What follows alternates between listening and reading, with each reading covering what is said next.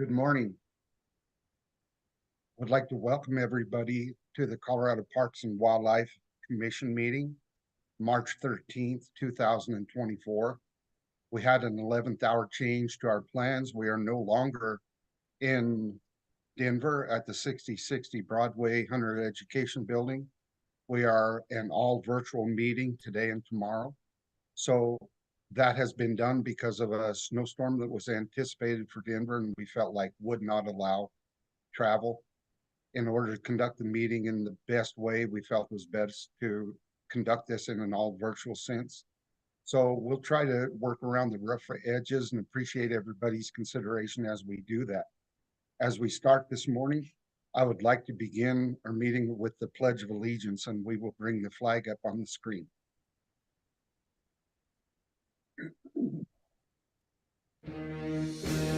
I pledge allegiance to the flag of the United States of America and to the republic for which it stands, one nation, under God, indivisible, with liberty and justice for all. Thank you. And with that, I will ask Diana to take roll call. Bailey. Here. Beaulieu. Here. Haskett. Here. Murphy. Here. Otero. Here. Phillips. Here. Reading. Here. Touchton. Here. Vardy. Present. Chair May. Present. All present. Thank you, Diana. With that, we'll move to agenda item number 2, and that is to approve the minutes of our previous meeting. And I will entertain a motion to approve those as written. So moved. Are there corrections to those?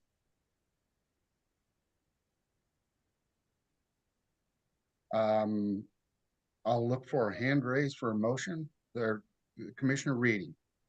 I'll move to approve the minutes from the January meeting. Second. Second by Commissioner Phillips. All those in favor of approving the minutes as presented signify by saying aye. Aye. Aye. Any opposed? Motion carries. We will now move to agenda item number 3, which would be, are there any corrections to our agenda, or are there any removals from the consent agenda? Seeing none, we will move on. We'll go to agenda item number 4, and I will ask commissioners to present their comments. So whoever, and I ask for your help today. If you will raise hands or give me a motion in the screen, that's actually more obvious to me, but so anybody who wants to present any comments, I welcome you to take the floor. Commissioner Reading. Thanks, Chair May. I have some slides. I had the good fortune of returning to Africa, in this case Botswana and South Africa, since our last meeting, and explore the opportunity of putting in more bee fences, which are ways to a way to mitigate human-elephant conflict, and also to look at methods of mitigating large carnivore conflicts. So go to the next slide. There are a lot of large ungulates in this part of, I was in the Kalahari, in this part of Botswana and South Africa. And I had the good fortune of seeing many of them. You can see by the slide, the diversity is incredible. The next slide. There's also a lot of carnivores, and that leads to a lot of conflict. And we have a good program that I'm working with my colleagues on that looks at paying people to actually maintain populations of carnivores on their ranches. So if indeed they don't kill a lion or a wild dog, and we know through radio telemetry that it's on their property, they get a bonus payment if they live with it. If the animal does consume livestock, they do get compensated for that as well. So it's a great program. I think it's worked really well. We have a lot of local support for this initiative. Next slide. And then just some examples of some of the great wildlife that's there, some of the bird fauna. I got a couple slides of that. Next slide. I was just blown away by the diversity of birds there, and I always am. And as you guys know, I like to show them off, these slides. So next slide. And then lastly, I did manage to get to St. Vrain State Park since our last commission meeting. It was a beautiful Saturday, and the park was packed. People were enjoying their day out. The park looked fabulous, and the staff did a great job, I think. So with that, I'll turn it over to the next commissioner. Thank you. Commissioner Beaulieu. Thank you, Chair May. I also have a slideshow. So February was definitely a long month. As commissioners, Murphy, Skiba, and I went through our Senate confirmation process. What kept me positive throughout that process, though, was the strong support I received from individuals, groups, families, and friends. And I will never, I'll forever be grateful for and inspired by them. I'm excited to be here now, to be confirmed onto the CPW Commission, and to continue my mission of getting people outside into nature, all while conserving the Colorado we know and love. Next slide, please. As for more fun things I've done since the last meeting, I had the opportunity to join the rehabilitated bear cub release. It was an incredible learning about these rehabilitation efforts and getting to see the bears placed in their new den. And I hope that they successfully live their lives out as, adult bears once they leave their den and move on. Next slide, please. I'm sorry if you hear a crunching sound. My dog is right below me crunching on something right now, if you hear a weird sound. And I've also mentioned before, birding is one of my passions, and it looks like it was cut off a little bit, but I had the opportunity to also get out to the Monte Vista Crane Festival right before this meeting. More than 20,000 greater sandhill cranes are in the midst of their annual spring migration, and they're stopping over in southern Colorado's San Luis Valley as they transition from winter habitat to breeding grounds in the north. So these are pictures from this field that we had stopped by. There were over 3,000 cranes. The sound was deafening because they kept flying in, and it was just a really cool experience. And if you can see at the bottom right-hand corner, CPW staff and volunteers were there with scoping sites. And they had a really cool app where they had a scope like fixed on cranes, and you could download the app and actually get that live feed. So that was awesome to see. And kind of in that same vein, I also joined a meeting this week about birdability, which is an initiative working to ensure that the birding community and the outdoors are welcoming, inclusive, safe, and accessible for everybody. This is work I plan to follow up on, as it's so important for me to make sure Colorado outdoor activities are inclusive and accessible to all. And final slide, please. And then my partner, Rescue Dog, and I were able to make a trip out to the Great Sand Dunes National Park and Preserve. This is just one of the most beautiful places to visit in Colorado. If anyone hasn't been there, it's just, you feel you're on a completely different planet, and it's just a great experience overall. And that is my update. Thank you so much.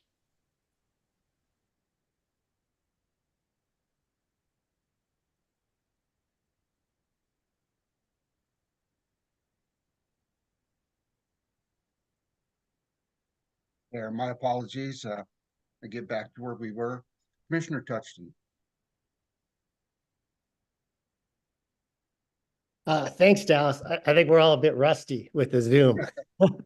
Well, I went to my share of meetings and events. I joined Jess at that bear cub release, which was really fun. A couple of my grown kids came as well, and they'll remember that as much as they remember anything. So it was a real pleasure.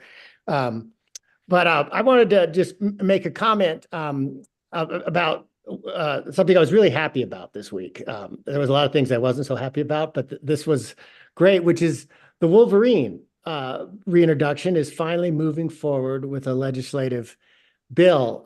It's very important to me. Personally, began working on Wolverine in 1995 when a client walked into my office in a semi-abandoned building at the University of Denver and asked if we could get the Wolverine protected under the Federal Endangered Species Act. That guy's dead now. My hair's changed colors and my skin is looks like an elephant's ass. But you know, that whole time since 1995, three things were always true. There was never any question that the Wolverine was biologically imperiled. That has always been abundantly true. There was never any question that Colorado was the best unoccupied habitat in which, if we wanted to recover the Wolverine, we should put it back. And, you know, there was never any question that the only thing holding back moving forward on the Wolverine was fear and cowardice by our leaders in the face of fear. You know, people were afraid of what would happen if they tried to do the right thing for the Wolverine. And I'm just so pleased that we have finally got a legislature and a leadership team that will move forward with this. And I just wanted to congratulate them all on a great job. I wish we'd started 30 years ago, but it's never too late. And so I'm super excited for the Wolverine. Thank you, Commissioner Touchton. Commissioner Haskett. Thank you, Chairman May. I just wanted to say I'm very disappointed to be back in the Zoom world. As a sportsman's rep and the big issues in front of us, it is concerning that the public comments are going to be limited. And with that, it has been very busy since our January meeting. I've been to 2 draw process working group meetings. I think those meetings have been actually really surprisingly productive. We worked really well as a group. Turned out way better than I ever could have imagined. Actually, I figured it would be a long battle and we wouldn't get anywhere, and we've done really well. I attended the Southeast Region Sportsman's Caucus, the Northwest Region Sportsman's Caucus, and also the Southwest Region Sportsman's Caucus. I also listened to part of the Sportsman's Roundtable. I couldn't attend the whole day. I had previous commitments, and also the GoCo committee meetings. Recently, a wolf came to the Meeker area, and while this makes some people happy as a livestock owner and having stock dogs that are also family pets, it is troublesome. As I approach my 7th year, it has become overwhelmingly obvious that both the hunting community and the anti-hunting community have the same goal. We all care about wildlife. The sad part is emotions and selfishness guide what they do. CPW has a remarkable staff with hundreds of degrees. Wildlife cannot live without Colorado's private landowners. Please trust the science from our scientists, biologists, etc. And let's try to work together to keep Colorado's wildlife that CPW has managed for over 100 years. Thank you. Thank you, Commissioner Haskett. Commissioner Otero. Thank you, Chair May. Yeah, just similar to Commissioner Haskett, been busy with a lot of the same events, but just wanted to also highlight the draw working group. I'm also a part of that working group, and yeah, just echo what Commissioner Haskett was saying about us coming together and finding, you know, some common ground, but also doing it in a way where we're centering equity, you know, and trying to think of all the different stakeholders and groups within the, you know, sports person community. So proud to be a part of that effort and hope that it's well received by the public as well. Thank you, Commissioner Otero. Any other commissioners? I'll go to Commissioner Reading next, but have any commissioners that haven't spoken would like to speak? Commissioner Bailey. Thanks, Chair May. Great to see everybody despite the Zoom reality we're in today. Although nice to have that flexibility for safety and driving across the state reasons. So yeah, not well, lots going on, but I think the main things I want to touch on is I was able to finally join a virtual sportsperson caucus, and I appreciated having that space to share a little bit more about myself and hear a little bit more about the ongoing issues, and hope to engage more with that community moving forward. I also was really thrilled at the January meeting. We had the opportunity to go out to the National Wildlife and Eagle Repository and had a great visit there and learned a lot about all the work being done to stop and hinder illicit and illegal trade in wildlife. And afterwards, I asked their education lead, Talia Farnsworth, to come and speak to my class, my intro environmental studies class at CU Boulder. And she came and gave a great presentation about some of the history of sustainable use and the need to preserve sustainable use and some of the challenges globally. And the students were really engaged and really thrilled and learned a lot. And so I just want to thank Talia for joining, and then also just highlight the hard work happening out at the Wildlife and Eagle Repository. Yeah. Thank you, Commissioner Bailey. Commissioner Reading. Thank you, Chair May, and sorry I forgot some things. I'm getting old and forgetful, I guess. But I wanted to add a couple comments.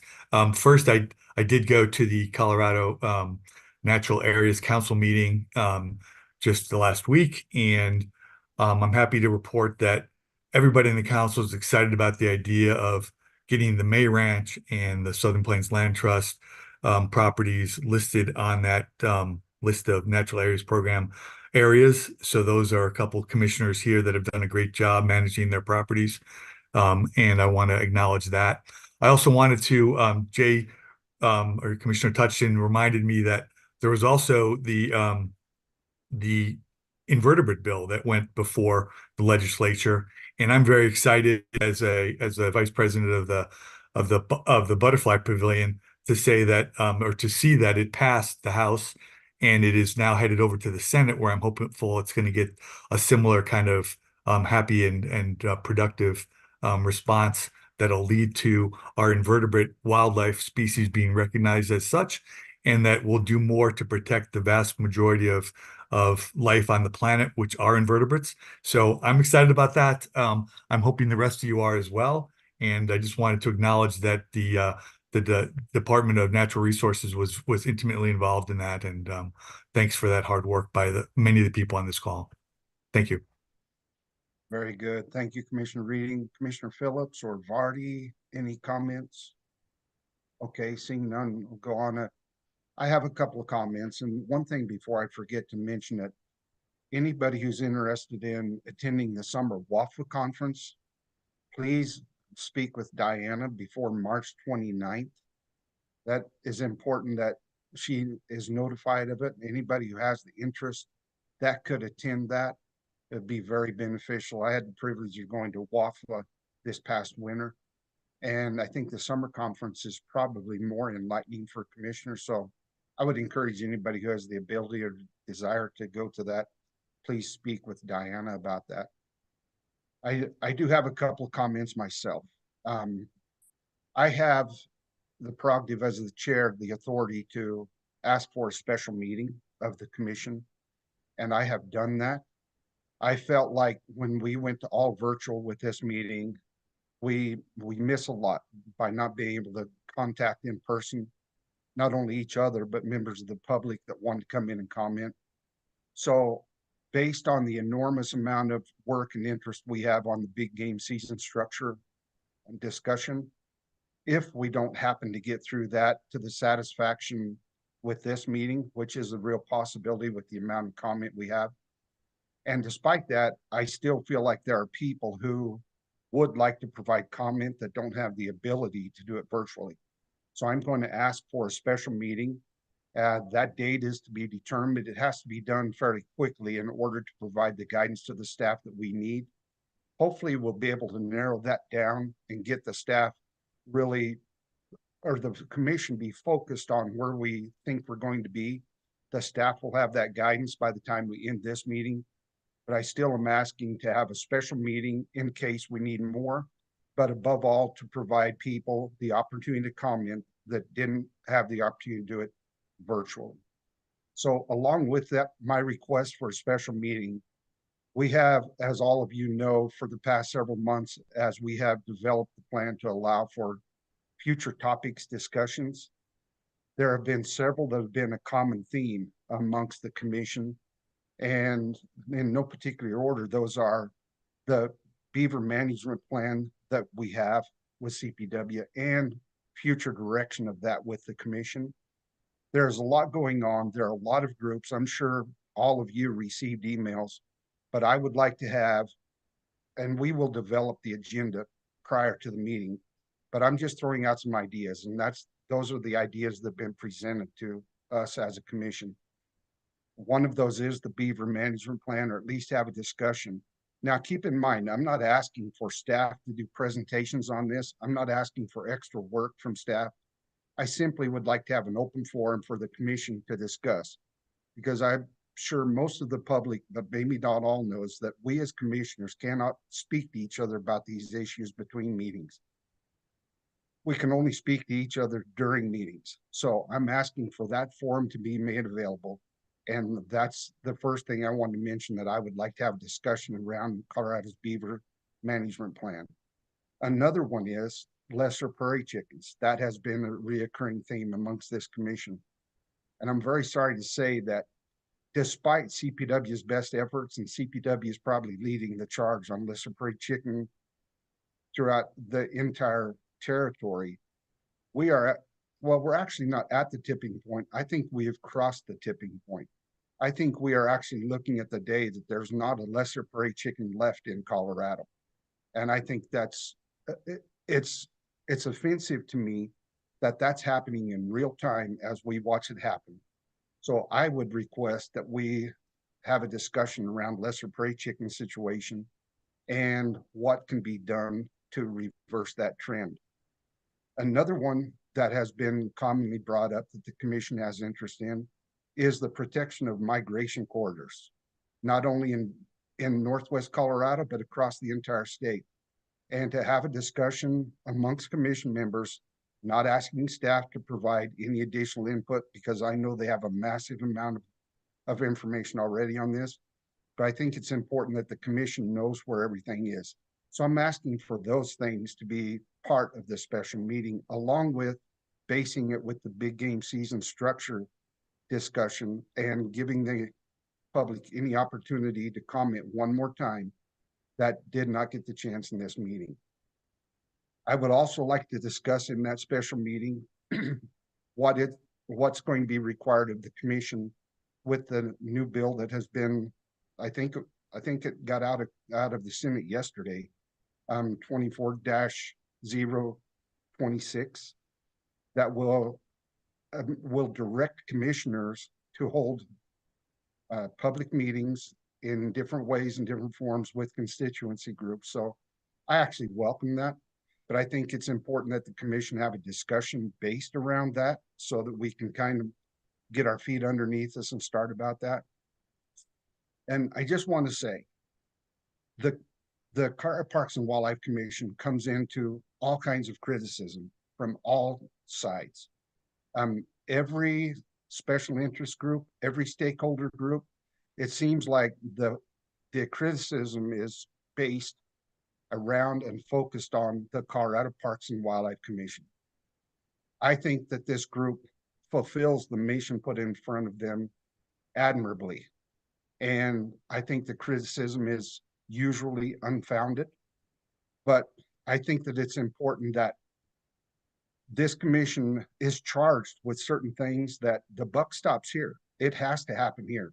So no matter what decision we make, we usually have people unhappy on both sides. And I just want to commend this commission, the diversity of this commission, and the adversity that we face in dealing with some very controversial issues. And I want to thank my fellow commission members for the work they do, the amount of time they put in, and their dedication to this happening. So with that kind of wraps up my comments. Mainly, I wanted to notify everybody that I intend to ask for a special meeting, and I would like the commissioners to please provide input for possible dates, so that we can have the biggest attendance we can. I would like to ask for this meeting to be in Denver because it's central for most people, and it will give the best opportunity for attendance. So based on that, I will leave my comments off there. I think that being said, we probably now will go to the Department of Natural Resources update with Executive Director. Well, I think we have Deputy Director Mock. Is that correct? That's correct, Chair. I am sitting in for Director Gibbs. So thank you, Mr. Chair, members of the Commission, Director Davis. Good morning. Tim Mock, Deputy Director for the Department of Natural Resources. Director Gibbs sends his regards. The next 2 days this week, we've also got the State Land Board and the CWCB Board meetings, as well as the Commission on Indian Affairs. I want to begin by extending my congratulations to Commissioners Jess Beaulieu and Jack Murphy for being confirmed to the Commission by the Senate yesterday. We at DNR appreciate your service to Colorado Parks and Wildlife and the state and look forward to continuing to work with you. And on behalf of DNR, I also want to express our appreciation to Gary Skiba for his service on the board over the past 8 months. We wish him the best and look forward to continuing to work with Gary, as I'm sure he'll remain engaged in various policy and program discussions into the future.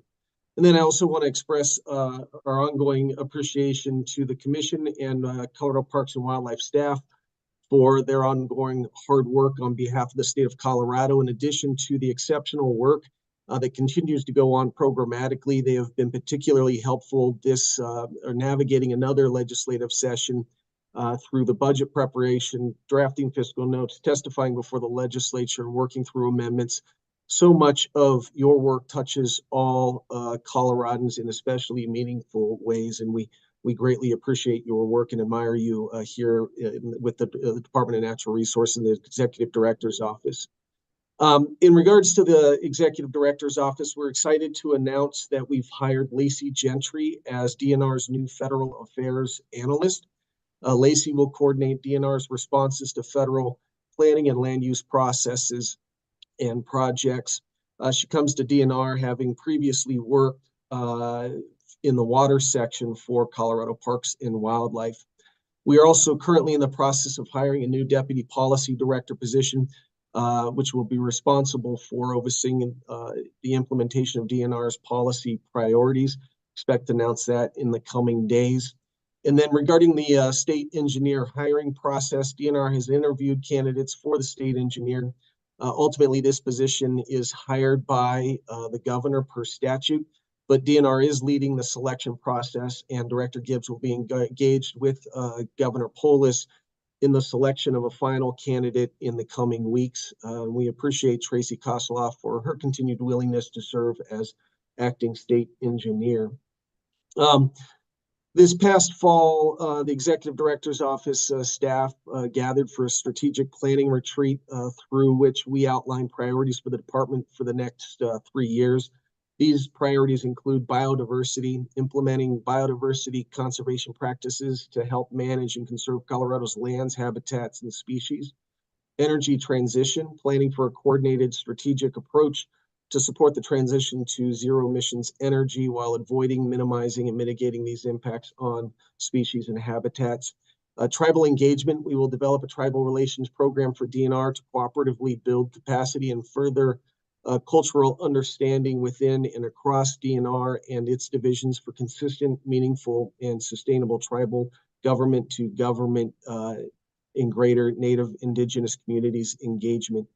And then it also includes continuing to balance conservation and recreation, prioritizing conservation of the state's wildlife, landscapes, and agricultural lands while enhancing public access recreation opportunities and management in areas most suitable for meeting recreation demand. And then climate resiliency, which includes aligning DNR's actions with statewide energy and climate goals, including implementation of existing plans such as the state's strategic plan for natural working lands, the Colorado Water Plan, and DNR actions and the climate preparedness roadmap. Obviously, these are big issues to tackle, and we recognize that CPW has been engaged on these priorities, which will continue to shape our budget, legislative, and programmatic priorities. You'll notice that I didn't mention other priorities such as water. Those are also incorporated in the strategic priorities that I just outlined in a very significant way. And along those lines, just want to touch on the Colorado Outdoor Strategy, which is a significant project representing our strategic priority to balance conservation, recreation, and set us on a path towards climate resiliency. The outdoor strategy is progressing well. with phase one wrapping up this late spring with a draft strategy, and then moving on to phase two, which includes public input on the draft and progressing to a final by the end of 2024. And then phase three taking place in 2025. We'll focus on pursuing some strategies as well as addressing some research and data needs identified through the planning process. We appreciate CPW, GoCo, and the governor's leadership on this important project. Regarding legislative and budget updates, I think you've all been kept apprised of our legislative updates, and for the sake of time, I will forego those. If you do have any questions or would like me to review any of the updates, let me know. All of DNR's priority bills have been introduced this session, and we are halfway through. I think Commissioner Reading touched on a couple of those priorities with Wolverine reintroduction and management of invertebrates. There are two issues I'll just kind of touch on here that you might be hearing about, and there might be some interest. One is potential dredge and fill legislation. In working with Speaker McCluskey, CDPHE's Water Quality Control Division is proposing to revise the Water Quality Control Act to protect Colorado waters after the Sackett the EPA United States Supreme Court decision removed federal protection of wetlands and other waters. Under that decision, the types of water bodies subject to federal jurisdiction is significantly narrowed. And currently, the United States Army Corps of Engineers issues permits in Colorado for dredge and fill activities, with fewer federal permits being issued by the Corps following Sackett. Streams, lakes, and wetlands in Colorado are at risk of irreversible harm. Under this proposal, the division would work with other state agencies and stakeholders through rulemaking to develop a new program to meet the demand for permits in the state. Speaker McCluskey and CDPHE have shared an initial draft of that bill and are in the process of incorporating feedback from DNR, Parks and Wildlife, and many other stakeholders. We anticipate seeing a bill draft in the coming week or so with introduction imminent. DNR is working with the support of CDPHE's and Speaker McCluskey's efforts to move this important legislation forward. We're also familiar of a competing bill, Senate Bill 127, sponsored by Senator Kirkmeyer, that proposes a limited gap waters program that would be housed within a newly created division within DNR and governed by a new commission. The program proposed in that bill includes a blanket exemption for the mining industry and projects that disturb less than 0.1 acres, among other exclusions. The second item here is renewable siting legislation. DNR continues to work with the Colorado Energy Office on a bill to streamline and standardize the siting of renewable energy projects in Colorado. There's an interest in a bill that defines the state's role in renewable siting, protects wildlife resources, and maintains county siting authority. The Energy Office has been coordinating with a coalition of NGOs as well as the renewable energy industry representatives, and they're currently working out bill details. The bill hasn't been introduced as the Energy Office continues to work with these stakeholders, including tribes, which have requested that consultation be included in the bill. And so with that, I want to express some appreciation for our legislative director, Daphne Gervais, who continues to carry an extraordinarily heavy workload at the Capitol, representing DNR with integrity and working hard to move forward DNR's priorities. Getting to some of the other updates here, water updates, Colorado River update on March 5th, the Colorado Upper River Division states of Colorado, Utah, New Mexico, and Wyoming submitted their proposed alternative for post-2026 operations of Lake Powell and Lake Mead to the Bureau of Reclamation. The lower basin states of Arizona, California, and Nevada also submitted a conflicting proposal shortly thereafter. The upper division state's alternative is responsible to actual hydrologic conditions, rebuilds storage in reservoirs, and protects water users and resources. CWCB is hosting a Colorado River specific website at cwcb.colorado.gov/Colorado River. with additional information, or I can connect you with DNR's Water Colorado River team if you've got any additional questions. I'll put that link in the chat here. And then on Perkins County Canal, Nebraska continues to pursue the design, permitting, and construction of the Perkins County Canal near Ovid, Colorado. But many questions regarding the scope, design, permitting implications, etc., remain. Our DNR and Attorney General team has been working to understand the implications for Colorado's water users and to work through strategies to protect Colorado's water users while also preserving our state's commitment to the South Platte Compact. And if you'd like any additional information, I can put you in touch with DNR's Assistant Director for Water, Kelly Romero Heaney. Energy updates. The state updated the greenhouse gas pollution reduction roadmap, which was released on February 26th. The updated roadmap includes 49 near-term action items intended to help the state meet our statutory greenhouse gas reduction targets. The roadmap includes direction to the state land board to expand renewable generation on state lands. And we look forward to working with CPW and our other divisions to explore opportunities to continue to lease state lands for renewable generation while also protecting important agricultural, wildlife, and other values. Tribal updates. There's a tentative date for the next quarterly DNR Southern Ute Indian Tribal Leadership Meeting on April 4th. The first of these leadership meetings was held back in October 2023, and it was very successful.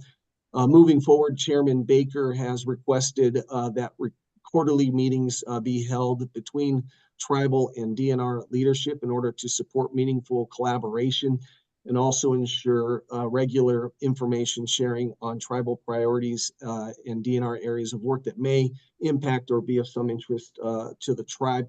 I do appreciate Southwest Regional Manager Corey Chick and his team for joining us at that October meeting in 2023. And then this Friday is Ute Day at the Capitol. If you're interested in participating, there will be an opening ceremony at 8:15, followed by the chairman of the Ute Mountain Ute and Southern Ute Indian tribes addressing the General Assembly at 10 a.m.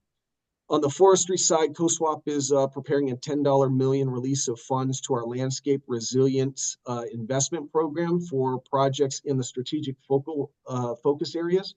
This includes Boulder, Douglas, El Paso, Jefferson, La Plata, Larimer, and Teller counties, and the 3 Rocky Mountain restoration focal areas.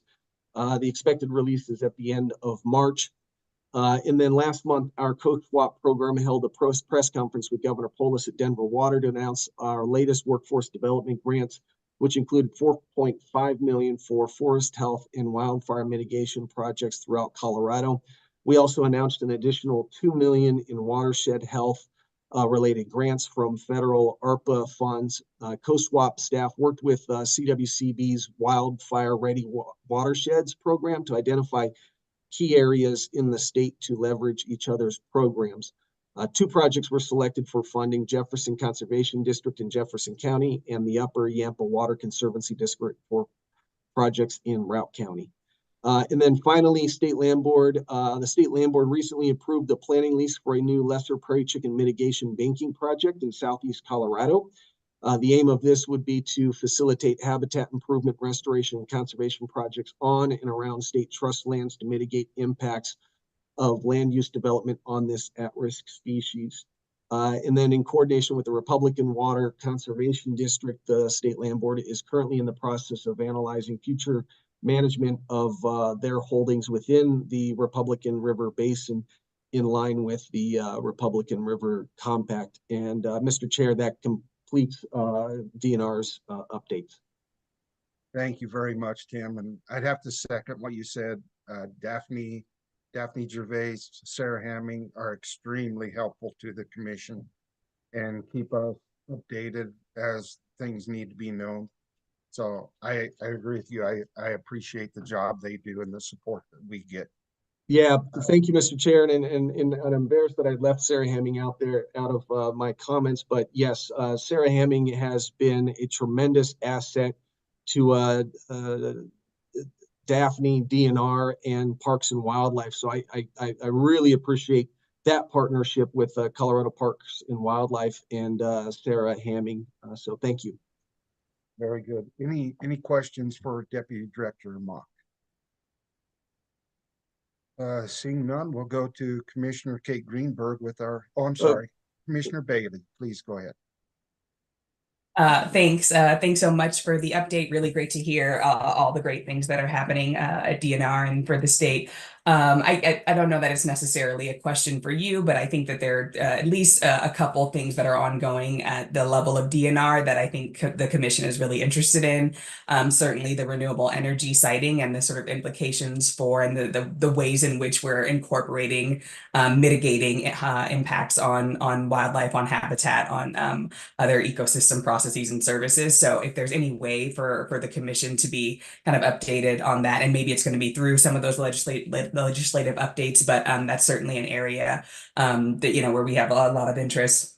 In addition, it's great to hear the strengthening relationship between DNR and tribal governments. And I know that's also something that the commission has raised as an opportunity for us, if there are opportunities for us to engage more meaningfully with Southern Ute and Ute Mountain Ute leadership and governance down there when we're in the Southwest region, it would be great. And so just sort of, again, not really questioned there, but if we can, you know, increase kind of communication and potential engagement around those issues, that would be great.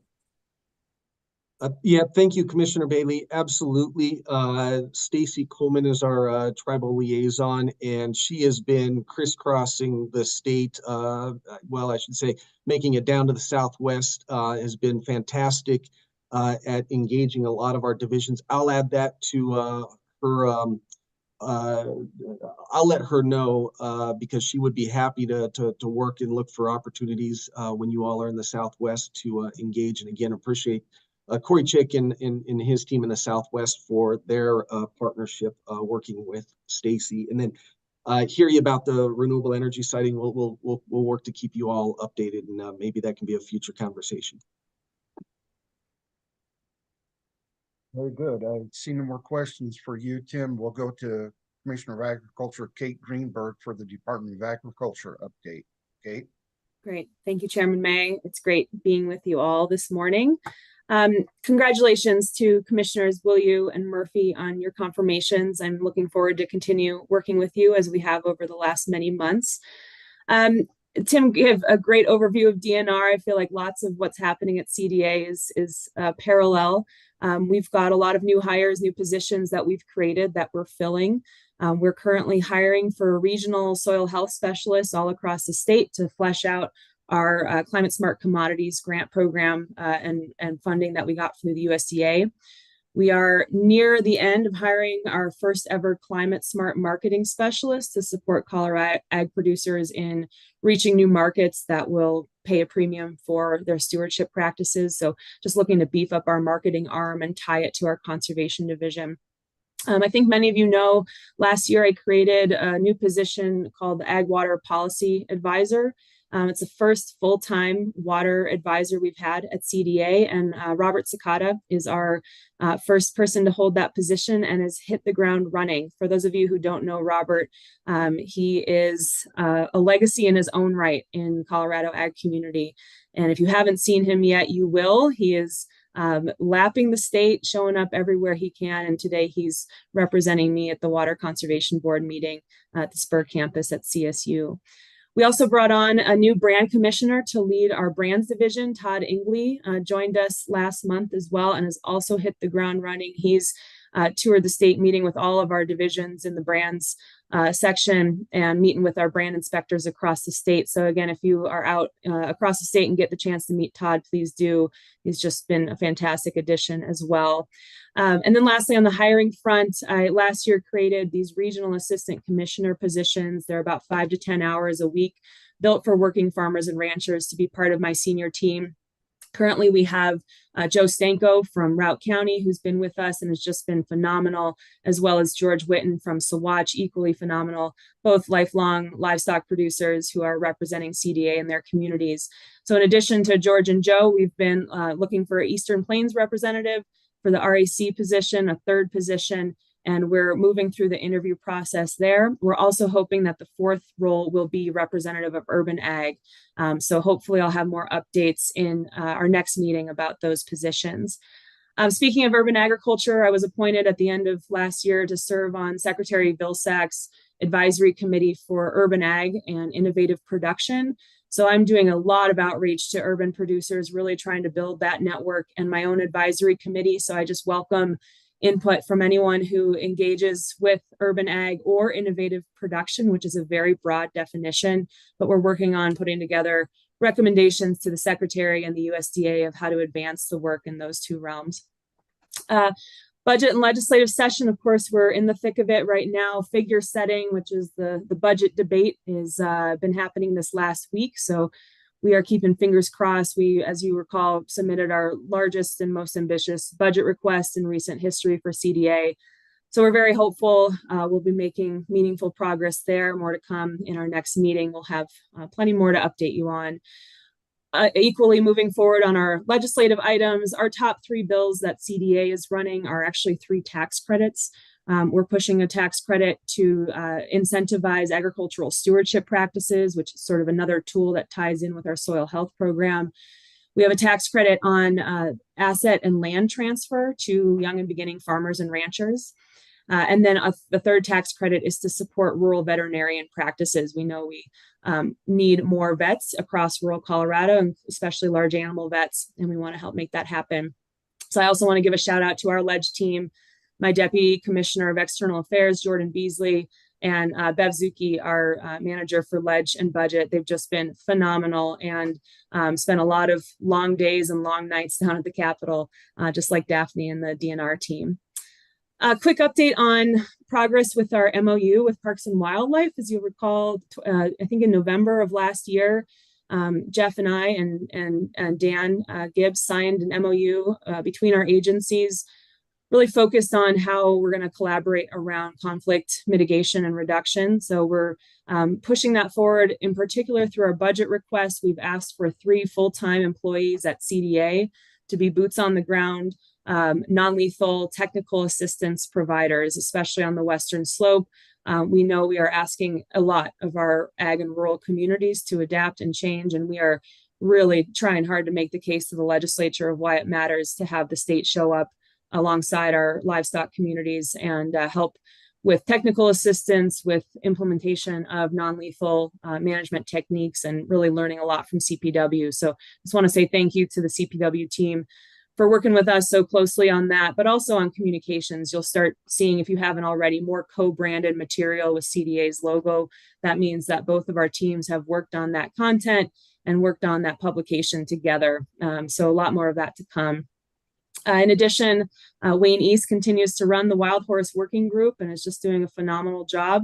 So I think we'll have more updates as we continue, but an important update there is we ran a bill this session to extend our spending authority so we can have a longer time to spend out the money from that program, which is key just for the seasonality of this work and the fact that we're brand new to working in the wild horse space. So that passed and is good to go. So we're going to keep on keeping on with that working group.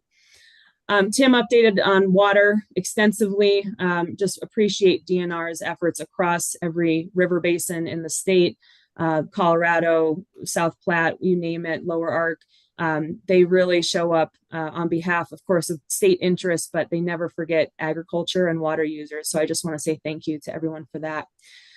A lot of our recent events as we're kind of making our way to the tail end of conference season, as we're moving into spring planting and calving and getting busy back in the field. I had the opportunity to MC I think it's my 6th FFA, Future Farmers of America Hall of Fame, just a couple of weeks ago. We inducted 3 new farmers and ag leaders into the Hall of Fame this year. Scott Haley, who's a breeder, wheat breeder. Bill Hamrick, who led the Colorado Livestock Association for many years, and my predecessor and mentor, John Stulp from Lamar, were inducted. So that was a real treat. I was down in La Junta just last week with the Lower Arc River Basin Water Forum, saw a number of CPW staff there, which is always great to see, and then made my way to the Upper Arc to Salida for the Agri Summit. A fantastic time at both events. And then really excited to report back on CDA's actually first ever tribal consultations with both the Southern Ute Indian Tribe and the Ute Mountain Ute Tribe. We held this in late February down, of course, in Ignacio and Toyac. We brought a delegation of CDA staff as well as my board chair, Colleen Pepler, and had 2 full days of consultation meetings, really focused on how can we build on the relationship we have. We've worked with Ute Mountain Ute Farm and Ranch for a long time. We're helping them install their micro hydro turbines in their irrigation system. We've helped market the Bow and Arrow brand. And we're doing a lot of other work. And of course, Simon Martinez, general manager, is on my board. But I also, we don't have a tribal liaison at CDA. So another question was, should we create that position? And if so, what would that position look like in a way that would benefit the tribe? So we have a lot of commitments we've made together through that consultation process. So we'll be moving forward on that. Just so appreciative to Chairman Hart and Chairman Baker, tribal councils from both tribes and their staff for making the time to explore this relationship, and I think really set us up for a lot of good work to come. Last few items, upcoming events. Next week is Ag Week. Some folks have been celebrating Ag Week or Ag Month this week. We are going to be doing it next week on Tuesday, March 19th. We're hosting a public forum specifically for urban ag, 5:30 to 7 next Tuesday at the Dahlia campus in North Denver. That is open to the public. We invite anyone with interest in urban ag to join us and our Ag Commission. And then next Wednesday, which is typically Ag Day at the Capitol, I'll have my commission at the Capitol to meet and greet with legislators, and we'll be hosting our monthly public meeting across the street at the Department of Education from 10 to 4. Coming up, we've got Southwestern Water Conservation District. I'll be back in Durango, where I don't get to be as often as I like, but we'll be spending a good time in the Southwest, and a number of international trips coming up as well. And then lastly, I just want to give a big congratulations to both Wayne East and Les Owen on our team. Wayne and Les were recognized as part of the 2024 Leaders in Agriculture through the Denver Business Journal and the Colorado Farm Bureau. That's formerly known as Who's Who in Agriculture. So couldn't think of 2 folks better fit for that award and that recognition. So please reach out to Les and Wayne if you get the chance and congratulate them on that. And Mr. Chair, that's the end of my report today. Thank you, Commissioner Greenberg. Any questions for Commissioner of Agriculture? I see none, so we'll move on to the director's report with Director of CPW, Jeff Davis. Thank you, Mr. Chair. I want to start by congratulating Commissioner Beaulieu and Commissioner Murphy on their confirmation. You probably already know this, it goes without saying, but we'll continue to help support you in connecting with the public and learning more about CPW's work moving forward. So congratulations. I know it was not easy sledding, so appreciate you hanging in there with us. Also, maybe on a sad note, I want to acknowledge that we've lost 2 significant agricultural leaders recently. Terry Fankhauser served 22 years as the executive vice president of the Colorado Cattlemen's Association and was really critical to our conservation work with the private landowner community. And specifically, his work with us on black-footed ferrets was crucial to getting us access to private lands to help recover that species. So he will be greatly missed. And then Pat O'Toole also recently passed away. And the Ladder Ranch sits on the Colorado-Wyoming border near Route and Medicine Bow National Forests. And Pat worked just absolutely tirelessly to protect the Western landscapes that he loved. He was an amazing human being. I got the privilege of working with him a little bit here recently. And he was also the past president of the Intermountain West Joint Venture. So that's a pretty significant group of folks that are doing great conservation work with private land. So both of those are great leaders will be sorely missed. but for sure their legacies will live on. Maybe shifting gears into some staffing updates. So we had 2 assistant director positions recently open. One was our new outdoor rec and lands branch, and we're very thankful. Hugely talented pool of folks. This was not an easy decision by any means, but Fletcher Jacobs, who was our statewide trails coordinator, accepted that position. He joined the agency in 2015. Prior to joining CPW, he spent 8 years managing outdoor stewardship programs across Colorado in both the public and nonprofit sectors.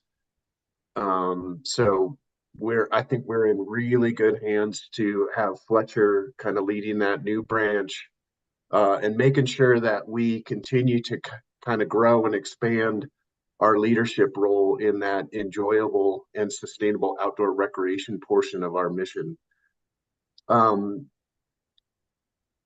Also, we had the policy and planning branch position open, and I want to start by publicly thanking Katie Lanter, who served as the acting assistant director over the policy and planning branch for almost a year, and so she does amazing work for sure, and I can't thank you enough, Katie, for keeping us moving forward and all the work that you did. And I want to announce that Mike Cortouche, who I think is on the agenda here later to talk about human dimensions, our work in human dimensions, has accepted that assistant director position.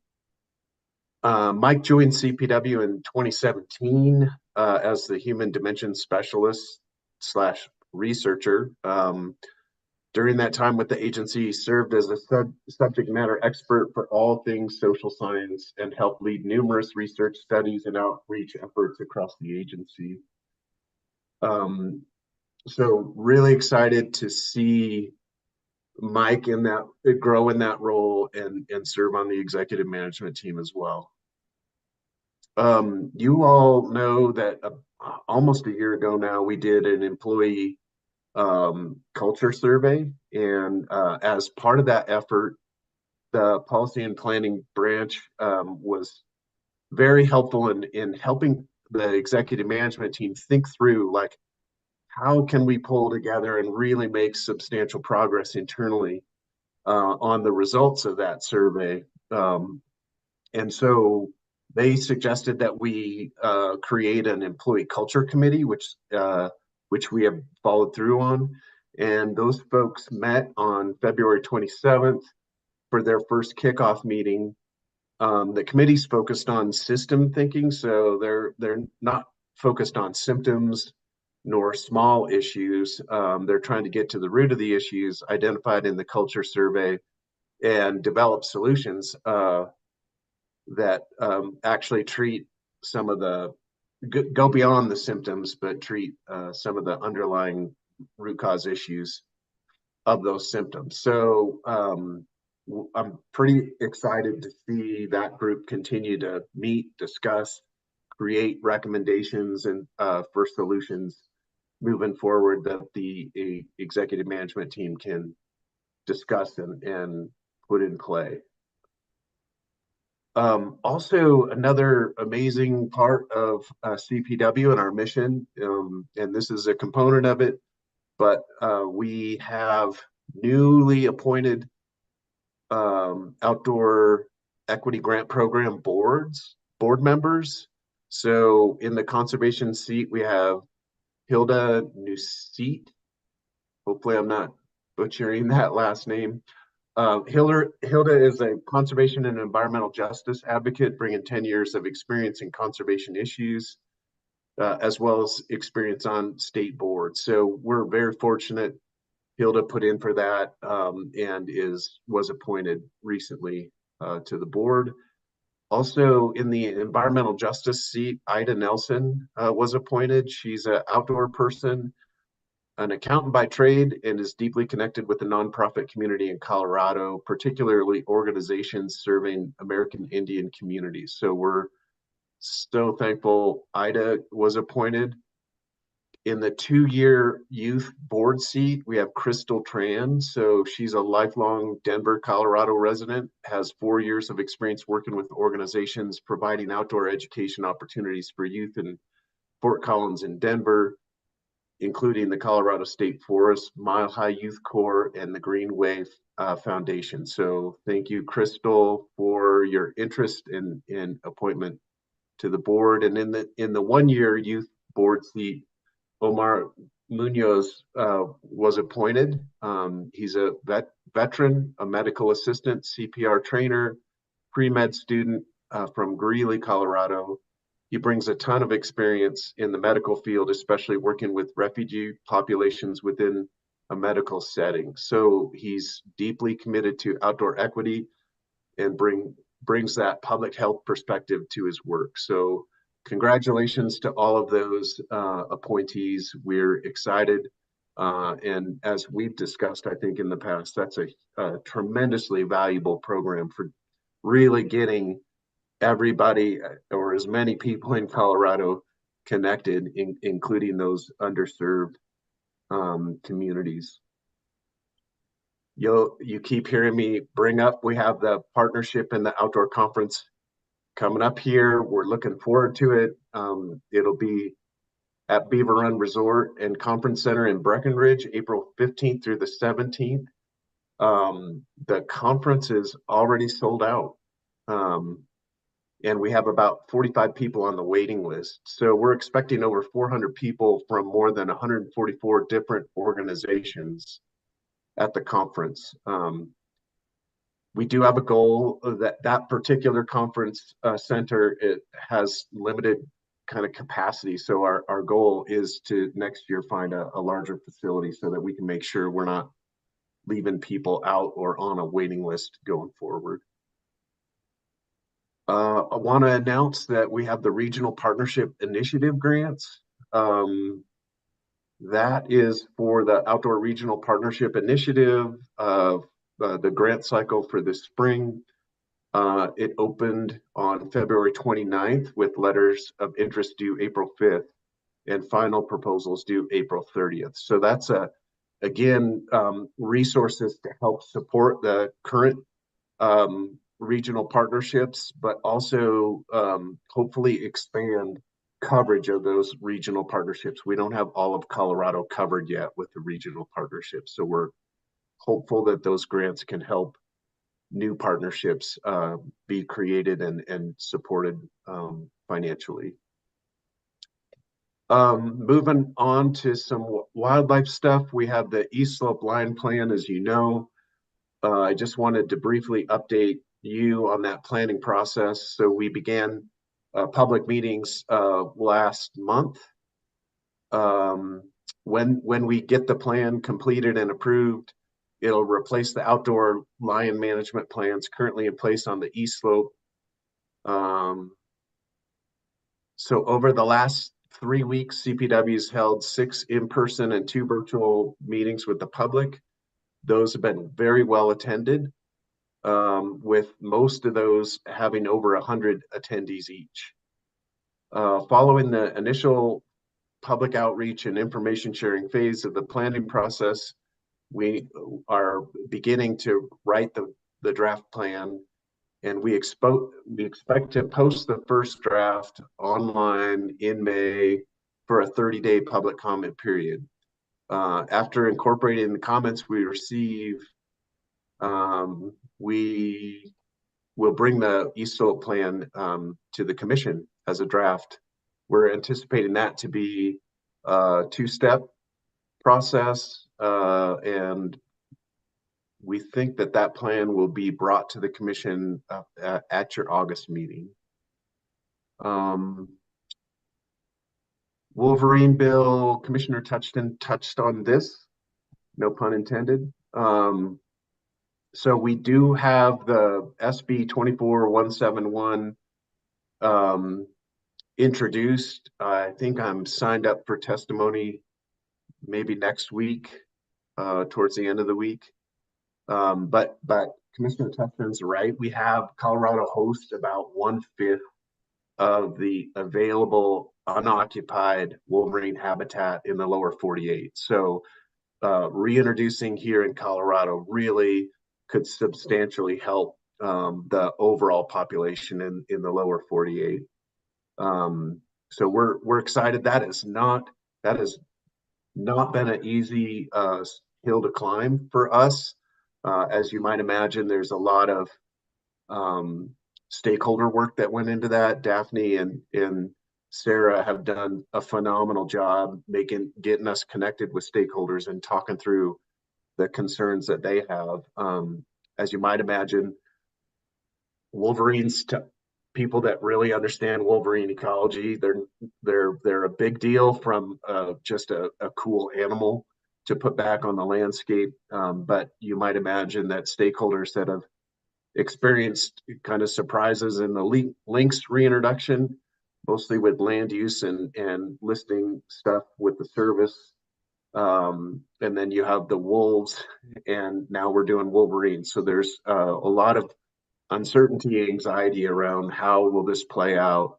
But I feel like once this bill is passed and signed into law, and we're able to really share the lynx restoration plan and how surgical that plan is, I think folks will gain a little more confidence and maybe have more certainty and help again support CPW's reintroduction effort. We also have the rare plants and invertebrate bill. So that's House Bill 1117.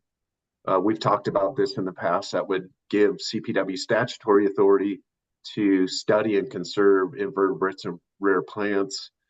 Again, lots of work with stakeholders to figure out what their concerns are, what sort of adjustments we need to make in the original language. And we're hoping that that will continue to move through the process.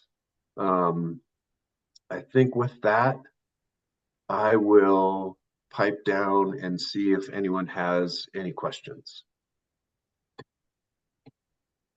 Any questions for the director? I see none, Director. So we'll move to agenda item number 9. I'm sorry, agenda item number 9, which is our financial update with Justin Rudder. Welcome, Justin. Thank you, Mr. Chair. Good morning, Mr. Chair, directors, commissioners. My name is Justin Rudder, and I bring today a financial update. Next slide, please. So today I'd like to talk to you about daily pass sales. So this, which looks like a cross-section of a jawbreaker, is the daily pass sales over the calendar year 2023 by park. I didn't include the data key because there's a bunch of similar looking colors in there and it'd just be very confusing. I think what I'm really trying to demonstrate here is the seasonality of sales. I think it comes as no surprise to anybody that we peak in the middle of summer, and July being the busiest month for daily pass sales. And you can see kind of what we've been talking about over time, those shoulder seasons that kind of spread out. That's what I refer to them as shoulder seasons. You can kind of see the peak head and then the shoulders on the side. We do stay busy through October, and depending on weather, we can start March or April. We can really start to see our sales pick up. This is particularly relevant to you today because there will be information discussing about a program to help with local access. So we were proposing regulations that you could adopt that will, per statute, allow local counties or local entities to come in and request that a $2 fee be added to daily pass sales that was collected for local access. Next slide, please. So I think so there's the seasonality, but what we really want to know is the total. And one of the hard things about knowing how many daily passes we sell is that we are, of course, in the middle of Keep Card Wild implementation. And so there's difficulty in kind of knowing what that number is going to be over, even within a reasonable degree of magnitude. So I'm not proud of this slide. I think it's very hard to interpret because it's looking at 3 different years across months. And so I apologize for the somewhat confusion. presentation. So the orange bars, or the taller bars in most cases, across the center, are the same data that we just looked at without all the parks included. So this is just daily pass sales by month for the calendar year 2023. Looking at the right side of the slide, those blue bars are looking at 2022. So this is 2022 would be pre-Keep Colorado Wild. 2023 is as we implement Keep Colorado Wild, and now we're going into 2024, where we've been implemented for a year, so everybody's had a chance to purchase the pass. So looking at the right side of the slide, the blue to the orange, left to right, you can see that as we implemented in 2023, there was kind of a decrease from the same month the previous year. So we expected to see that as more people had the pass to get into the park, we wouldn't sell as many daily passes. So you can see that slide. And then even less clear, if we go back over to the left, we can see what's happened so far in this calendar year, 2024. And so from what we assume is a reduced level in 2023, we further reduce into 2024. And that's to be expected. In fact, the daily pass sales have been falling slower than expected. I thought that there would be a much quicker drop off, but we're not seeing that. And if you go to the last slide, please. And so if we kind of take that 2023 as the base year and looking at just 2 months, which is horrible practice, because then, especially considering that seasonality that we saw was our low months anyways, this chart displays how many 2023 we saw, and those 2 months were 55% or 45% lower than the previous year. So if we assume that throughout the entire course of the year and see that reduction, that's the second column on the right, the 55% of 2023. And so going through, you can cherry pick any particular number that you wish. Like El Dorado Canyon might, if Boulder asks for a local access fee, we are expecting to sell 16-ish thousand passes. And so that would generate approximately $32 million, or $32,000, sorry. 32 million would be much more helpful, but $32,000 in the course of a year. And that's the end of my presentation. I'd be happy to take any questions.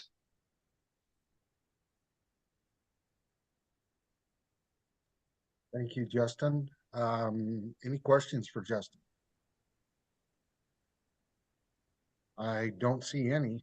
Oh, hey, Dallas. I'm sorry, Commissioner Touch, my apologies. I was just too slow with the button. Justin, this is a different topic. I appreciate your presentation, because I thought that a lot of that was not going to generate any significant revenue to build any access. But on a different topic, there's a lot of folks who have commented on the hunting license side, the need to move away from over-the-counter licenses for biological reasons, crowding reasons.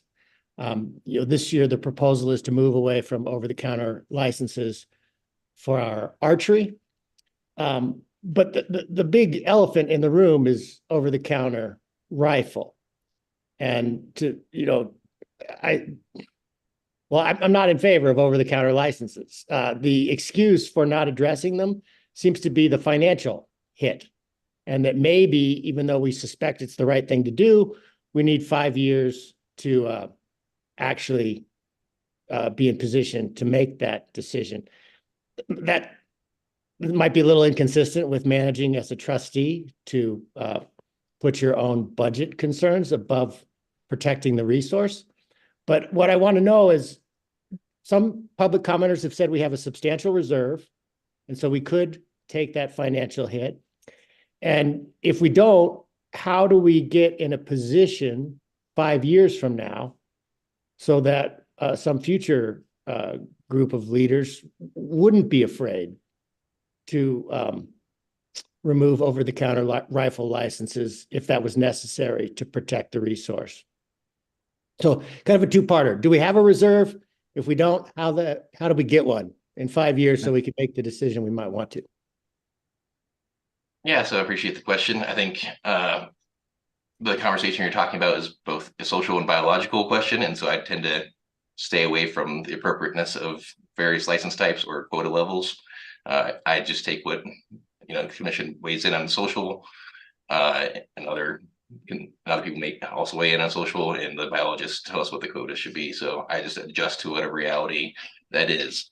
I have reported on the reserves that we have in the past. We developed up some substantial reserves as we came into future generations. We heard criticism from this body and others about having substantial reserves, and we have obligated all those primarily to the capital program on the wildlife side.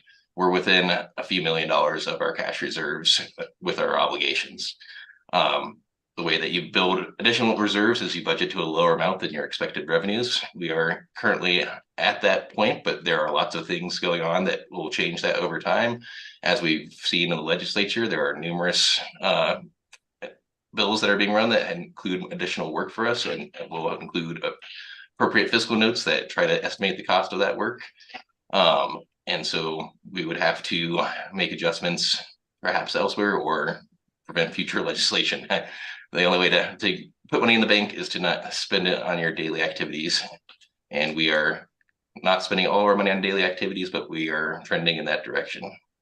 I'd say, as a side note, I think overall, 5 years ago, 6 years ago now, Future Generations Act increased license fees. And if you look at kind of the delta over time, even with CPI, assuming that CPI also affects expenses, the delta between the previous revenue and new revenue is about $40 million a year. And we've seen, a number of new initiatives in the couple $1 million range, $5 million range.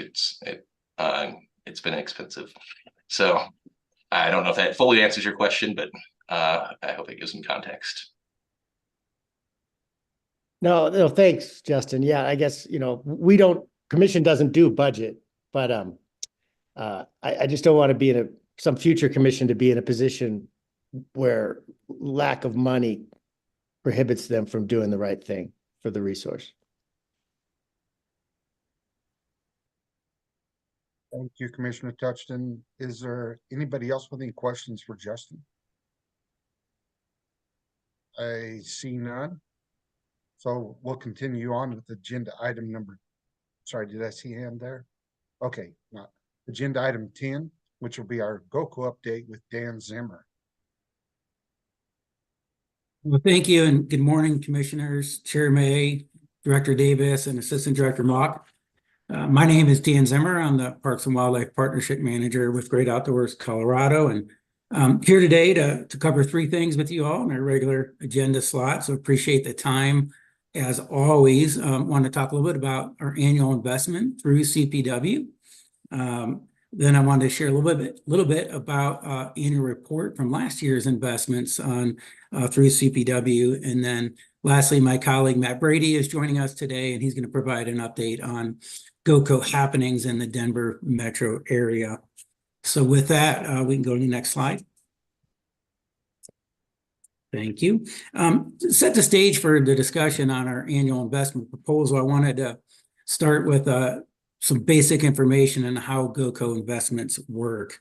The Constitution requires us to invest in these 4 purposes you see on the screen here.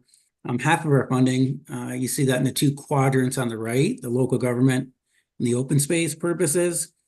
We invest that through a competitive grant program with eligible partners throughout the state that includes local governments, land trusts, and special districts who compete for that funding through a variety of our base programs and special programs.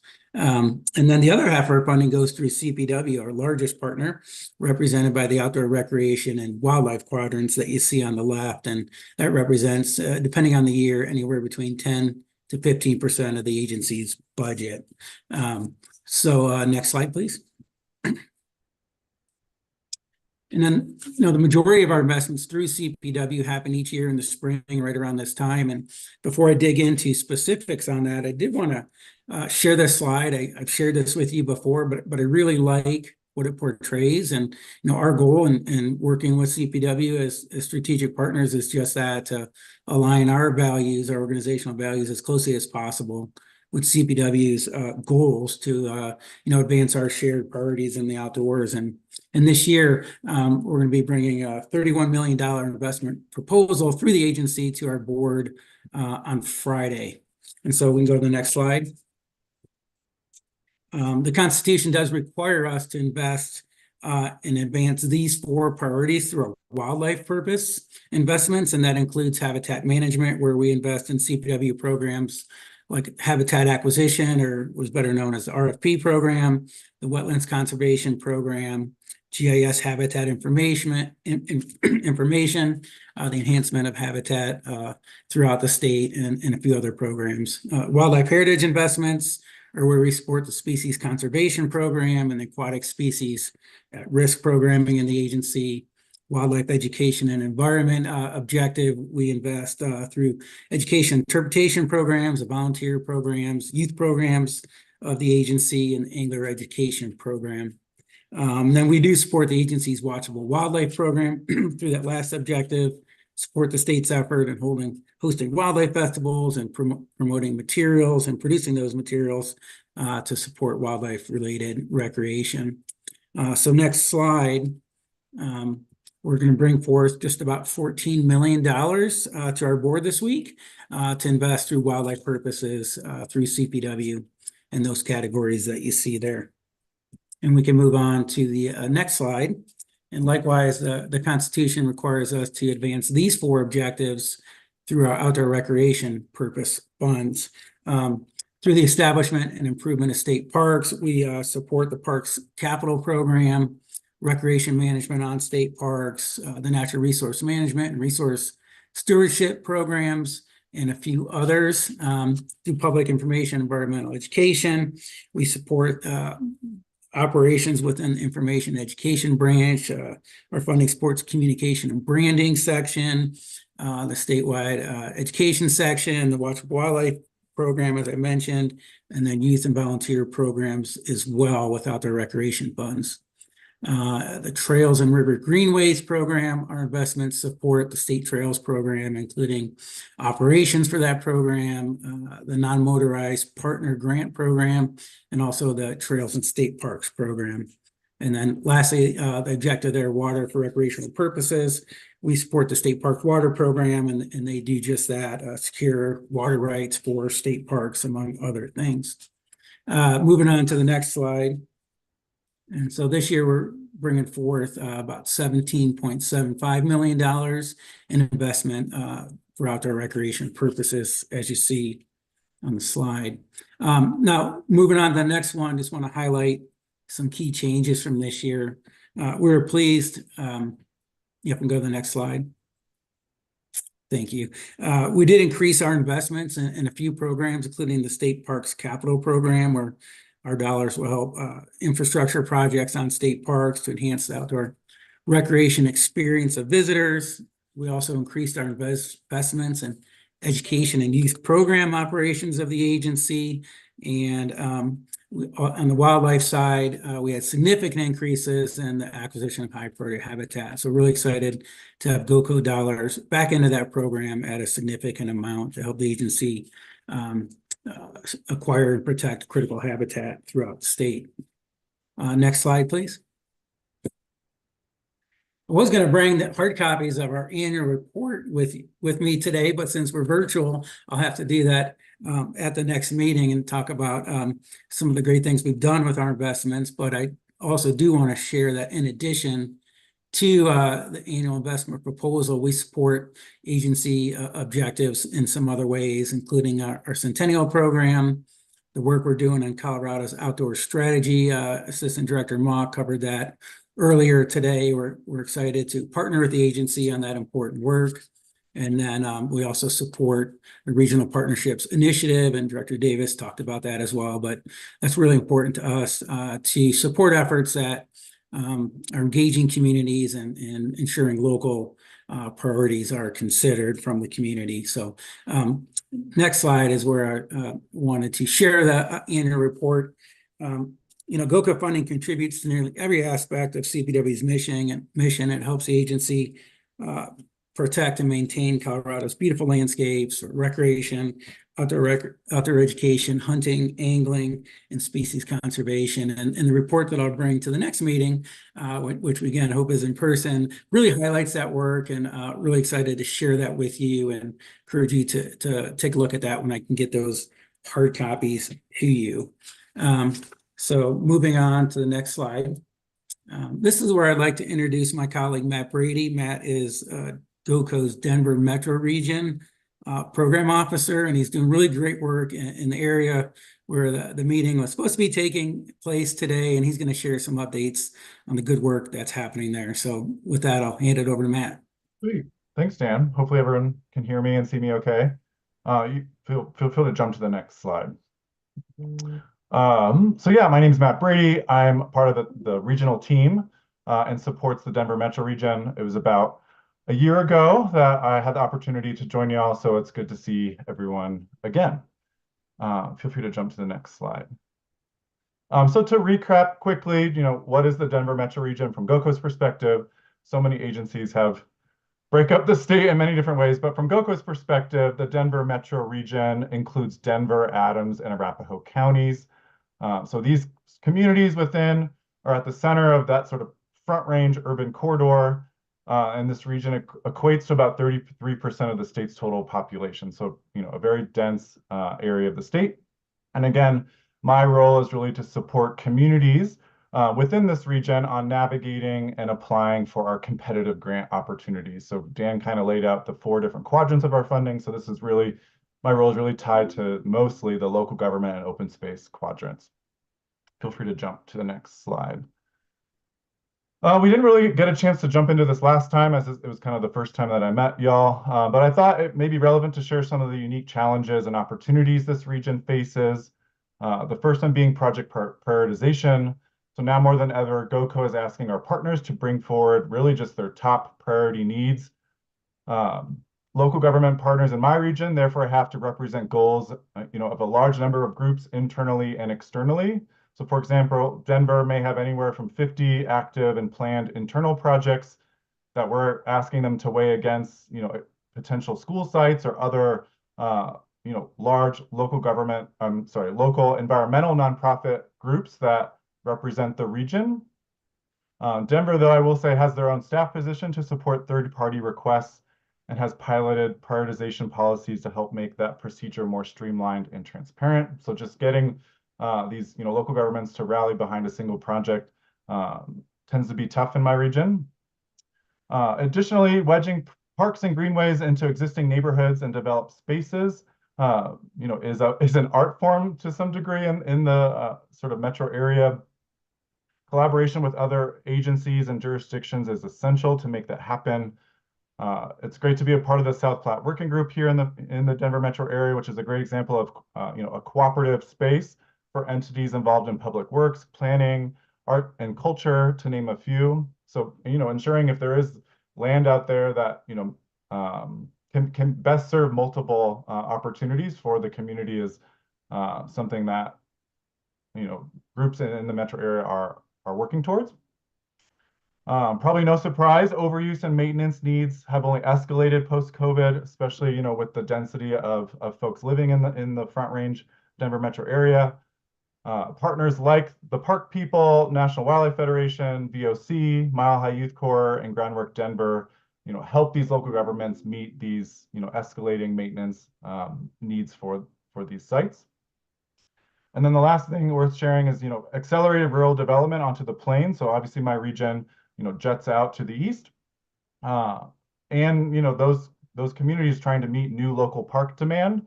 I would say most of this is probably based on housing and cheaper housing being available as you move eastward.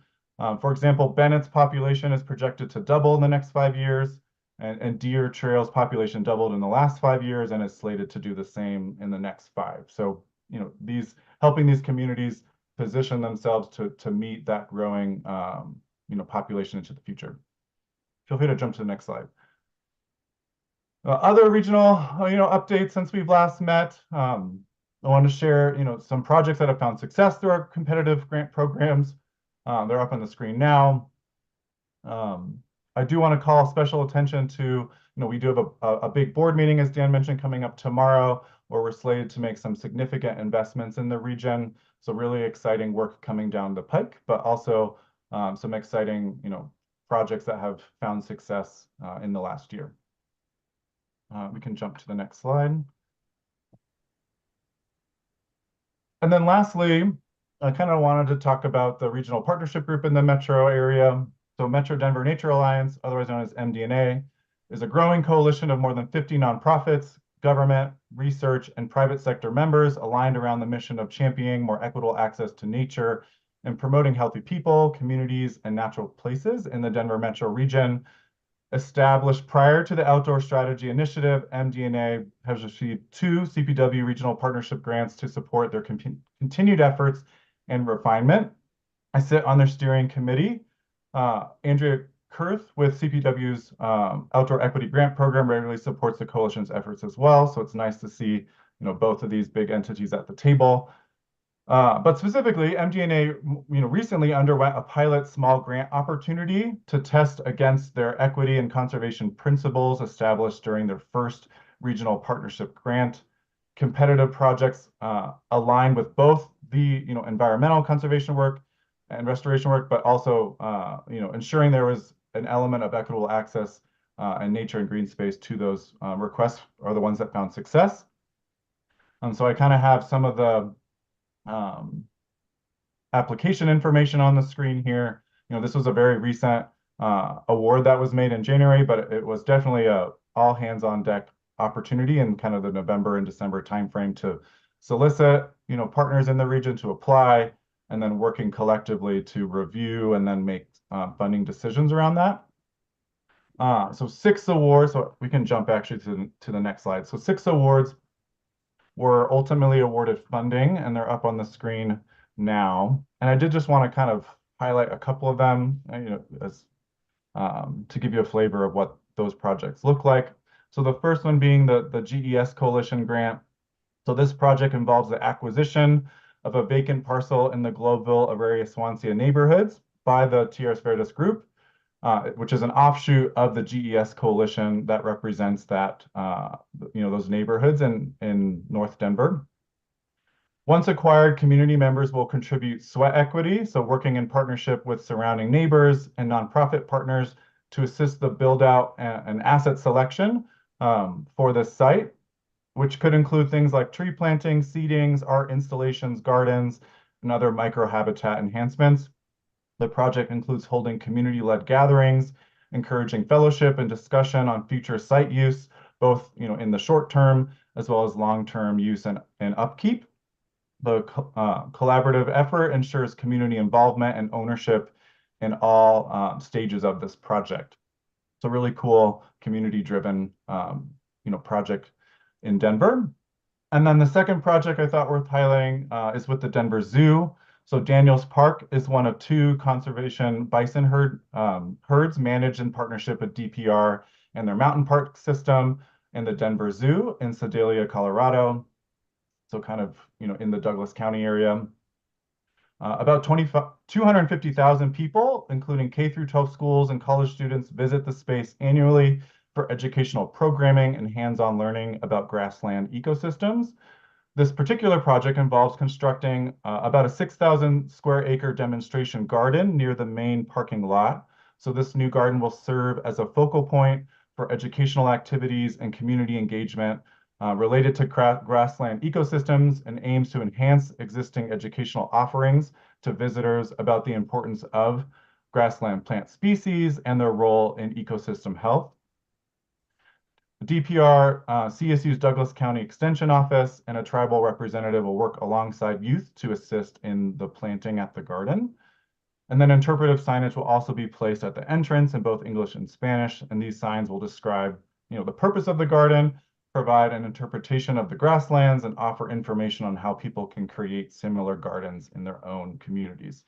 So really cool and unique projects coming forward. Obviously, there were more requests than we had funding available, so it was great to work on a team to help whittle those down that can best, be used as a pilot for, whether the equity and conservation principles determined through MDNA, can in practice be implemented. So really excited to see, these projects come to life and how they can inform where the coalition goes next. And really, that's all I had planned to share. So unless there's questions, I will pass it back over to Dan. Thank you, Matt. Let's go ahead. We got one more slide here. If we could advance to the next slide, and then we can see if there's any questions as a whole. But yeah, we always like to share what's happening in the future for us. So I highlighted a couple things here. Each year we run a grant round called our Directors Innovation Fund. That's the one grant that GoCo offers that's available directly to CPW staff within our outdoor recreation, wildlife purpose investments. And this program's really grown in interest over the years. This year in particular, hearing from a lot of staff that I anticipate will be submitting grant applications, and it's an opportunity for them to find funding for unique and creative projects that they're interested in, but just for one reason or another are not being funded through regular channels. So that grant program closes this Friday for any staff listening in, and for the staff that we've talked to, we're really excited what you're sharing with us, and we're looking forward to receiving those applications and beginning the review process, which includes CPW staff and then review and approval by Director Davis. So thank you, staff, for the interest in that program. We mentioned this a couple of times already, but our board meeting is Friday as it stands right now. We're planning to do a hybrid meeting. So if anyone's interested and intended, we always would love to have CPW Commission participate, joining us at the board meeting. I can share that information probably with Diana if you want a Zoom link or location where we'll be meeting, but we will be at the Community College of Aurora for that. The afternoon of the board meeting, we're excited about too, because we're gonna have a special event to celebrate our centennial program, which I've touched on briefly, but in this current 5-year spending plan, we had almost $100 million backloaded for that program to fund high value, once in a generation, transformational type projects for Colorado. And on our competitive side, we're going to be announcing the majority of those awards, and we'll be celebrating a couple of CPW centennial projects that Mark Leslie, I think, is on this call. Will be joining us and talking a bit about 2 of the projects that have been funded already through that. And we're looking forward to that portion of the board meeting. Director Davis mentioned the Partners in the Outdoors Conference earlier. GoCo is again serving as a platinum sponsor. We're excited to support that event. We believe in it and think it's a great opportunity to bring partners together to collaborate for the greater good. And then, I have Colorado's outdoor strategy on here, and Tim covered that quite well, but that's moving along. We're excited about the progress being made and looking forward to the outcomes of that strategy to inform our work at GoCo. So with that, I'll wrap it up, and we welcome any questions or discussion you have, either for myself or for the report Matt brought in from the Metro Denver region. So thank you. Thank you, Dan. Does any commissioner have any questions or comments for the GoCo update? Seeing none, we are ahead of schedule. I don't know if I've said that in quite a while, but we're ahead of schedule. At actually 20 minutes ahead of schedule. And I'd kind of like to ask Reed, would you like to go to the scheduled break of 10:45, or would you like to go earlier, Reed? We'll take a break now. But I don't know if we want to go 15 minutes or we want to go all the way to Reed's scheduled 10:45 to allow the public comments to be prepared. Your call, Reed. Yeah, thank you, Commissioner May. I think that would be my biggest concern, is to make sure those public commenters are available. I know we have some signed up for testimony. Maybe Katie knows if they're in the waiting room or not. We do have a couple of the folks in the waiting room now, and we could send a message to the others via email to encourage them to log on as we're in this break. So I think if you want to take a 15-minute break as scheduled, we could come back with the wolf item. Let's do that. Let's make every advantage we can to gain time. So let's take 15 minutes from now, which I think will be what, 10:23 we would come back, or shall we go to 10:30? I'm looking for guidance, whatever everybody, the consensus. Let's go to a break and come back at 10:23. Okay, very good. We'll be back at 10:23. We will stand in recess.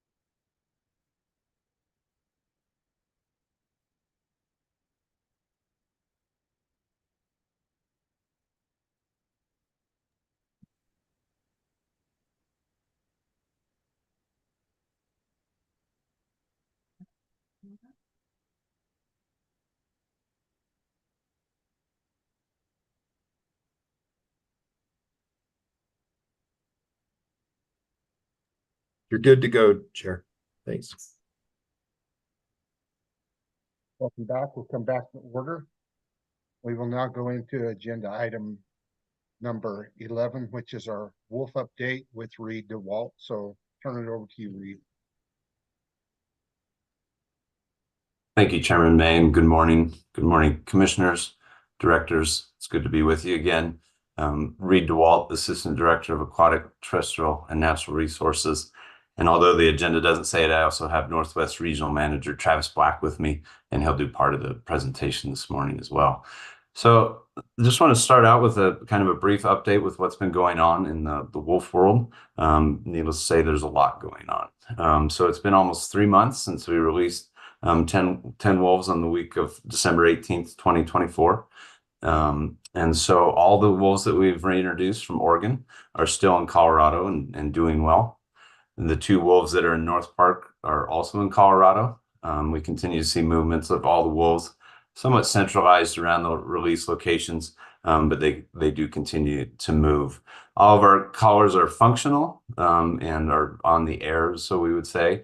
And just a reminder that those collars collect data points every 4 hours if they can communicate with the satellite.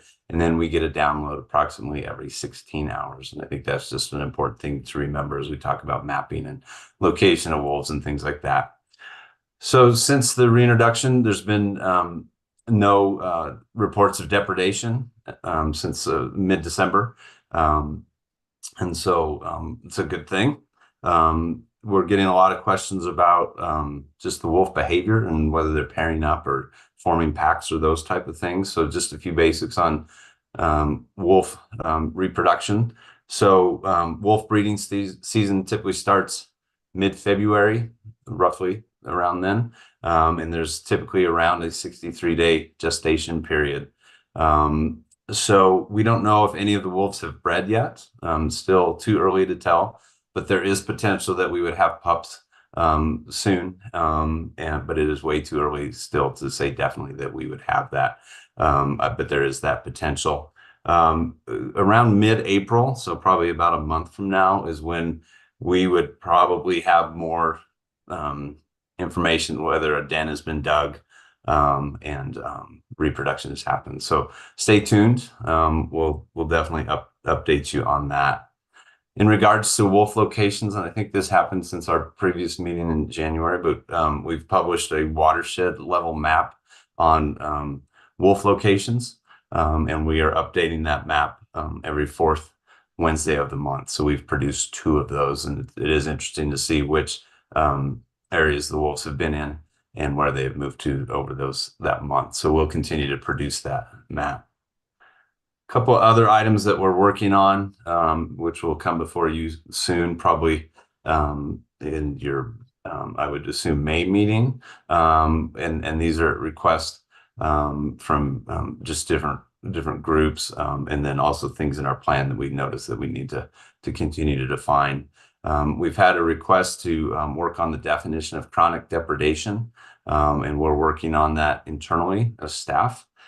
Just a reminder that our plan does not have that definition, but that was done intentionally at the recommendation of the stakeholder advisory group, and they left that definition up to the CPW to determine that and just to learn as we go. And so we continue to work on that in partnership with the Fish and Wildlife Service, and we will bring forward a definition or proposed definition of chronic depredation to this commission.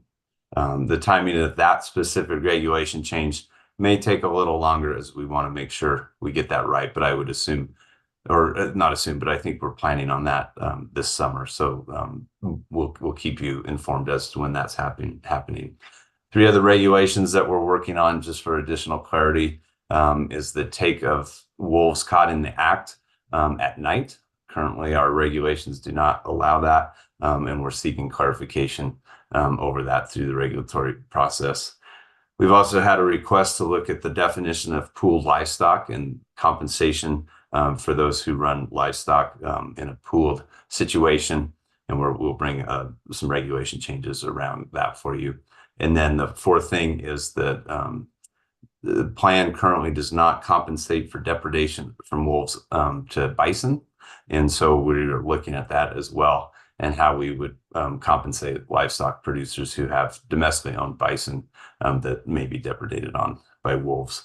So lots happening in the regulatory realm that's going through our internal process now. We will stakeholder that as much as we can quickly before bringing it to the commission, but those, you should expect those regulations to come before you in the coming meetings. We are very busy holding meetings, and that's what Travis is on, meetings with local community groups and producers, and Travis will go into that in a little bit deeper level after I'm done. But I do want to make sure that you are aware of some more statewide meetings that we've had. We've set up a monthly meeting with the agricultural leader groups, wool growers, Colorado Cattlemen's Farm Bureau, those type of groups, and their leadership, so that we can stay in close contact with them and make sure they have the current information about the wolf restoration plan and what's going on the ground. We've had 2 of those so far, and I would say they're hugely helpful to make sure our communication is spot on with those agricultural leaders. We've also met with what you would maybe put more on the advocate side of groups. Eric and I had a very good meeting with those groups. I didn't count how many were on that call, but I would think there were over 30 people represented on that call. And the same idea there was just to make sure we share information and give timely updates as to what's happening on the ground, and to really answer questions and dispel any myths or rumors or things that people are hearing out there. Other meetings that we've had, and thanks to the Southwest region for this, as well as Lisa Reynolds, but we continue to meet with the Southern Ute tribe about an MOU for wolf management on their lands and in the Bruneau area, as we anticipate wolves moving southward over time. So we don't have a final MOU with them, but we continue to work on that. So thanks to the Southwest region and everybody who is working on that. And then, as you would expect, we continue to meet with the U.S. Fish and Wildlife Service to make sure that we are in alignment with our agreements spelled out in the 10J on wolf management issues. And those meetings continue to go well. And just a continued thank you to the Fish and Wildlife Service here locally. So that's been a great relationship. We've also had several media interviews. I know Eric Odell has been on several interviews, as well as our director, Jeff Davis. And we found those helpful just to get information directly to the media. And we will continue to look to do that. We've also had numerous just media requests, and just a huge thank you to our public relations staff, Kelly K. Myers, folks, and our regional PIOs as well, as there's just been a lot of information that has needed to be shared. So just a huge thank you for that. I do think it's important that we continue to do that. We will not be able to handle every rumor that is circulating, though, and there's a lot of them, as you've probably seen, and we just do not have the bandwidth or staff to chase down every rumor. One rumor that we have seen in the press is that there was a headline that wolves were dangerously close to Wyoming and to the border there. And I just want to clarify that those wolves were about 45 miles from the Wyoming border. And I think that's important to get that information out there. So just want to make sure folks understand where those wolves are and how far north they've gone. Now, our North Park wolves are much closer to the border than that, but those Oregon wolves have not ventured that close to the border. Other questions that we've had, and just general questions, is about illegal take of wolves and things like that. And just again, to remind the public and the commission that our law enforcement staff is very ready to respond to any law enforcement investigations that's needed around the take of wolves or anything that has to do with wolves. So, and the Fish and Wildlife Service continues to renew and state that commitment to us as well. So in the area of livestock and wolf depredations or conflict or the prevention of those, just like to give an update there. So currently we've created what we call stash houses or supply houses for wolf depredation prevention materials.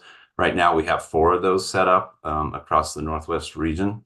We're working to place 4 more of those this spring so that we can be very responsive to getting those supplies out there to producers when wolves arrive or when we start to see any sort of conflict.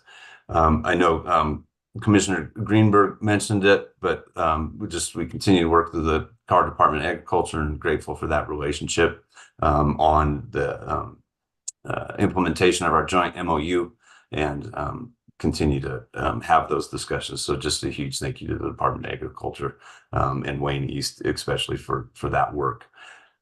We did, speaking of our collaboration with the CDA, we did host a joint presentation with CDA at the Colorado Ag Forum for producers just to talk about wolf conflict resources and just continue to prepare folks and educate folks around wolves.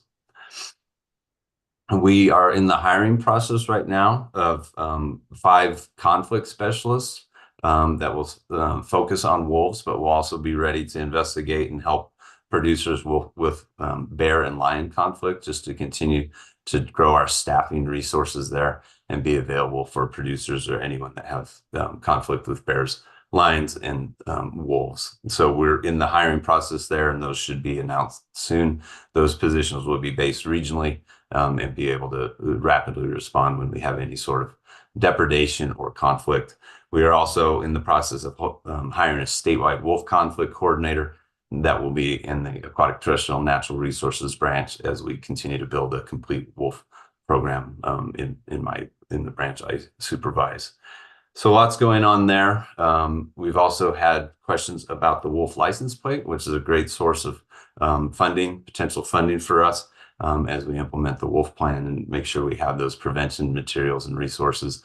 And to date, that license plate has raised about $66,000. So good sales there, and we anticipate folks continue to buy that and continue to raise resources. So I'm about done, and I'll turn it over to Travis. But I think in closing, from our standpoint and a biological standpoint, the wolf program remains on track and is going according to what we've planned in the restoration and management plan. We do have plans to capture wolves in the coming winter, a year from now, probably January 25 from the Colville Reservation in eastern Washington State. And we're thankful for that agreement. And we continue to explore other sources of wolves with other states so that we make sure we have wolves available to bring in next year.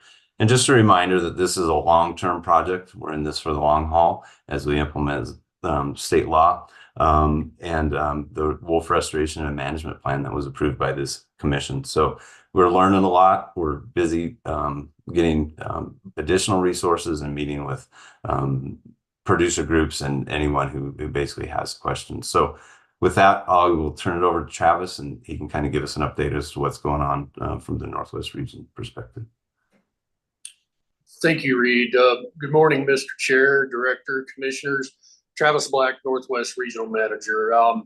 Want to kind of give you a quick update on where we're at with our conflict minimization tools that we're utilizing out on the landscape and the continued meeting with livestock producer and public groups out there. So I'll start out just for context. In 2023, well, we put out about 5.25 miles of flattery that we loaned out to 4 different landowners. We distributed fox lights to about 8 different landowners, and cracker shells distributed to about 4 landowners. Staff up in Area 10 and that North Park area were engaged with the North Park Stock Growers Association, attending 11 meetings in that particular area. They also attended carcass management meeting with the North Park group as well. And they also attended the midwinter North Park Stock Growers meeting and their spring annual meeting as well. In 2024, now that we have more wolves on the landscape, To date, we've distributed about 4 miles, or I shouldn't say distributed. We're planning to distribute about 4 miles of flattery with 3 different landowners. These projects are, like I said, in the planning stage, if you will. If you will. We've distributed about 60 Fox lights to 9 different landowners in Area 10. We've also issued 3 potentially injurious non-lethal hazing permits, and we have 1 other that's in the process or pending at this point in time. DWMs are also in the process of working with those landowners that receive those permits to issue them rubber buckshot and bean bags, as well as educate them on the proper use of those tools. Area staff presented a conflict minimization, compensation, and permitting and to the Routt County Extension Group back in February as well. And local area staff will continue to attend those kind of stock growers meetings in the area.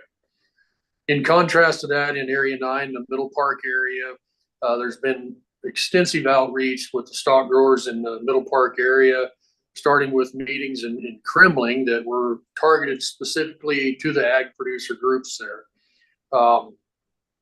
They talked about, or we did a flattery demonstration at that meeting and talked about materials and that process for requesting materials. We also partnered with the USDA Wildlife Services in that event as well. Currently, they've distributed Fox lights to 1 producer in that Middle Park area. In 24, they've had 2 public meetings in the Silverthorne area about living with wolves, those type of presentations. So not focusing solely on producers, but the other public that have concerns with the wolves living in the area. There was also a combined meeting along with areas 7 and area 8. So that would be that Eagle County and Garfield County kind of country, along with the area 9 up in the McCoy area with livestock producers. They do have 1 potential flattery project pending in that area. But as you're probably well aware of, use of flattery is dependent upon timing and location and design. We don't want to overutilize those tools. We want to make sure we're using them in the right places at the right time. And as these producers are moving into that kind of calving season, that'll be the most important period to put those tools to use. That's kind of a quick overbrief of what we've done. I'll be honest, I've lost count of the number of meetings we've attended. We continue to attend local livestock grower meetings, including in Area 6 in that Rio Blanco and Moffett County area. Those guys have had a couple of different meetings with Moffett County Cattlemen's Association and the CSU Extension up in Craig. AWM continues to keep the Rio Blanco and Moffett County commissioners basically on a weekly basis up to date with what's going on in the realm of wolves out there.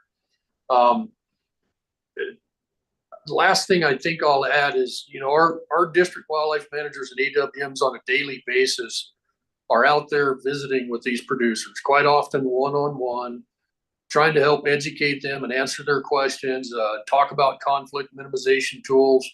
And so trying to track, the number of conversations we've had is impossible. It's into the hundreds, if you will.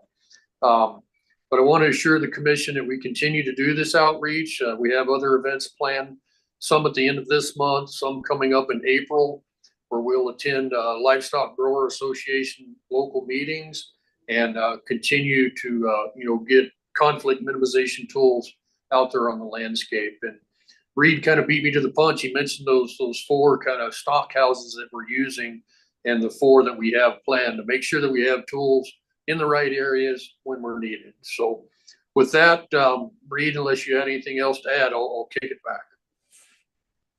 Yeah, thank you for that, Travis. And I think that concludes our update, unless there's any questions, and we're happy to answer those. Thanks, Reed and Travis. Commissioner Bailey. Thanks for that update. Really great to hear all the work that's been doing, all the progress that's being made. I had 2 questions. I think the first is for Reed. Just confirming if you have a sort of ideal goal for when these additional hires will be created, both the sort of overall, I forget the like state level person and then the regional hires as well. I forget the names. And then the second is just sort of a high level question for Travis. It's really great to hear all the effort, all the work, the loaning out and the sharing of these conflict minimization tools. I'm wondering if in your view anything is missing or additional support is needed, and what that might look like at this point.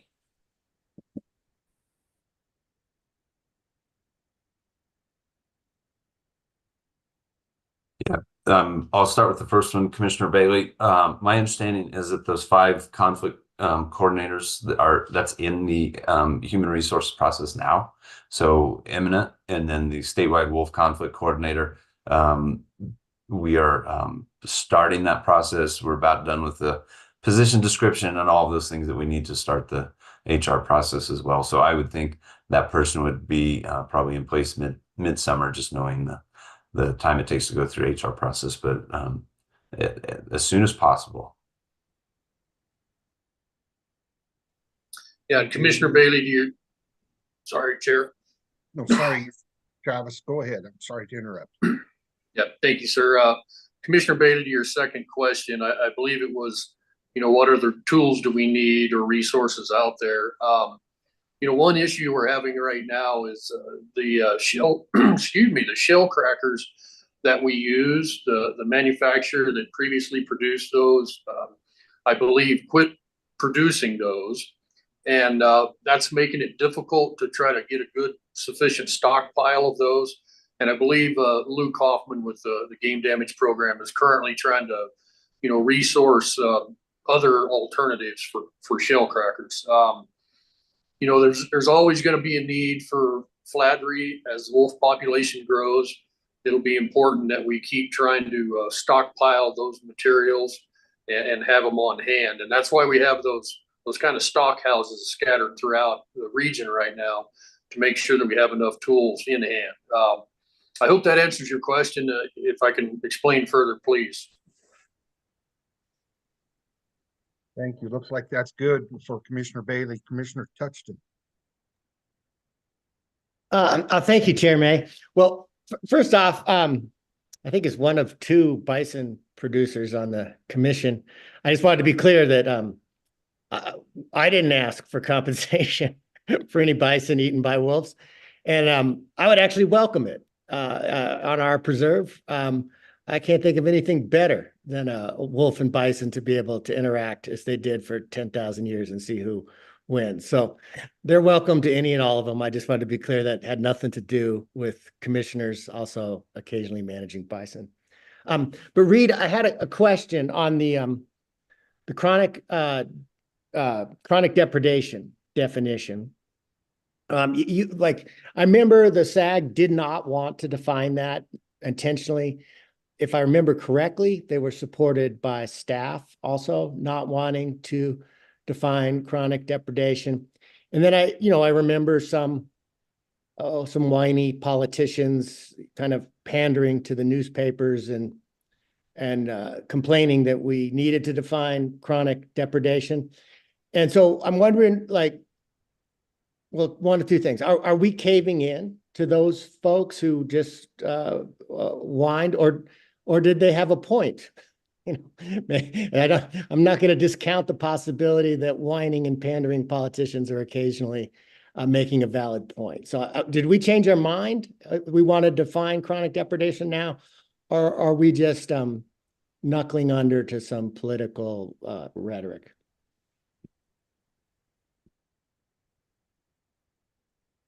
Thank you for that, Commissioner Touchton. And I don't know if Director Davis would like to talk about that one as well, but I definitely give him that opportunity. Yeah, if it's okay with you, Mr. Chair. Yes, please. Okay, thank you.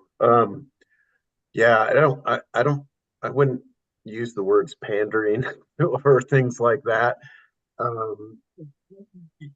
You all know, I think, where this is coming from. I received a letter from Speaker McCluskey and Senator Roberts, basically asking about the determination that I made on the request for chronic depredation declaration for North Park wolves.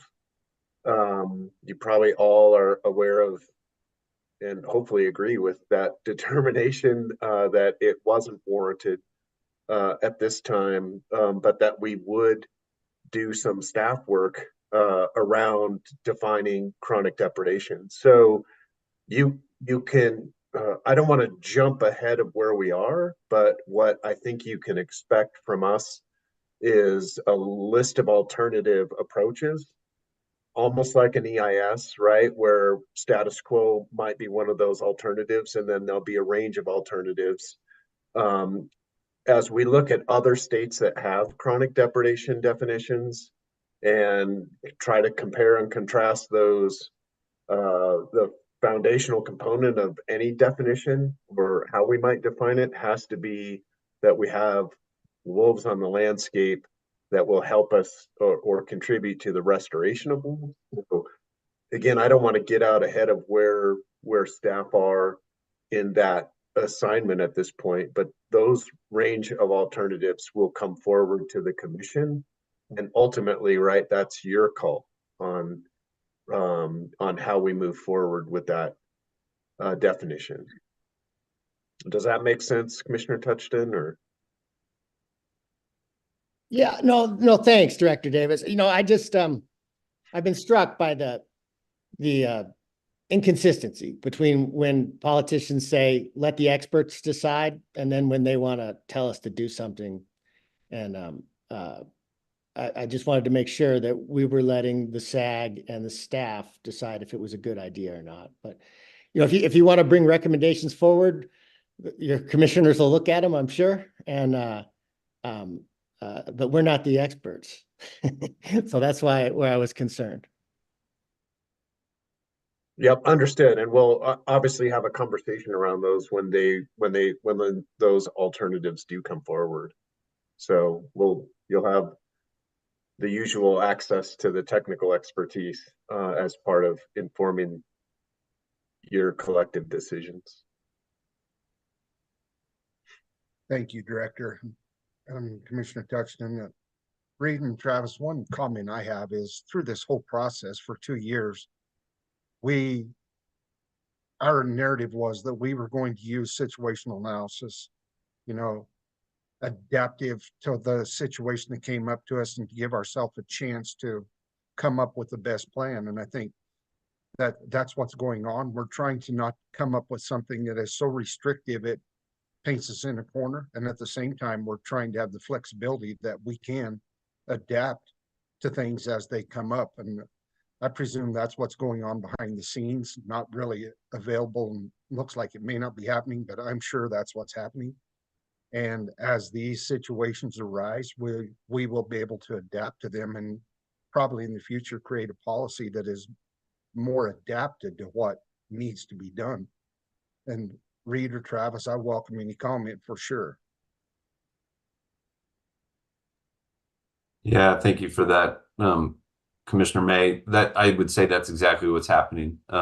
We are learning a lot and continuing to grow and develop our expertise in all areas of wolf management, whether it's the biological side or more of the conflict prevention or compensation. So we had written that into the plan originally, that the plan's adaptive, and it's amazing to see how quickly our staff is adapting, whether it's on more the biological side or the field side, which Travis was talking about. But and I was just thinking about this, preparing for this presentation, just how the depth of knowledge in our staff has grown since the passing of Proposition 114, and the additional staff that we have and the expertise has just been astounding. And we thank the commission for the support and the EMT and everybody who supported us in getting those additional staff. It's been a great thing. So just a thank you as well. But I saw Travis come off, and I don't know if he has anything to add or not. Thumbs up, I guess. So, thank you, Commissioner.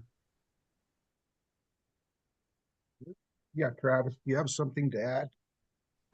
No, Commissioner May, I believe Reed answered exactly what I was going to say, so thank you. Very good. And as far as the pooling of livestock, I just wanted to mention that while I was thinking of it. I know I've had questions about that, and I appreciate the fact that you are looking into that. I know that, we are required to provide for any losses to producers. So anybody who is afraid that we may not be fair on that, on compensation, I would just like them to rest assured that, we will adapt to those situations also.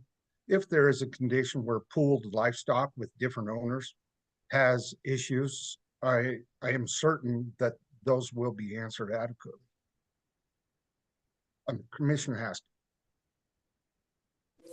Thank you, Chairman May. I just wanted to say thanks to the boots on the ground. As the wolves have moved around, livestock owners have been notified and supplies have been distributed, and the uproar definitely has gone down since the initial release. And I appreciate that. And I think it's a good thing we're working with our private landowners and livestock producers. So thank you. Very good. We have public comments on this topic, so I presume now would be a good time. Katie, are we prepared for that? We are. Thank you, Chair May. Oh, Director Davis. Chair May, is it okay if I just make a quick statement? Please, by all means. I invite and encourage anybody with your comments, because we have time and I think it's important. This is a bigger topic than I think we realize. I think it's important that we have a full range of comments on. Yeah, thank you, Mr. Chair. I just want to say, a lot of this work, the learning's happening on not just within CPW, but also with our rural landowners. I'm thinking in Travis's team of folks, along with Eric Odell on Reed's team, have been doing a phenomenal job in these public meetings. So I want to support the CPW expertise and the professionalism that happens in those meetings. I'd also be remiss if I didn't acknowledge the livestock producers that are also coming to those meetings, and at least the ones that I've attended. They're asking really great questions. They're really, professional, constructive in those meetings, right? Because we're all learning together on this, and the work that we're really honed in on is how can we reduce as much uncertainty for those folks as possible, right? So they're still asking us questions, quite frankly, that we hadn't necessarily heard of before. So again, we all know how much rural landowners mean to our overall successful implementation of the mission, and continuing to kind of maintain and restore the trust and the confidence and the strength of those relationships is going to be critically important. And I just want to, for all those rural landowners listening out there, we appreciate how you're showing up to those conversations and helping us learn together. And hopefully you see us doing what we said we would do, which is stand with you and avoid and minimize these impacts as we restore wolves to Colorado moving forward. Very good. Thank you, Director. Turn it over to Katie now for our public commenters. Thank you, Chair May. I'm Katie Lanter, Policy and Planning Supervisor at Colorado Parks and Wildlife. We will turn to our public comment on this item, but since this is my first opportunity to address the Commission and the public today, I wanted to mention a few items about our public comment and meeting processes and so on. For one, I know that we had some audio difficulties with our January hybrid meeting. We certainly apologize for that. We do have a professional sound engineer that we use at all of our meetings, and we've done subsequent testing. And if we had been in person, you would have gotten to see, I think we've addressed the issues that we're experiencing. But I just want people to know we spend a lot of time and energy to make these meetings really as accessible as possible. which of course leads to this meeting where, unfortunately we're not able to meet in person. And I recognize, there's a lot that happens in informal conversations at these meetings. At the same time, we've noticed regulatory changes on a certain time frame. And so we want to make sure that we can continue our operations.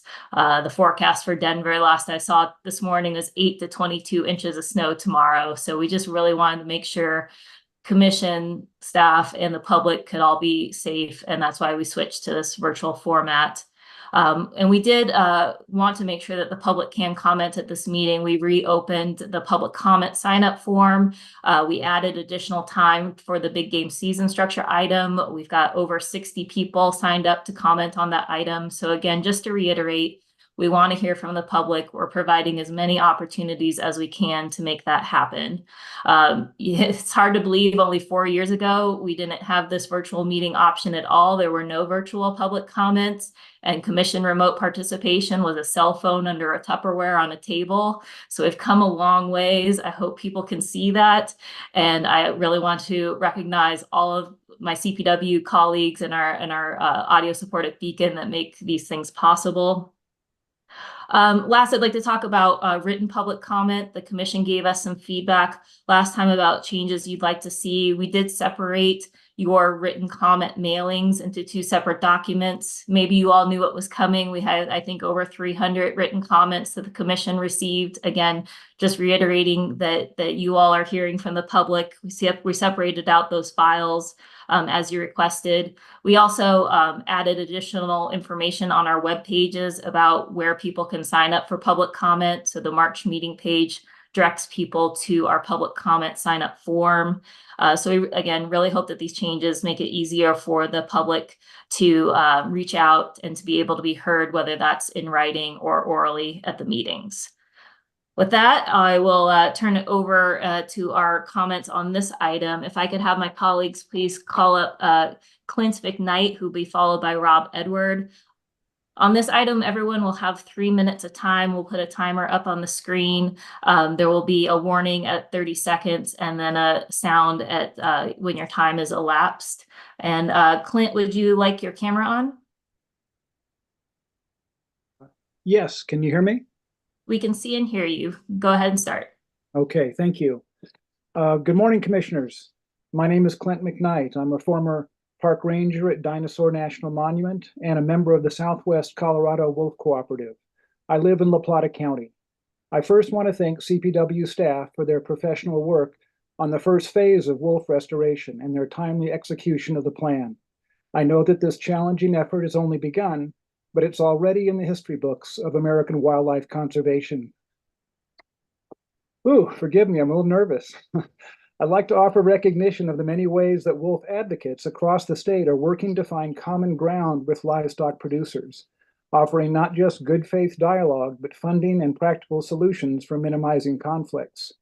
The Wolf Cooperative that I volunteer with has made numerous such efforts, such as hosting a Ranching with Wolves workshop and providing conflict mitigation information with opportunities to share perspectives at the La Plata County Fair.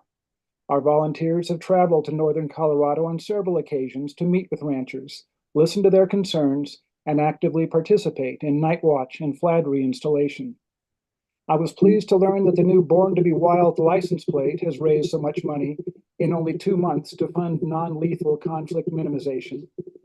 I've got my plates, and I'm grateful for the opportunity. Additional proactive non-lethal conflict mitigation programs are being provided not only by CPW, Colorado Department of Agriculture and Wildlife Services, but also by CSU Extension and Center for Human Carnivore Coexistence, and nonprofits such as Defenders of Wildlife, Northern Rockies Conservation Cooperative, Rocky Mountain Wolf Project, and Western Landowners Alliance. My understanding is that livestock producers who are taking advantage of these programs are experiencing fewer problems than those who are not. That is clearly a business model for success. I don't want to fail to mention how much I appreciate this commission's increasing efforts at restoring native species such as wolverines. These programs demonstrate recognition of increasing diversity among wildlife constituents and their valid priorities. The future of Colorado's wildlife heritage, of healthy, biologically complete ecosystems, and our honorable hunting traditions themselves are being challenged on a number of fronts. How will we choose to respond? I hope that the choice is to build bridges and not walls. I hope that our shared mission of both CPW and all interested parties is mutual respect, a commitment to fact-based decision-making, and good faith efforts at understanding and cooperation. Thank you all for the work that you do. Thank you. Next, we'll have Rob Edward, followed by John Sweet. My colleagues could get Rob up. Katie, if I could interrupt, I would just like to remind the commissioners that we like to provide the opportunity for a commissioner to ask a question of a public commenter, and that opportunity remains open. We have a lot of people signed up, so I would just ask discretion be used unless there's really a pertinent question that you think would be beneficial to the discussion. If so, please raise your hand. Otherwise, I won't every time offer that option, but know in advance that that's available so that we can keep moving through this and facilitate it. If there is an important question, I welcome a commissioner to ask. Thank you, Katie. Thank you, Chair. Next up, we have Rob. Rob, would you like your camera on? Sure. Thanks, Katie. Go ahead. Thank you. Chairman May, commissioners, thanks for all the work that you do. I'd like to first welcome the new members of the commission. I'm happy to see that the commission is continuing to do great work amidst all of the political turmoil that's going on around us in the world. And I truly appreciate what your agency is doing. Having been present for the first Lynx release back in the late 1990s and being able to open one of the crate doors for those great cats, and then later being able to be present for one of the wolf releases, and now knowing that you may soon be letting Wolverine go in the not too distant future, I have to say Colorado Parks and Wildlife has so much to be proud of as an agency that is doing good, solid conservation work, not just for big game species, but for small game and non-game species as well. And so I just want to thank you for that. Specifically, the work that Reed and Travis spoke to today, I wanted to say with regard to the development of a definition for chronic depredation, I'm concerned that we do that in a way that truly allows for the adaptive analysis of the on-the-ground forensic reality for any particular depredation situation. There needs to be solid proof that wolves were the cause of the depredation. That means that you need to respond fast, and the scene has to be protected before CPW arrives. So that's going to take long-term continuing to have conversations with livestock producers about protecting the scene. Likewise, I don't think that it's fair to define chronic depredation in a way that will allow no sort of basically not having the livestock producers do their due diligence with non-lethal controls. So please make sure that non-lethal deployment is part of the package in terms of that definition. Finally, I hope that you'll join us in promoting the Born to Be Wild plate. I'll reach out to Director Davis and Reed in the coming months, but we need to get some good promotion out there, both through CPW and elsewise. Thank you. Thank you. Next, we'll have John Sweet, followed by Kareen Mahuna. If we could get John up, please. Hi, folks. Can you hear me okay? Yes, please go ahead. Thank you. Thanks for having me. My name's John Sweet. I live in Palmer Lake, Colorado. I'm a retired military officer and disabled veteran. More importantly, I'm I'm an historian that is focused on the history of conservation and wilderness preservation for many years now. I want to applaud the commission on their diversity in especially their diversity of thought that we have in this year's commission. I lived in Northwest Wyoming in the 1990s during the wolf reintroduction to the greater Yellowstone ecosystem. And there are a lot of lessons to be learned from that, as well as Colorado's recent endeavors in wolf reintroduction. The people of that tri-state region lost a lot of faith in the wildlife biology community in the process of reintroducing those wolves. It took decades to win a lot of that confidence back. And some of it is still lost. I want to talk about three aspects that we can identify here. One is, I think that our wolf reintroduction program is a step away from the time-tested, proven North American wildlife model that was developed in the 20th century and resulted in this great wealth of wildlife and habitat that we have to enjoy today. We should be very careful about moving away from that proven system to some sort of ideologically based postmodern method of wildlife management. Very dangerous. I urge the commission to kind of step back from the brink, if possible, and be reflective. Our reintroduction plan was a reintroduction without a management plan. There's no way, I don't think, practically to manage the populations of wolves as they begin to grow exponentially in Colorado. We're forbidden from doing so by longstanding state law. I would encourage commissioners to look at successful wolf management plans in places like Canada and Alaska and see how it's done there by true experts that have lifetimes of experience at it. The other point I'd like to make is that Colorado's wolf policies are very artificial and unnatural and likely to result in wolves that are habituated to humans. And this is a result of the need to capture and recapture and collar and capture them when they leave Colorado. This is just unnatural, and it's going to result in bad wolves. A point I'd like to sort of address is that wolves were already on the landscape. Viable breeding populations were already on the landscape before we reintroduced these from the Pacific Northwest. Wolverines are already on the landscape. And I would say that I really thank you.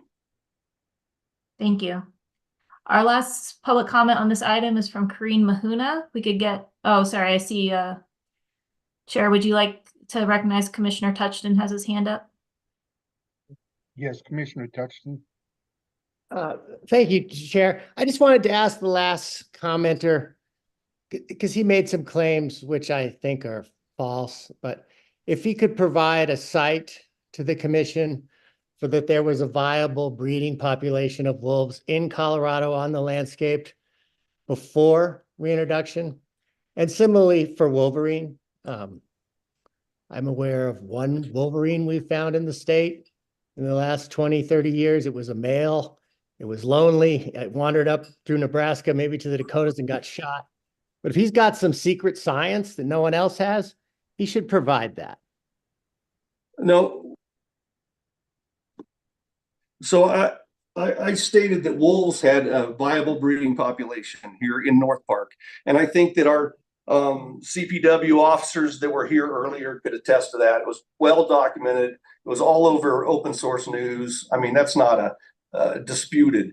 The point I was trying to make about wolverines is we know there are individuals here. We've seen them. I think there were some more recently than a few years ago, but I'm not arguing that there is a breeding population, but I would argue that you don't know if there's a breeding population. They're so solitary. They're so hard to track. They're wolverines. They're even expert wolverine trappers in Canada and Alaska would tell you that you don't know if there's a breeding pair here. I would encourage you to not dismiss people who who are doubtful about a Wolverine reintroduction plan as motivated by fear and cowardice. I would say that those who are anxious to play God or play Mother Nature and try to force these animals back onto the landscape are guilty of arrogance and frankly ignorance. They just don't have enough data to know whether wolverines are here, the habitat is still viable for wolverines. Maybe we should allow the nature to repopulate the way wolves were well in the process of doing just a couple of years ago. Commissioner Touchton, I see Brian is up. Brian, did you have a comment? I'm sorry, sir, I couldn't hear you. Thank you, Mr. Chair. And I just wanted to make just a quick comment about kind of some of the Wolverine stuff. And I will say that certainly 256, as Commissioner Touchton referred to, was the last documented one that we had in Colorado. But I do want to note that we've been doing years of survey with cameras for our lynx monitoring projects, and we have not had any documented animals on those. And so I just wanted to make it clear those weren't necessarily specifically designed. We've also been doing some lynx survey work as well, and we have not made any Wolverine detections through all of that work. And so I just wanted to make sure that that was out there. Thank you, Brian. Commissioner Touchton, does that finish your question? Sure, yeah. I mean, the gentleman is correct. The wolves bred once and then they were all killed except for 2 males. So again, I don't see that as a viable population, but that was true. That's the way it went down. But I'm done. Thank you. Very good. Thank you. We'll move on, Katie. Thank you. Thank you. We have one more public comment on this Commissioner item Bailey, from I'm Kareem. sorry. Commissioner Bailey, did you have a question? Okay, I'm sorry. We'll move on, Katie. Thank you. One more public comment on this item from Kareen Mahuna. If we get Kareen up. Hello, can you hear me? Yes, go ahead, Kareen. Okay. Yeah, hi. My name's Kareen Mahuna, and I followed along with this whole process over the last 3 or 4 years, and I do really appreciate all the work that CPW has put into this in terms of outreach and also in getting the wolves reintroduced on the timetable that we had set. Beyond that, and I've recently taken a look at your website, and I see that you've got a lot more information regarding wolves than there was previously. I especially appreciated the pictures which show the difference between a coyote and a wolf, because that's one of my concerns, is that young wolves may be mistaken for coyotes and shot and killed. So I'm wondering if it wouldn't be helpful for this to be something that's shown as people register for licenses, apply for hunting licenses, that's shown on a regular basis so that people are able to learn that difference, and maybe even go in more in depth with showing multiple pictures of identification so that hunters know what they're be able to identify correctly. Beyond that, I'm wondering if we couldn't take a look at, as you look at future discussions, whether there couldn't be a season put on coyotes versus the year-round killing of coyotes that has started to happen in some other states. I don't think it's fair for coyotes to be hunted year-round, especially when they have young, and to be killed indiscriminately like that. I think this would also help with potentially saving some young wolves, which during the summertime, it would be more easy to mistake a wolf pup for a coyote when they're about the same size. So looking at to please do take a look at considering that in your discussions. It would be, I think, a big benefit to coyotes, and it's been shown research-wise that killing coyotes doesn't reduce the population. So there's no reason to do that, and to at least put a season on them so that they are not killed year-round and not killed while they've got young, and also that there is less likelihood of wolf pups being mistaken for coyotes. So just asking you to please take a look at that and please consider that. So beyond that, I appreciate all the comments that Rob Edwards made and Clint made, and certainly agree with all of those. And thank you so much for all the outreach and working to provide ranchers with the tools that they may need to help with mitigating any possible conflict. Thank you. Thank you. That concludes the public comment on this item. Thank you, Katie. Do any commissioners have any more comments or questions on this topic? Seeing none, I think we will call this completed then, and we'll move on to agenda item 12 and turn it over to Hillary Hernandez. Welcome, Hillary. Good morning, Chairman May, Commission. I'm Hillary Hernandez, the Regulations Manager for Colorado Parks and Wildlife.